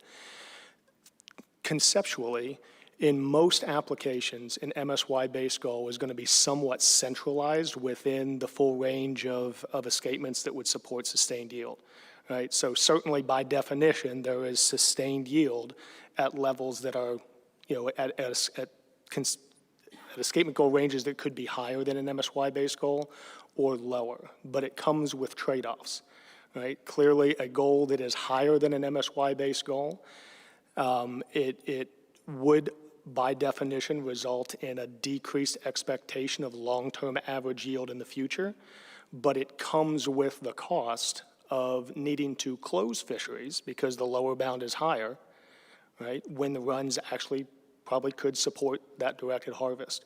The opposite is true. If the goal was to be dropped down, still be within that sustainable yield range, it comes with the risk of fishing into when it provides could provide the opportunity for more directed harvest when run sizes are smaller, but it comes with that increased conservation risk that people would like to avoid in many situations. So taking the approach of an MSY-based goal is somewhat kind of like splitting the middle and trying to find the best possible compromise for a wide range of run sizes. And currently, as I mentioned, to kind of kick this off, that is currently the department's directive through policy. I'm going to follow up on that quickly. So in these instances where we have this chronic inability to meet these goals, and as the department considers management actions to take that, i.e. closing fisheries and all the things, and as we sort of tier down or tier up, depending upon how you look at it in terms of the severity of the concern around the stock, does the department consider SMSY instead of straight up MSY in some of the potential actions? I don't know. I'm just kind of curious. Through the chair, maybe just a terminology clarification, and then we can build from there. But SMSY and MSY are just two different ways that we speak about the same thing. The S stands for spawnings, so spawners that would maximize sustained yield. So we often see that designation in reports and things like that.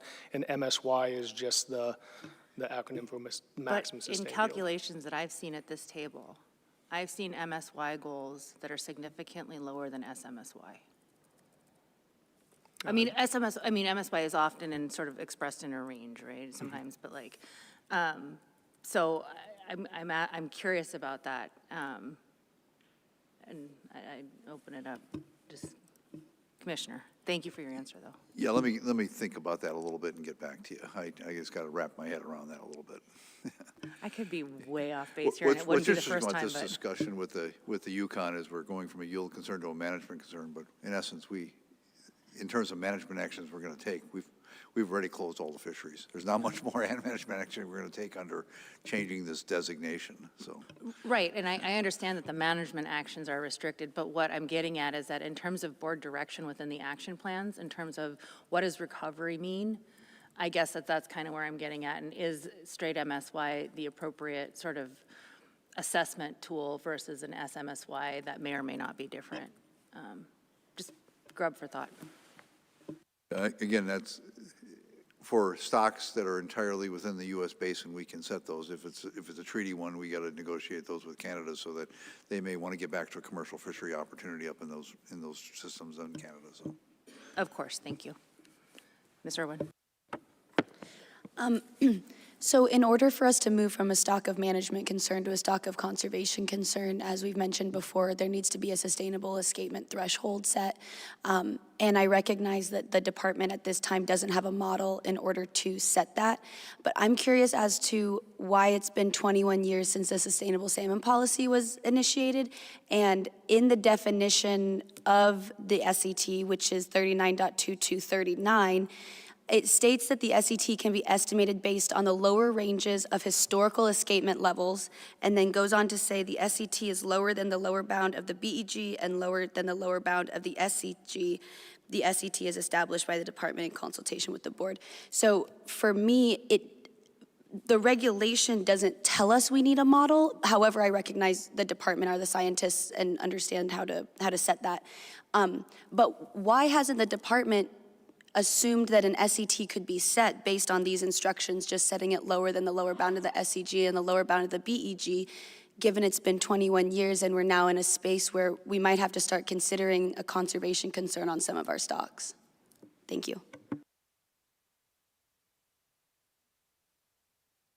Aren't you glad we told you to buckle up? I was about to phone a friend, Madam Chair. Those are very good points. First of all, that the language that you read there is sounds very specific, but there's a very wide range beneath it, right? So we set the lower bounds of our escapement goals in areas that are already fairly conservative, trying to achieve the balance that my colleague, Mr. Liller, talked about earlier about balancing conservation with the availability of the resource to the people of the state. So there is some space below the lower bound of the escapement goal at which, in almost all of those, there is some yield possible. In other words, you get more fish back from the number of fish that you put into the escapement. So somewhere in that range, though, you run up against something else, and that would be the biological reality of whether two fish in a stream can replicate and produce enough fish for the future, or whether they just wink out of existence. And I just picked two because one male, one female, right? Obviously, there's some number between that and the lower bound of the escapement goal, where you start to be in danger of the population no longer continuing. That is a very difficult thing to measure, because you're also exposed to the changes in the environment and the luck of the draw in who spawns with whom. So what we would want to do is to try to set it in a more conservative place than where an actual SET would be. We'll try to set it above what an actual SET would be in some range where we would know that we were getting close to it. All of that is theory right now. There are lots of ideas out there. The department is actively investigating methods and rationales to come up with a threshold. Commissioner. yeah, this is a tough question because it's underneath the BEG, so what is it? Is it what it takes to genetically keep a stock alive? That's probably 100 fish, from a geneticist point of view, or 500 fish. Is that really what we want to set the SET at, or is it something higher than that? And then when you get into a fishery like this, which is a mixed stock fishery, what is the SET? You could have an SET set for the one stock that is the lowest in that stock, and then you might have yield across the entirety. We're giving it a lot of thought. We We haven't done it for 20-some years, but what is it, the perpetuation of that stock? I don't think in Alaska, anywhere's in those drainages that we're talking about, we have a quote-unquote conservation stock in the United States. I don't think we're in the danger of losing those stocks. We've cut off harvest, and even you look at king salmon, you still got 17,000 king salmon going up past Pilot Station. That's not a conservation concern yet to me. If we get down to, a couple hundred, yeah, then we got a conservation concern. But I don't know what those numbers are, but before we start setting them, because once we set them, they're going to start triggering all kinds of other actions like ESA listings and a variety of other things. We want to be very careful about how we set these things moving forward. So we're giving it some thought. Just a second. So in terms of the department's internal process about thinking about this, I'm curious, do you have an internal goal to, or a timetable upon which you are considering how to do this or when to do this? And the reason that I ask that is because this is not going away. And matter of fact, what we're seeing, I think, is increased frequency in these types of discussions and these types of numbers. And while it may not be applicable directly to this cycle and the fisheries under consideration, I can think of at least one right off the top of my head that's going to be up, I think, year after next, where you are under that, 500 fish threshold for Chinook. So. Yeah, and then you get into small stocks that, like, we have some stocks in Southeast Alaska, which are 100 fish, and that's the escapement goal is 115 fish. So we're giving this a lot of thought, just because they were at 115 fish and that's maintaining itself, is that a conservation concern because it's underneath these genetic thresholds? Yeah, I don't know the timeline. I talk to my scientists a lot about it, how you get there. I think the science on establishing BEGs and SEGs is a lot better than the science of developing what that SET is, especially when you're starting to deal with small stocks and mixed stocks. Well, I appreciate the department's prioritization and attention to it, because I think that lacking some of that guidance at this table, it's going to get real complicated real fast. Ms. Irwin, follow up, and then Mr. Godfrey. Yeah, thank you, Commissioner. I just want to mention that I think it's hard for us to say that this stock is not in a conservation concern, or that it won't be very shortly, only because it's a chicken or the egg situation with conservation concern. We have to have an SET set in order to say that it's a conservation concern. So I just wanted to bring that back up, that I feel like there needs to be a lot of clarity for both the public and the department and the board on how we move forward with this cyclical nature of, we need an SET in order to have conservation concern, but we need a conservation concern to understand our SET, right? So just bringing that up, and thank you, Commissioner, for your answer. I think we need a definition of what a conservation concern is. That would help to start this whole discussion. Definitions help. Mr. Godfrey. I think you answered the question before I could ask it in your comments just before Board Member Irwin's comments. But when you say, at what point do you address, the stock and how granular you're going to get, or the microcosm of a specific stock that's 500 or 300 fish, I wanted to ask what currently is the lowest stock that we've done that for, and you just said in Southeast they're 100, and you made a comment to 115. Is that a one-off, or are there multiple systems where we're doing that, and we have declared that for a stock under 500 fish that's known to be under 500 fish? I'll have to get back to you, but I know there's more than one across the state. So. Thank you. I thought you'd have to. Mr. Wood. Thank you. I don't want to belabor this point because I agree with the department's recommendations, but I would like to ask, at what point, when this board up here deals with time, area, method, and means, and you are giving us numbers to manage a fishery by, when you start having fisheries that can no longer support the distance, either in fat content or size, to these remote areas, like I'm talking to the fall chum or these larger kings that need to get into 2,000 miles into Canada, at what point do you start looking at the environmental backdrop to what is going on here to factor in even if you stop all fishing, they're still decreasing. So when do you start factoring that in?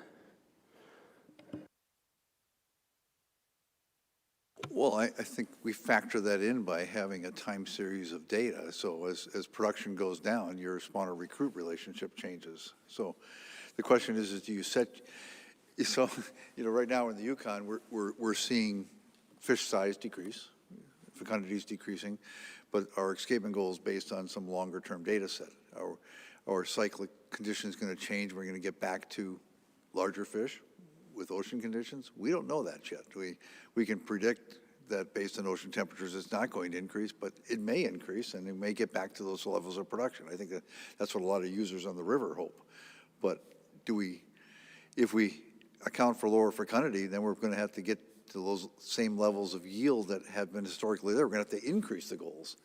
And we've already got the fisheries completely closed, so increasing the goals is only going to prolong the time period you're going to get to those goals. So, yeah, we're giving this a lot of thought internally because environmental conditions are definitely affecting salmon productivity, and how do you factor that into setting your level of concern for those stocks, and how do you set them as changing escapement goals?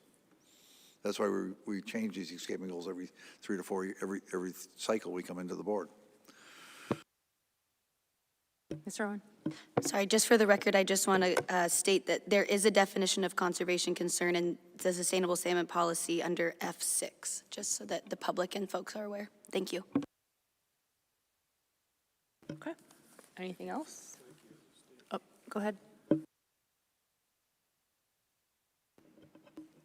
Through the chair, I just wanted to maybe help complement the response that our commissioner gave to Mr. Wood, and just provide some additional information about the support that the department's bringing to AYK, in particular on fish health and issues that speak, I think, to exactly what you were bringing up. And so, as an example, there's always some level of natural mortality that occurs to fish as they, arrive at the mouth of a river and traverse those extra long distances to their spawning grounds. Generally speaking, though, when those runs are really large and robust, that natural mortality is, I wouldn't say that it's insignificant, but from the perspective of making annual management decisions, it's a relatively small consideration. In recent years, though, with those runs declining, the department and through the commissioner's leadership, we have been allocating a lot of effort towards getting at those natural mortality pieces, right? Our Salmon Ocean Ecology Program is doing a lot of work on fish health in the marine environment to improve our forecasting of adult run sizes, specifically for stocks like the Yukon.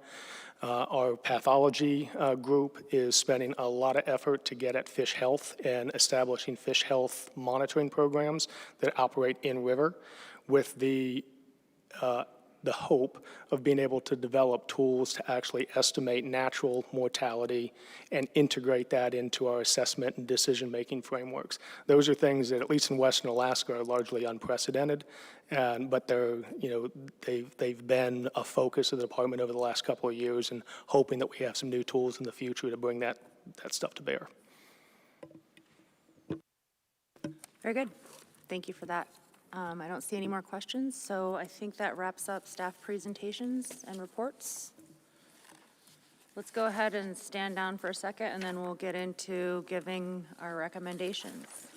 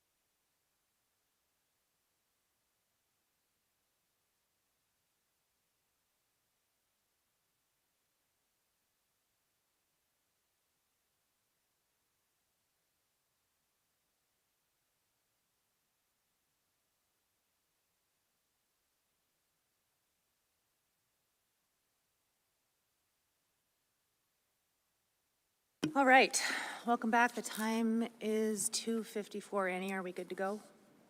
Okay, thank you. So at this time, we're going to go ahead and take up the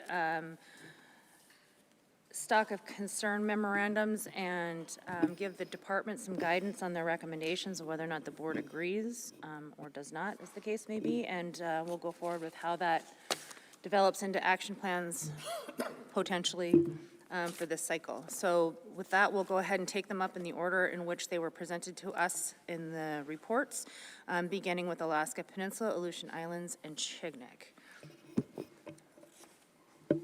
Madam Chair, specific to Chignik early run sockeye salmon, I move that the board adopt the department's recommendation for removing the Chignik early run sockeye salmon stock from management of concern designation.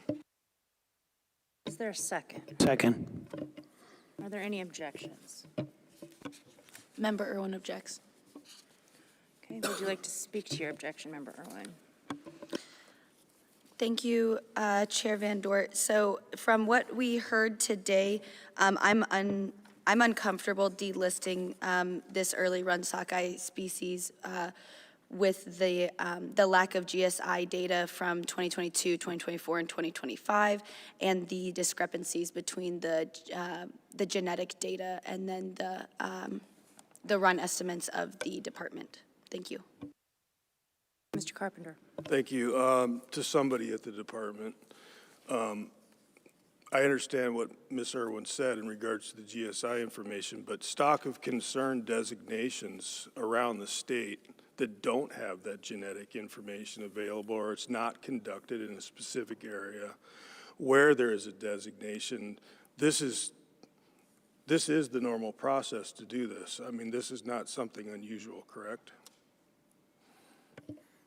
Through the chair, Mr. Carpenter, that's correct. Irwin? Yeah, thank you for that point, Mr. Carpenter. I guess I'll just note that the board makes their decisions based on the best available science, and for me, there is better available science that's out there based on this genetic data, but we just don't have access to it right now. So I recognize that this might be a different procedurally than other areas because we have this additional information. However, I think that best available science means what is available. This GIS data is available. It's just not available to us today to read for our consideration. Thank you. Other board discussion. Mr. Wood. Yeah, I've been trying to understand the Chignik and the different lakes and the returns for a while now, and understand that the difficulty of trying to understand the genetics and the early run versus the late run versus the lake they're going to and the environmental conditions of that lake. But honestly, with the data that's at hand right now, I have a really hard time saying that this is the right time for delisting. And so there's too much like question in my head right now. It's like we don't have all the information. So especially on these lakes in particular that have generated so much question over the last few years. And I only say this by going back and listening to the last board cycle to get this information. But to not have all the information at hand right now and then approve this recommendation, I'm not totally comfortable with. Mr. Carpenter. Thank you. Yeah, thank you for that comment, Mr. Wood. You know, I think that's relative for sure. I think that the thing that I'm a little concerned about is delisting it or not, is that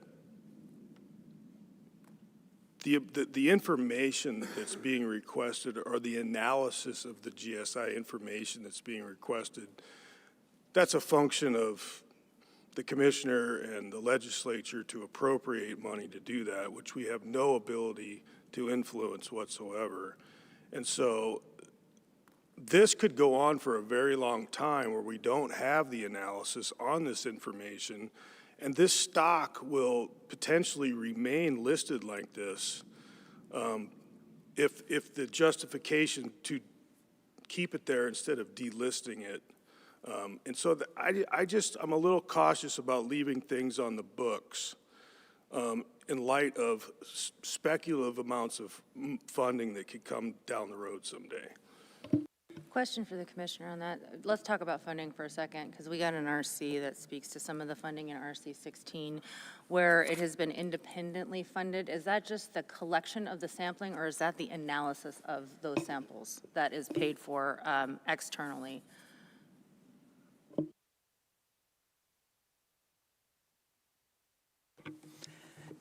Madam Chair, this is, for the record, this is Bill Templin.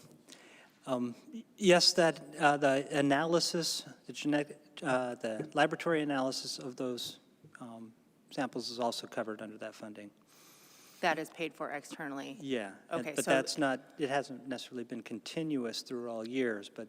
right, but for the last, since 2022? Yes. So the information contained in RC 16 is correct? Madam Chair, that's correct. Thank you. Mr. Commissioner. So I just want to add something to this discussion. So I hate to get into deliberations, but I struggled with this one. I asked my staff a lot of questions on whether to recommend a delisting. And when I asked my staff, we had run the model that we've historically run without the genetic analysis, and it clearly showed that based on that model that we'd met the criteria that the board had developed to delist the stock.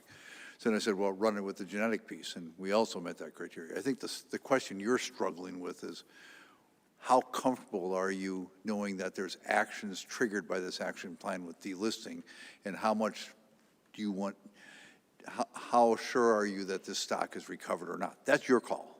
That's clearly the board's call.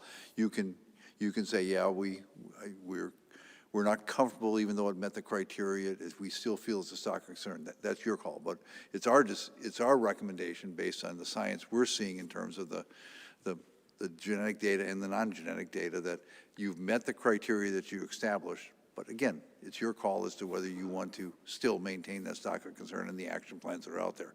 I will also tell you that just because you eliminate a stock of concern doesn't mean necessarily that you can't implement those actions that resulted in the rebuilding of the stock. You did that with the Sitna River. You know, you left the corridors in place in regulation. So you have that option available moving forward too. But it's your call as to whether you want to leave it or not. Right. It's our responsibility to report on to you the data that we have. Thank you. And I guess that's part of my hesitancy is that you have the data, but we don't have the data, at least in terms of 2024 and also into 2025, which are 3 of the 5 years that we're, asked to consider in delisting. So I hear you and I appreciate your comments, but that's, I kind of guess, a little bit of the crux of my hesitancy. Mr. Swenson. I'm hesitant also to delist this, and because the sustainable salmon policy says you shouldn't overharvest non-targeting fish when harvesting targeted fish. You delist this, and I can see the possibility in my eyes is now all of a sudden the reds are being targeted, and there's more fishing going on for those reds, and there's thus, even though there's things in place to, for the king salmon, I'm just not real comfortable with that. That's just my opinion. Quick question, then, Mr. Chamberlain. Where is the action plan and regulation? I was looking for the actual action plan because I was looking for it on the website. I was looking for it. I went back to RC4 from the deliberations from the last time, but then the board amended RC4. So I was trying to nail down the actual delisting criteria that the board adopted at that meeting because it was amended from RC4, and I can't find the action plan for that stock anywhere. Forrest? Madam Chair, so we also encountered that same issue, and what we relied on in crafting the stock of concern memo and the recommendation to delist are the delisting criteria that are found in the meeting summary for that statewide meeting in March of 23, I believe it was.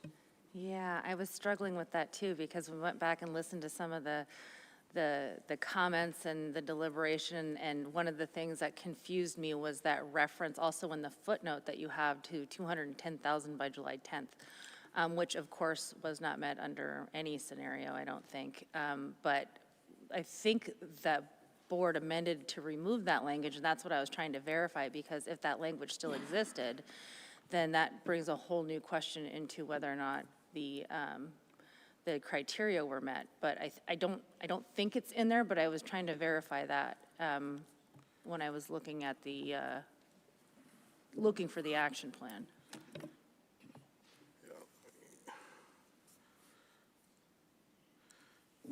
Yeah, so it's, I'm sorry, I misspoke. It's in the February 2023 meeting, the meeting summary. The delisting criteria are described there. And in the, okay. Do you have them in front of you? Can you read them? Yeah, so I'll just read what's written there. It says that the board agreed to the criteria but clarified that it should instead reference the OEG and its associated numbers and also say early run instead of July 10. Right, so how does the department interpret that? Yeah, that was challenging. We basically we looked at the OEG for the early run. And did we meet that goal or not? And what about the reference to 210,000? Well, I think with the language that says that it should instead reference the OEG, we inferred that that meant that the 210,000 was not a It's gone. I don't criteria. disagree with you. I just want to make sure that we're consistent, Yeah. like we agree on that. Okay, thank you for that. Mr. Chamberlain, then Mr. Owen. Thank you, Madam Chair. In chewing on this, I find Member Carpenter's and Member Irwin's comments both equally persuasive. Member Carpenter, you know, he's singing my song when he says a regulation needs to be predictable or create a predictable pattern and uniformly enforced. However, at the same time, if there's a flaw with that, Member Irwin's arguments regarding the reliability and validity of the data are very much done. We're not operating in a vacuum here. We're dealing with a resource that can be depleted, and so we want to have the best information available. And so I'm struggling on this one right now. I think the commissioners comment that even with using that formula, they would have made that goal does carry a little sway with me, but I'm still very much on the fence on this one. So with that, yeah, that's where I am. Mr. Owen. Thank you, Madam Chair. Yeah, I'm just having a hard time also with the fact that we didn't have this delisting criteria beforehand or access to the action plan. So also coming into this without that is difficult to help make the decision. But I thank Forrest for sharing with us what was in the meeting summary. Thank you. Mr. Carpenter. Thank you. Maybe this question is to Director Bowers. So we have an OEG, and we have a listed stock right now. And part of the recovery plan was to basically focus on that OEG. If we leave this stock, if we don't delist this stock, are you still going to focus on the OEG, or is there foregone harvest potentially that could be lost because it's still listed? Through the chair, Mr. Carpenter, so yeah, the OEG is the goal that we manage to now. You know, if I recall correctly, I haven't looked at the action plan, the details of the management measures in the action plan recently, but if I recall correctly, there aren't many or any restrictions on the Chignik management area sockeye fishery that resulted from the action plan. There were restrictions in the South Alaska Peninsula fishery that could be triggered. So, yeah, there's potentially some foregone yield that could occur if the stock of concern and action plan remain in place. And as, you know, as we, I guess, just to follow up on that, as we talked about earlier, you know, we do have the king salmon action plan in place for Chignik River king salmon, and you know, there's been some foregone sockeye harvest that's resulted from that action, you know, actions in that action plan, and that's gonna remain in place for the time being. So. With respect to the sockeye management actions, particularly in 2023, I think, and I'm not quite sure about 24, 25 is a little bit different because you had, you know, pretty strong return that showed up relative to the last decade or so. But weren't there management restrictions on sockeye and Chignik Lagoon from you know, only 2 days a week? That's correct, and I'd have to do some looking into that, whether those were based on, you know, just escapement performance or if they were a result of the action plan. So a comment, and then I'll go. I see Mr. Swenson. In thinking about, you have a group of stakeholders that have recognized the importance of genetic information in the management of their fishery. They have literally put their money where their mouth is and have funded this independently amongst the fleet and are requesting that that data be used in the management of its fishery. I don't see that very often.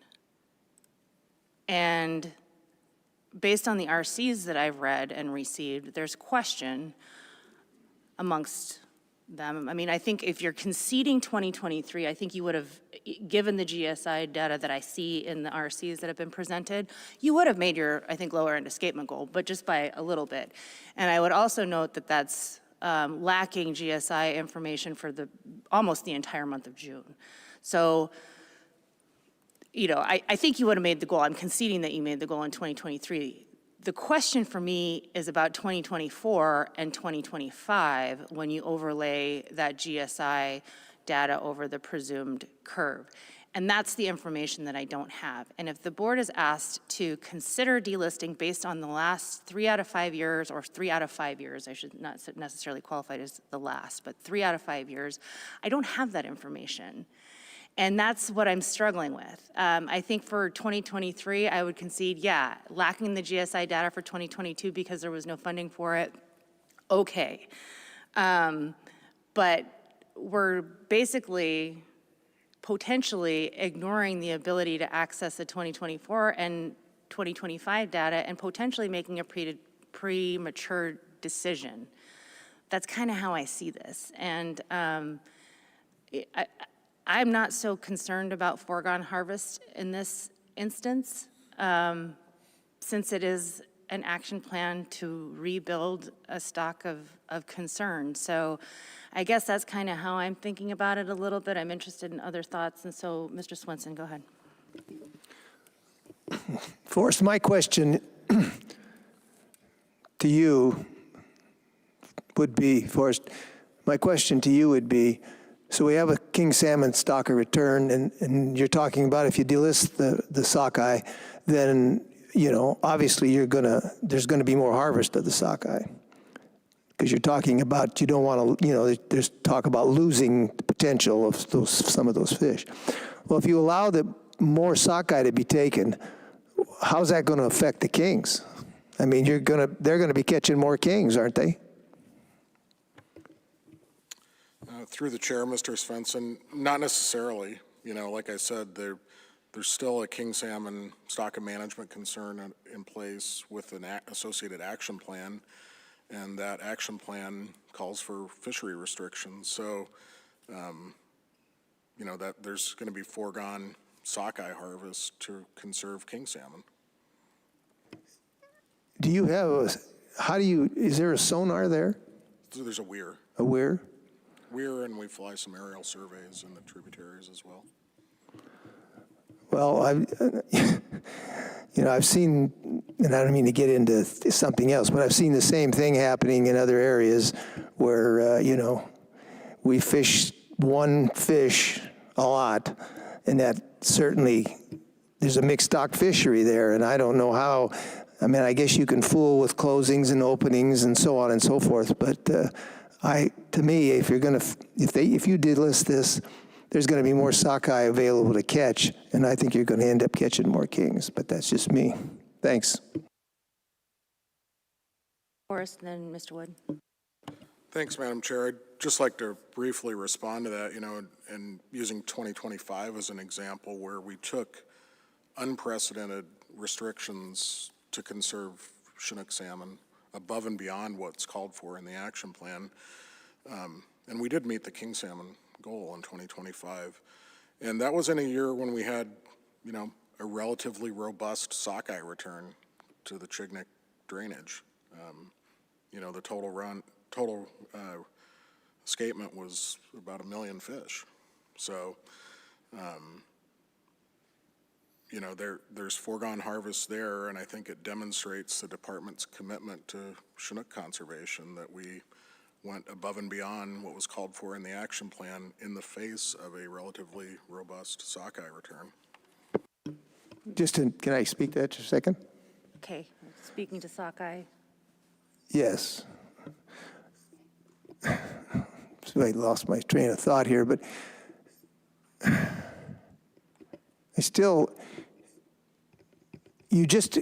the Chignik king salmon just made its escapement, correct? So how do you build a run that just made its escapement by delisting the sockeye, which is going to allow it to be fished more? That's my question. I don't know if was that kind of a comment, or was it rhetorical? Were you asking for an answer? I mean, if he has an answer to that, I just saying that just because you barely make the king salmon escapement, you want to build that king salmon run. And now if you're taking more sockeye, I find it difficult that that's going to happen. Well, Commissioner. yeah. So we struggle with this across the entire state. This is the Copper River, and this is the Nushiak, and we take restrictions necessary, and we craft fisheries. We experiment with how we can use time and area openers to catch the target species that has yield and protect the species that are underperforming, like king salmon. I think we did a good job with that in 2025. We probably could have caught more sockeye, but we restricted sockeye harvest, and we moved them in time and area to places where kings weren't to try to meet our king salmon escapement goals. So I would get reluctant into trying to say we're gonna forego yield all the time for one single species, and then when we have a high yield, we're kind of like where we are in the Nushiak right now, we're gonna set our king salmon management strategy based on when we want to just start harvesting sockeye, rather than trying to have a strategy built around run timing or time and area where we're trying to move king salmon into that river. So, but we do this all across the state. Mr. Wood. Okay, I'm trying to put together in my mind this, Commissioner brought up this Susitna River sockeye salmon stock of concern, which I have lived through. And the Susitna was unique too, because it wasn't primarily lake spawners of sockeye, they're river spawners. So the return is lower than, say, on the Kenai or Kasilof because of the habitat. I feel like this habitat in the Chignik is unique as well, having two different lakes and having different run timings of a species. It took forever to delist the Susitna sockeye. It has only happened in the last 3 years. And even still, we were like, we're gonna manage this wicked carefully, and so we've never gotten increased openers or extra days or anything. We still just fish 2 days a week, maybe 12 hours, but that's it. So I appreciate the conservativeness of it all. I'm just looking at this going, what could go wrong if you do it versus if you don't do it? And it took so long to unwind from the Susitna thing. What went wrong? Nothing, because it took a little extra time. And it's doing well, and it's rebounding well. And so I'm inclined to be cautious and be careful with this unique ecosystem and this fishery and not follow and not jump to delisting, sorry. Mr. Question. Godfrey. Mr. Godfrey. Two comments. Number one, Board Member Wood, if I understand what you said correctly, you essentially are saying erring on the side of caution has far less potential downside than acting, immediately now. Is that correct? Okay, that's a pretty compelling way to frame it. I'm kind of moved by that. I kind of have been listening to the discussion of the board members and the staff and was waiting to ask a question because I thought it might get answered just listening. It didn't, and I want to go back to what Board Member Irwin said at the beginning of her comments. Can you clarify for me when you say the best available data, but it's not here now, but it's available? Because I may have missed that earlier, and I need to be informed. Member Yeah, Irwin. thanks, Member Godfrey.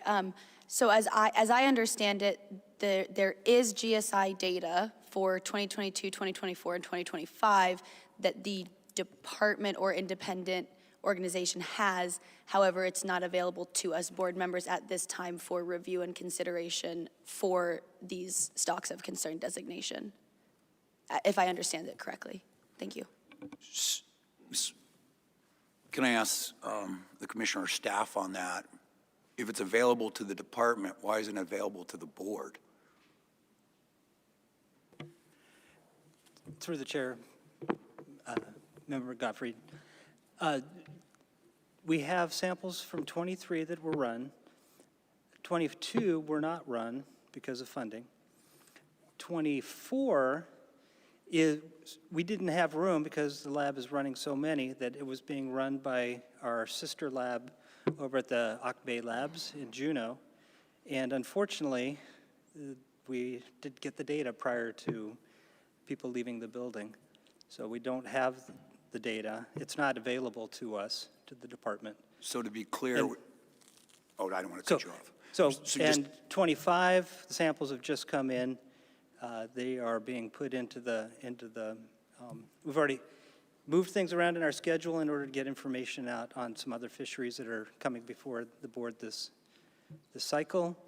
And so we're trying to see if we can get those in and have them analyzed by our own lab so that we'll have that information. So that's a long list. 22, there's no information available. 23, there's information available and it's been presented. 24, there's data they exist, but they're not available to the department. And 25, we don't have them yet. So would it be accurate for me to say the raw data is there, but the actual available data has not been synthesized and distilled, so the conclusions are not available to us because the raw data is there, but it hasn't been distilled down? Slight correction, it does exist. It is not available to the department because it is in the computers at the NOAA lab in Juneau. Okay. That was helpful. I appreciate that. Thank you. Okay, we're going to wrap this up here soon, Commissioner. I think we've been a victim of our own success in genetics. We kind of developed genetic technology. We got the best technology, and we developed that kind of. Now, nationwide, it's a standard for how we've done it, and now the demands in our genetic lab is outpacing the ability of us to meet all the needs. We're struggling with trying to keep up with all these different things and prioritize them. So And thank you for those comments, Commissioner, because I get it, and that's kind of why I just feel like it's a little bit premature. I would have a much higher level of comfortability with delisting if we had that information. And certainly no disrespect to the department. I hear it from staff often enough, the phrase that models are sometimes useful, always wrong.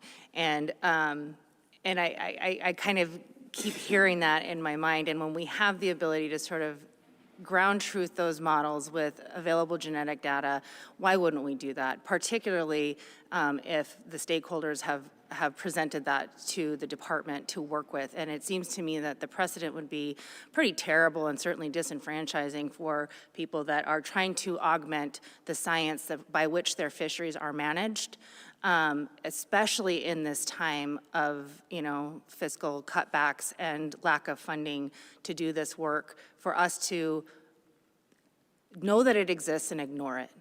I struggle with that. And so I'm gonna end there, and I will not be supportive of delisting it. So any other discussion? Seeing none, the question's been called, and there is an objection to the concurrence. And if you would just sort us out on the actual motion, just so that we're all square on what we're voting for. Yeah, Madam Chair, the motion was to remove or to delist Chignik early run sockeye as a stock of concern. So a yes vote would be to delist, a no vote would be to keep it as a stock of concern. Is that clear? Everybody understand? Yes. Okay. I don't believe we need to do E&O at this time, but let's go ahead. I don't think we need to do E&O. Let's go ahead and call the question. Okay. Or, sorry, call the roll. On the motion to delist, Carpenter, Yes. Irwin, No. Godfrey, No. Carlson Van Dort, No. Wood, No. Svensson, No. Chamberlain. No. That motion fails, 1 in favor, 6 against, Madam Chair.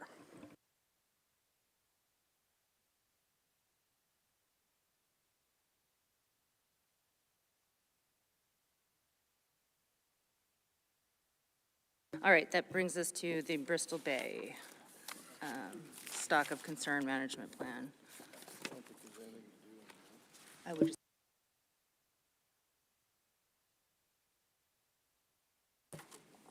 Mr. Carpenter.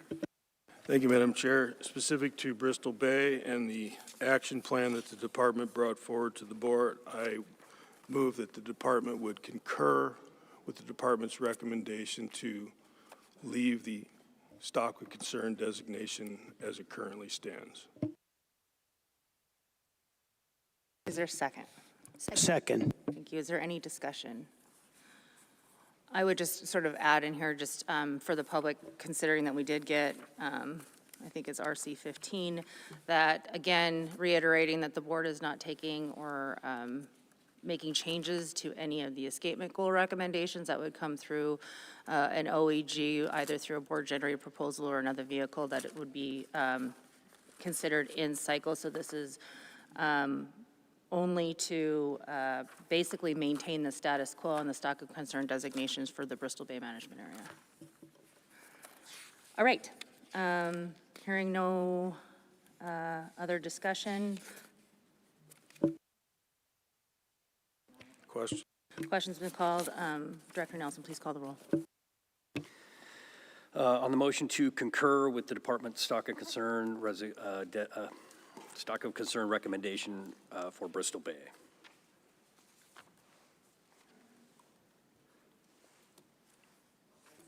Mr. Wood. I apologize. This is for the entire Bristol Bay stock of concern recommendation, That's including the Nushagak. That's correct. There's only one stock of concern. So. All right, to delist it, No, to maintain, or to accept the department's recommendations is essentially maintaining status quo. okay, copy. Got Thank you for clarifying. You got it. Mr. Nelson. Yes, so again, to clarify, a yes vote maintains the stock of concern listing for Nushagak king salmon as it is. Okay. We're all a little rusty. Svensson, Yes. Wood, Yes. Chamberlain, Yes. Carpenter, Yes. Carlson Van Dort, Yes. Irwin, Yes. Godfrey. Yes. That motion carries 7-0, Madam Chair. That brings the stock of concern memorandum from the Department for the Arctic Yukon Kuskokwim. Mr. Carpenter. Thank you, Madam Chair. I move that the board adopt the recommendation from the department to change the stock of concern to a stock of management concern for the Yukon River king salmon.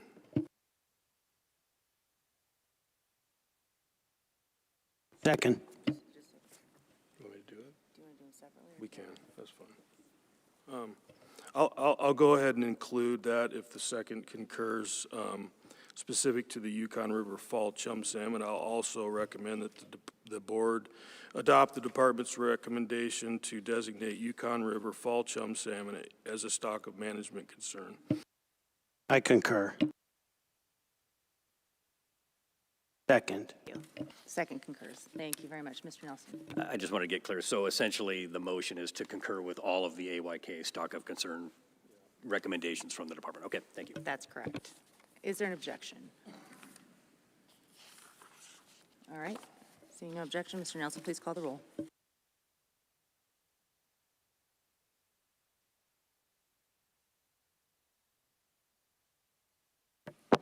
Okay. I'll request unanimous consent. Who did?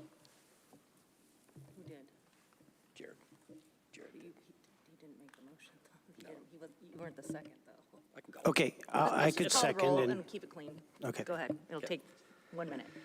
On the motion to concur with the stock of concern recommendations for the AYK region. Wood. Yes. Godfrey.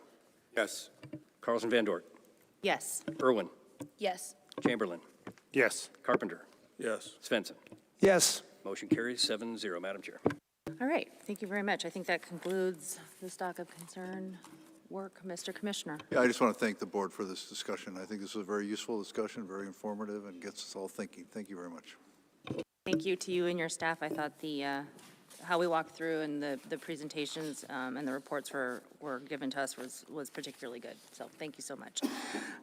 Let's take about a 10-minute break. We're going to come back. We're going to do the NPFMC update with Ms. Bush. And then since we have a shutdown, we have no FSB update for the board. And I think we'll probably pause after that. So for the day. So let's go ahead and take a 10-minute break. We'll come back on the record at 3:40 with the North Pacific Fishery Management Council update. Thank you.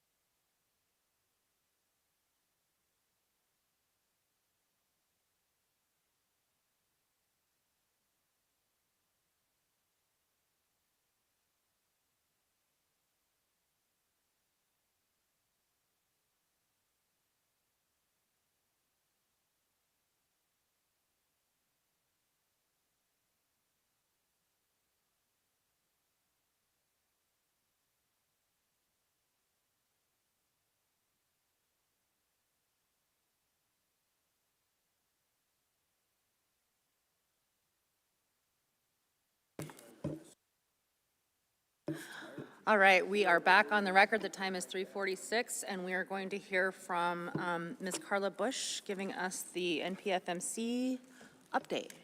Whenever you're ready. Thank you, Madam Chair. Members of the board, for the record, my name is Carla Bush.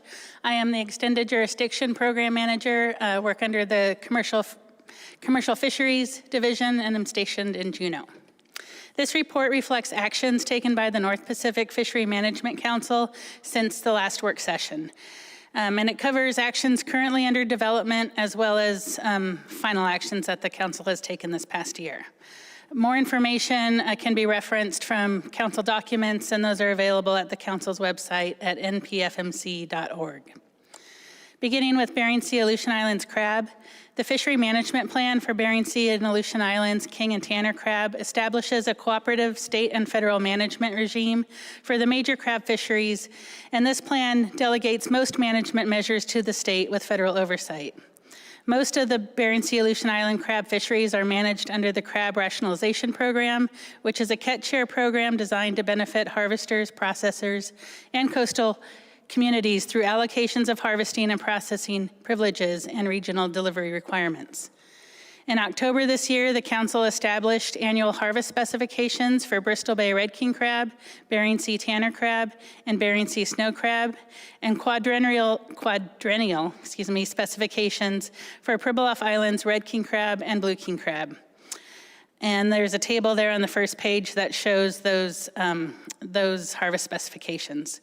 The state is responsible for setting the total allowable catch, or the TAC, for the open fisheries, so that all removals remain below the acceptable biological catch, or ABC.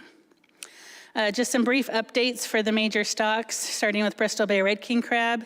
Currently, the estimated mature male and mature female abundance remain near historic lows, though have shown some slight positive trends since 2021.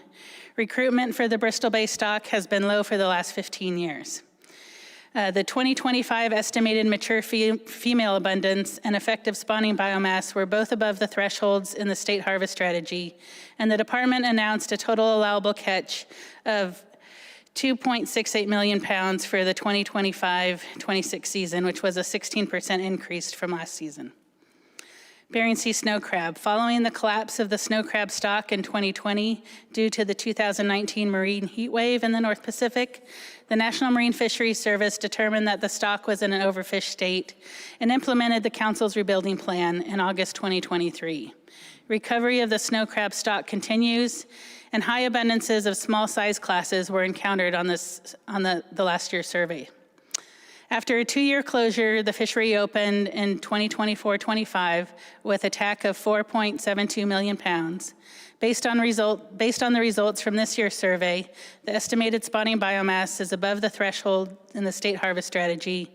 And on October 4th, the department announced a base snow crab TAC of 8.3 million pounds and an additional 1.0 million pounds to address the unprecedented high abundance of hybrid tanner crab found in the 2025 survey.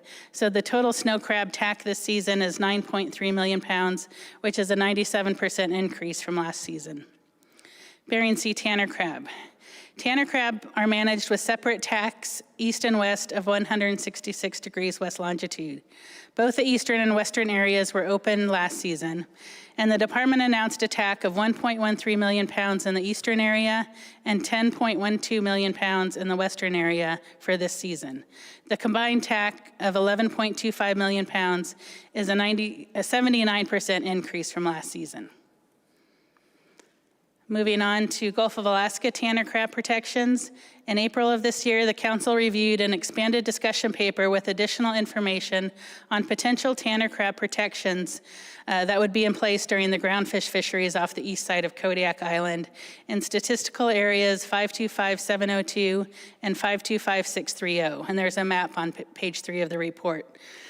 These areas overlap the Barnabas Gully, which is an area of high productivity for many species and has consistently contained a high proportion of the tanner crab abundance in the Kodiak district. After receiving a substantial amount of public comment from potentially affected crab and groundfish fishery participants, the Council initiated an analysis to establish a new closure area and evaluate all existing federal crab protection closure areas around Kodiak Island for modification or removal. The proposed alternatives for a new closure include closing all or portions of statistical area 525702, which has the highest abundance of tanner crab, and options for the closure to be either year-round or seasonal to all or some groundfish fishing gears when tanner crab are molting and mating and when they're most vulnerable to interactions with fishing gear. Additionally, the Council intends to establish criteria and a timeline to review the effectiveness of any new closures implemented by this action. The Council also outlined its intent to review the objectives of each of the existing federal closure areas around Kodiak Island that establish groundfish fishing restrictions to protect king and tanner crab, and develop criteria to evaluate and consider options for either modifications or removal of those areas. Many of the existing closure areas were implemented over 30 years ago and have not been evaluated to determine if they are meeting their objectives. Both tanner crab fisheries and groundfish fisheries are important to Kodiak, and the Council intends to consider management actions that will conserve and protect tanner crab while minimizing negative impacts to groundfish fisheries in the central Gulf of Alaska. Pelagic trawl gear. In June of this year, the Council took two separate actions related to pelagic trawl gear. In its first action, the Council recommended a preferred alternative to update the federal definition of pelagic trawl gear. The pelagic trawl gear definition has remained unchanged since 1993 and did not reflect modern pelagic trawl gear configurations that were developed by the fleet in response to conservation and management objectives. These include the use of floats and salmon bycatch excluders and metallic components associated with instruments to monitor the net performance. The Council's preferred alternative allows the continued use and innovation of bycatch excluder devices and instrumentation and removes some outdated regulations. The Council's second action on pelagic trawl gear innovation included a request for the Bering Sea pollock fleet to develop discrete area closures to protect Bristol Bay red king crab, starting with the 2026 pollock A season. The Council anticipates the pollock fleet will use available survey and fishery information to identify and avoid fishing in areas where crab are likely to occur, while maintaining the highest priority on Chinook salmon avoidance. Federal regulations allow pelagic trawl fishing in some areas that are closed to non-pelagic trawl gear, and research is currently underway to better understand how pelagic trawl gear interacts with the seafloor. The peer-reviewed fishing effects model estimates the impact of pelagic trawl gear on the seafloor and is used by the Council to assess the effects of fishing on essential fish habitats, or EFH. Results from the most recent EFH 5-year review concluded that habitat disturbance within core EFH areas for the managed crab and groundfish species is not affecting any stock in ways that are more than minimal or temporary. The cumulative effects of fishing are estimated to impact less than 5% of the total EFH in the Bering Sea, Aleutian Islands, and Gulf of Alaska across all gear types. However, uncertainty exists regarding the impacts of unobserved crab mortality due to gear interactions, and research on this issue has been limited. In June next year, the Council is scheduled to receive several updates to help inform potential trawl gear innovation and development of a performance standard related to seafloor contact. The Council will receive an update on the pollock industry's Gear Innovation Initiative, which is currently underway and expected to result in a better understanding of pelagic trawl gear interactions with benthic habitat, unobserved mortality on crab, and enforceability of bottom contact characteristics of pelagic trawl gear. Results of the Gear Innovation Initiative will be used to update seafloor contact estimates that are inputs to the fishing effects model. The Council will also receive updates of ongoing Bering Sea crab research, including winter surveys, and research on modifications to pelagic trawl foot rope, and intends to develop options to revise the performance standard for pelagic trawl gear based on information presented in June next year. Salmon bycatch. The council has taken several actions to minimize Chinook and chum salmon bycatch in federal groundfish fisheries.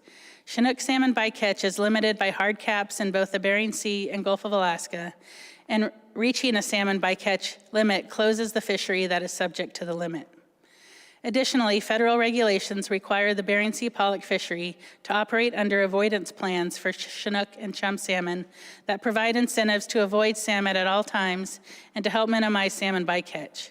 Full retention of all salmon bycatch on pollock vessels is required to ensure bycatch accounting is accurate and to enable genetic sampling. Genetic samples are taken from Chinook salmon caught as bycatch in both the Bering Sea and Gulf of Alaska pollock trawl fisheries to estimate the proportion of bycatch from individual salmon stock groups. Chum salmon samples are primarily taken in the Bering Sea pollock fishery because very little chum salmon bycatch occurs in the Gulf of Alaska trawl fisheries. The council receives annual genetic reports from bycatch samples taken in the groundfish fisheries the previous year. The council also receives annual reports from Bering Sea pollock fishery cooperatives on fleet performance under the salmon avoidance plans. When considering the impact of bycatch on specific salmon stocks, it is important to note that bycatch is one of several factors affecting the number of adults returning to Alaska river systems. The number of Chinook or chum salmon caught as bycatch is larger than the number of adults that would have returned to Alaska rivers because the bycatch is primarily composed of immature fish which are subject to predation and other types of natural mortality before maturing and returning to freshwater systems. Both Chinook and chum salmon from a given brood year mature and return to the rivers at multiple ages. Chinook salmon taken as bycatch are predominantly age 3 or 4 fish and range in age from 3 to 7 years.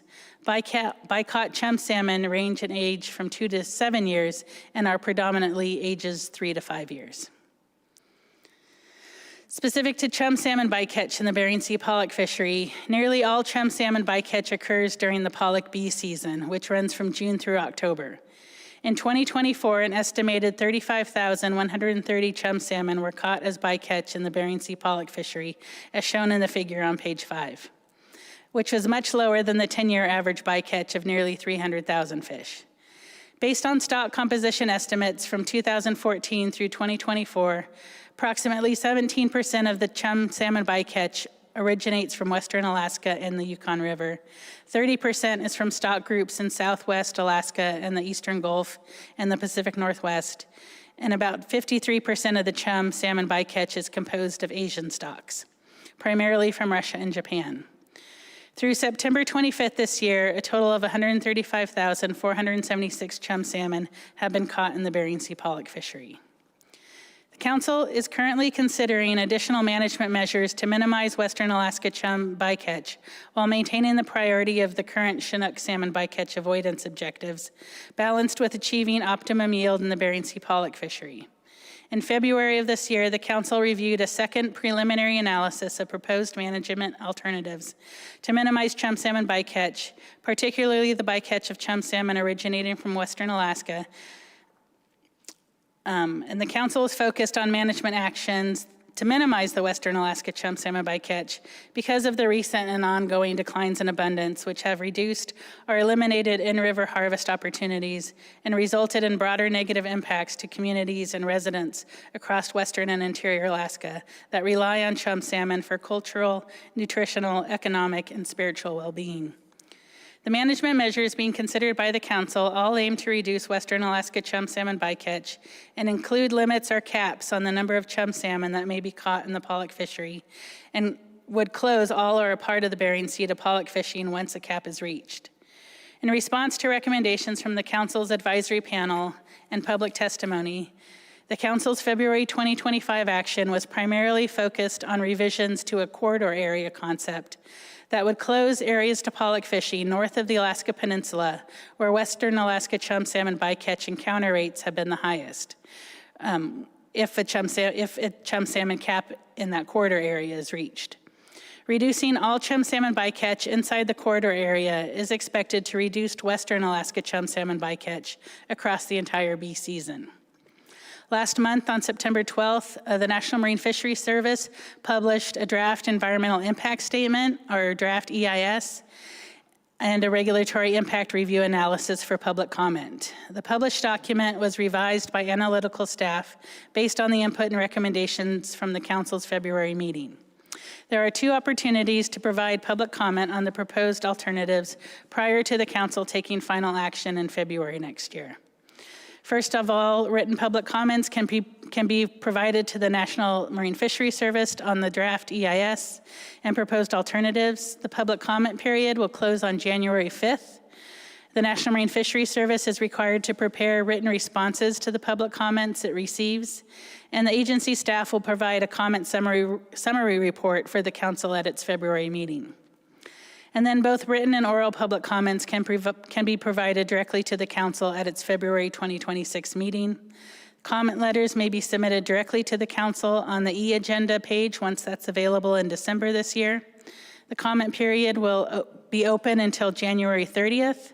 Oral public comment can be provided to the Council during the February meeting by calling in or in person. And that 2026 meeting will be held February 2nd to the 11th here in Anchorage. There's some information there on Chinook salmon bycatch in both the Bering Sea and the Gulf of Alaska.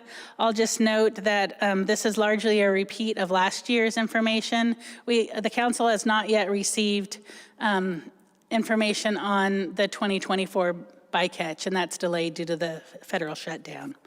So save some time here, I'm going to skip ahead to the last part of the report. I have updated the graphs on page 5 and 6 showing, the graphs on page 7 and 8 showing Chinook salmon bycatch in the Bering Sea pollock fishery and the Gulf of Alaska pollock fishery.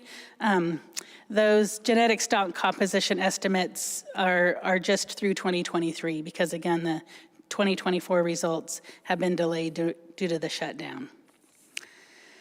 The final 2 issues I'll speak on, the first is herring bycatch. Management measures for herring bycatch in the Bering Sea, Aleutian Islands groundfish trawl fisheries have remained static since first implemented in 1991. The bycatch limit is set at 1% of the mature biomass of Pacific herring in the eastern Bering Sea, and attainment of a fishery's herring bycatch apportionment triggers closure of the herring savings areas to that fishery. The herring savings areas are based on herring migration data from the 1980s and may no longer reflect the current seasonal distribution of herring. In recent years, pollock fishery participants have encountered herring at different rates, times, and locations than historically occurred, and these changes have constrained the fleet's ability to meet requirements to minimize salmon bycatch in the pollock fisheries. In October this year, the Council initiated an action to consider increasing the herring bycatch limit to provide additional flexibility for the pollock fleet to adapt to changing conditions and ensure that salmon bycatch avoidance efforts are effective. The options to increase the bycatch limit to 2 or 3% of the mature biomass of herring is intended to maintain herring conservation objectives and its contribution to the pelagic forage fish complex while not adversely affecting subsistence and commercial herring fishing opportunities. Finally, for Norton Sound red king crab, over the past year and a half, the Council has received public testimony from participants in the Norton Sound red king crab fishery, urging the Council to consider additional management tools to address overcapitalization in the summer open access fishery. High catch rates and increased participation by larger vessels in recent years have resulted in shorter seasons, and small operators are finding it difficult to remain competitive. In October, the Council requested a discussion paper with information on historical and current participation in the fishery to facilitate consideration of an action to reduce the number of federal license limitation program permits that are available for the fishery. Madam Chair, that concludes my report. Okay, I have just a couple of questions. First, Commissioner, and then we'll go to Greg. Yeah, I just want to say that the Council's been busy this last couple of years in trying to deal with issues that are of interest to the board. I'll highlight a couple of them. One is chum salmon bycatch. I know chum salmon bycatch of AYK, chum salmon was a big issue. The Council has taken that up. They have now, in February, they're going to be taking some action. We found out through genetic sampling and through genetic work that most of the chum salmon of AYK origin are caught during the bee season, and they're caught basically in the CDQ fishery in the Unimac district. We're doing a very similar approach like we did in Area M, which is set some targets down there that if people want to fish there because it's cheaper to fish there, but if they exceed those targets, time and area is going to be taken out of their fishery and they move out. So I think we have a good approach. It seems to be getting through the council process, but I want to assure the bird that the council is taking consideration of what the state of Alaska views as a primary issue, which is something bycatch, and they're taking it seriously and going to take action in February. The second one is the issue regarding tanner crab bycatch in the trawl fishery in the Gulf of Alaska. We put a measure in place to look at that, and we're closing areas of the Bering Sea, the Gulf of Alaska that are important for tanner crab. The third one is the bottom contact. There's some issue of mine that's critical. I don't always agree with the National Marine Fisheries Service on a lot of issues, but this is one where we're very united on the front. We're trying to work with the industry to make sure that the trawl fishery is minimizing its bottom contact and the bottom disturbance in both the Bering Sea and the Gulf of Alaska. And then the final one is this concept that we're dealing with now with the herring bycatch area. We certainly don't want pollock to go unharvested that's only harvested by the Russian fleet, which we know from experience results in higher levels of bycatch than on the U.S. side. So we're trying to take a good measured look at how we can restrict some of the herring savings area when in fact we're not harvesting those herring in our state fisheries, and we're still allowing those pollock fisheries to be economically viable moving forward. So issues of interest to the board, the council is directly addressing and taking those things seriously and going to take action on them in the next year. Thank you. Mr. Swenson. I just have one quick question. What's the percentage, do all the trawl vessels have observers on them now? Through the chair, Mr. Svensson, yes, they're all 100% monitored, not necessarily with human observers. We have electronic monitoring 100% on all of the pollock trawl vessels, and that's to monitor for compliance with no discards. So they make sure that nothing's being discarded off these vessels. And then in the Bering Sea, 100% of those trips are sampled shoreside. In the Gulf, 100% of the trips are sampled for salmon bycatch, and then about 30% are sampled for biological samples of the pollock themselves. But it's 100% in the Bering Sea, 100% for salmon in the Gulf, and then 30% for sampling shoreside samples of the pollock catch in the Gulf. Okay, thank you. That's good news. Couple quick questions. Number one, which fisheries that the council considers does the state have delegated authority for? Let's talk about crab primarily, but. Yeah, Madam Chair, the state has delegated authority for the Bering Sea, Aleutian Islands crab fisheries. The council sets the overfishing limit and the acceptable biological catch, or ABC, and then the state sets the total allowable catch and manages those in season. The state has delegated management for the statewide scallop fisheries. And then as far as groundfish fisheries are concerned, in the Gulf, we have delegated management of demersal shelf rockfish, so primarily yelloweye and DSR in Southeast. And then we have management authority of anything not in a federal management plan. So the big ones would be tanner in the Gulf, black rockfish, and lingcod. Quick question, what is a hybrid? Madam Chair, we also have sport fishery delegations because the federal delegations don't cover the federal waters. Right, thank you. What is a hybrid tanner crab? Thank you for the question, Madam Chair. In the Bering Sea, snow crab, which is an opilio tanner crab, and beardeye, where they overlap, they can and do interbreed. So it's a hybrid of a beardeye and an opilio. Another quick question for you is, you mentioned in your report the avoidance plans for Chinook, and are those demonstrating efficacy?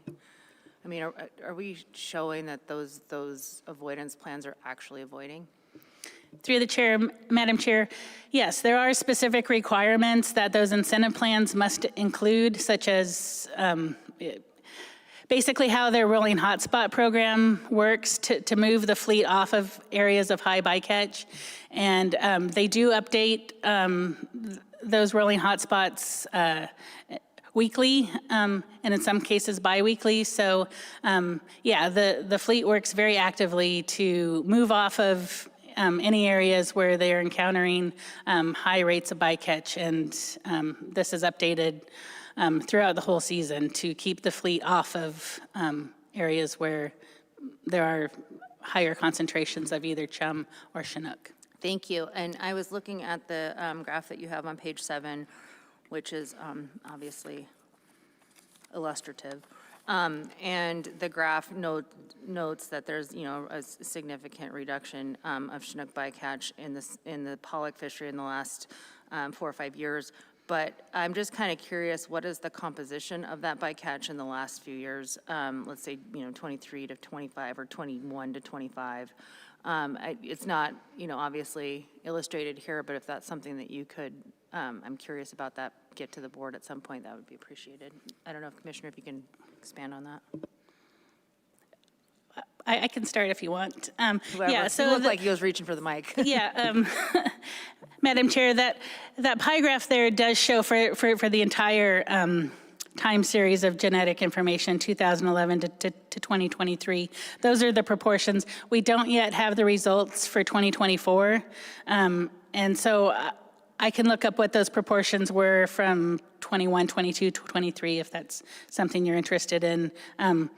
What I've shown there in that pie chart is across the whole time series, but I can provide Yeah, and I something more recognize that, and I contemporary. imagine that 2007 or whatever year that is, 6 has a pretty big play on that. But I'm just kind of curious. And then my last question is for either you or the commissioners related to the graph on page 8, and that is, does the Gulf of Alaska salmon, Chinook salmon bycatch in the pollock fishery have any treaty implications? Is that something that's considered in treaty negotiations? Not right now. The Cape suckling is the line, but the more this gets highlighted, the more it gets of interest to our treaty partners in Washington, Oregon, and British Columbia. Okay, just curious. And then my last question to you, Carla, is we are in the middle of a federal shutdown, and I'm just kind of curious what the implications of that may or may not be on the work that is ongoing at the council level currently, and then will it have any effect on what's coming down the pike for this year, and just kind of what are the impacts that you are, or that the council is anticipating with respect to the shutdown? Thank you for the question, Madam Chair. So I would say in the near term, it's the ground fish harvest specifications. Those are the final specifications are established at the December meeting. Typically, in a few weeks, there would be a ground fish plan team meeting and updated stock assessments. That's not going to happen this year. We will not receive any updated stock assessments because of the federal shutdown. What the council will have, and the Council Science and Statistical Committee, which is the body that establishes those OFLs and the maximum EBCs, they will have the projections from last year as well as some updated survey information. And the council is still considering what that's going to mean in December. And it will all depend on how long this shutdown lasts. But yeah, not having our proposed specifications from October in the process yet. Those are currently in line for when the federal government goes back to work. The ones that are currently in place will expire in March, so it's very important to have something in place before March. And yeah, it's sort of a wait and see for the next couple weeks. I imagine that if there's nothing in place by March, there won't be fisheries prosecuted, or has there been a determination made on that yet? If there's nothing in place, then, I mean, that would be the presumption, but I think we're all hoping that the shutdown won't last that long, and amen, something will be in place. And just to answer your earlier question about Chinook in the Gulf, that 25,000, which is the bycatch limit in the Gulf, that level, I could say, is at least informed by some past ESA consultations that happened on lower 48 stocks. I think at that time it was 30,000 was sort of the cap on any removals from the federal groundfish fisheries, and the council set that 25,000 limit less than that, just to ensure that there wouldn't be any ESA concerns based on those former consultations. Thank you, Mr. Wood, and then Mr. Irwin. Yeah, thank you. I'm looking at the graph on page 5 for chum salmon bycatch and noticing that around 2011 or 12, it started to go up. And then on page 7, the 2011 to 12, the Chinook started going down. Is there any reason that, are the fisheries being pushed off of Chinook and hitting chum spots? Is that what's happening there, or? Through the chair, Mr. Wood, so 2011 is when the Chinook limits were put in place in the Gulf, which is why the bycatch dotted line of the cap starts in 2011.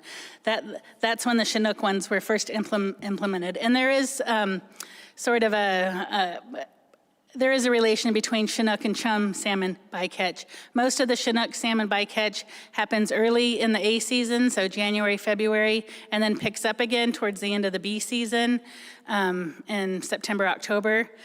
Chum bycatch is highest early in the B season. So if the pollock fleet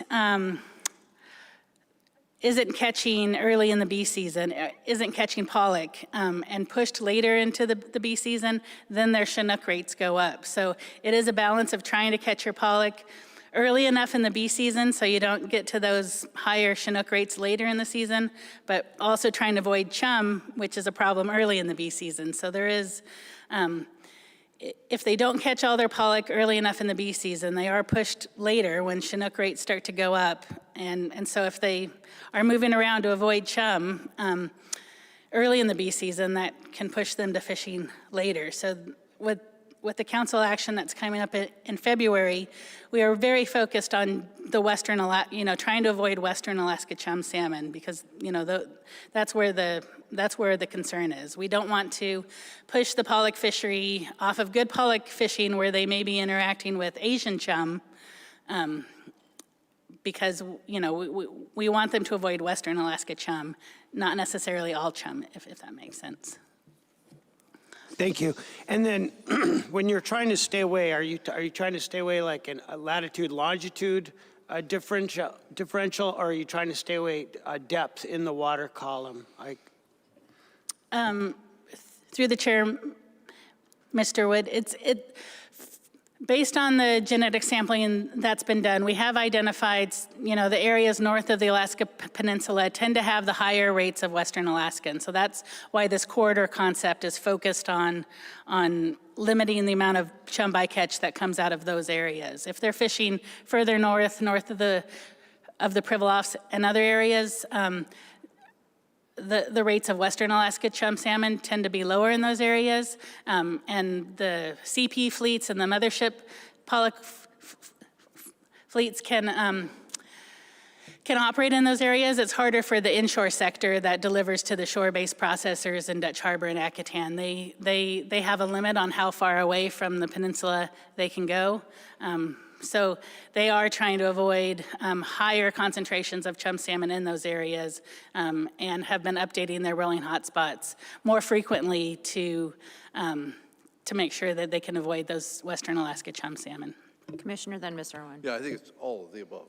Yeah. It's a dynamic system. So we're trying to manage bycatch for different species in different times, different times, by months and days going ahead, by X, Y, and Z coordinates in the water column.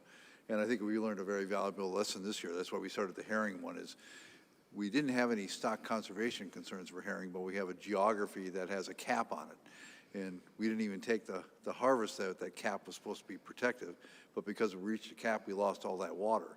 We pushed the pollock fleet out of that water. We pushed them into waters that basically have chum salmon in them now. But you see that little slight peak up there, which is, so you're trying to manage a geography on multiple species that have prohibited species and caps on them in a very dynamic approach that can be very static in certain areas. So it's very difficult. I checked out in four-dimensional math. That's where I just like, bye. Anyway, Ms. Irwin. Thank you, Carla. It's a follow-up question similar to Member Van Dort's. What's the confidence in the council that they'll be able to hold that special February meeting? Is there any chance that that's going to have to be pushed or be fully remote or anything? Or is it unknown at this time per government shutdown? Thank you. Through the chair, Mrs. Irwin, it's certain. I don't anticipate the federal shutdown impacting that. The draft EIS has already been published, so that document's already available for review. It may impact the summary of comments they receive on that, depending on how long the shutdown lasts. But the comment period is open for a while longer. So, yeah. Okay, Carla. Quickly, please. One quick question. What's the bycatch for the Chinook in the Bering Sea?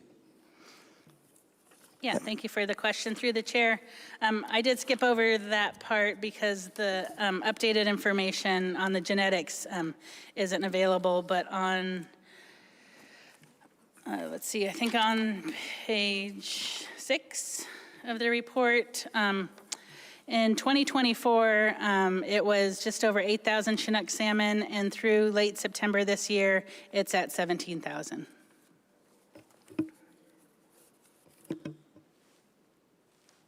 Going once, going twice. Thank you for your report, appreciate you. All right, the time is 4:22. I think we're going to break here today, and so we will reconvene tomorrow morning at 8:30, beginning with some of our sort of additional administrative work related to non-responsive, scheduling meetings for the 27-28 cycle, call proposals, and then we'll get into the agenda change requests and miscellaneous business. So 8:30 a.m., we'll see you all back here then. Have a nice evening.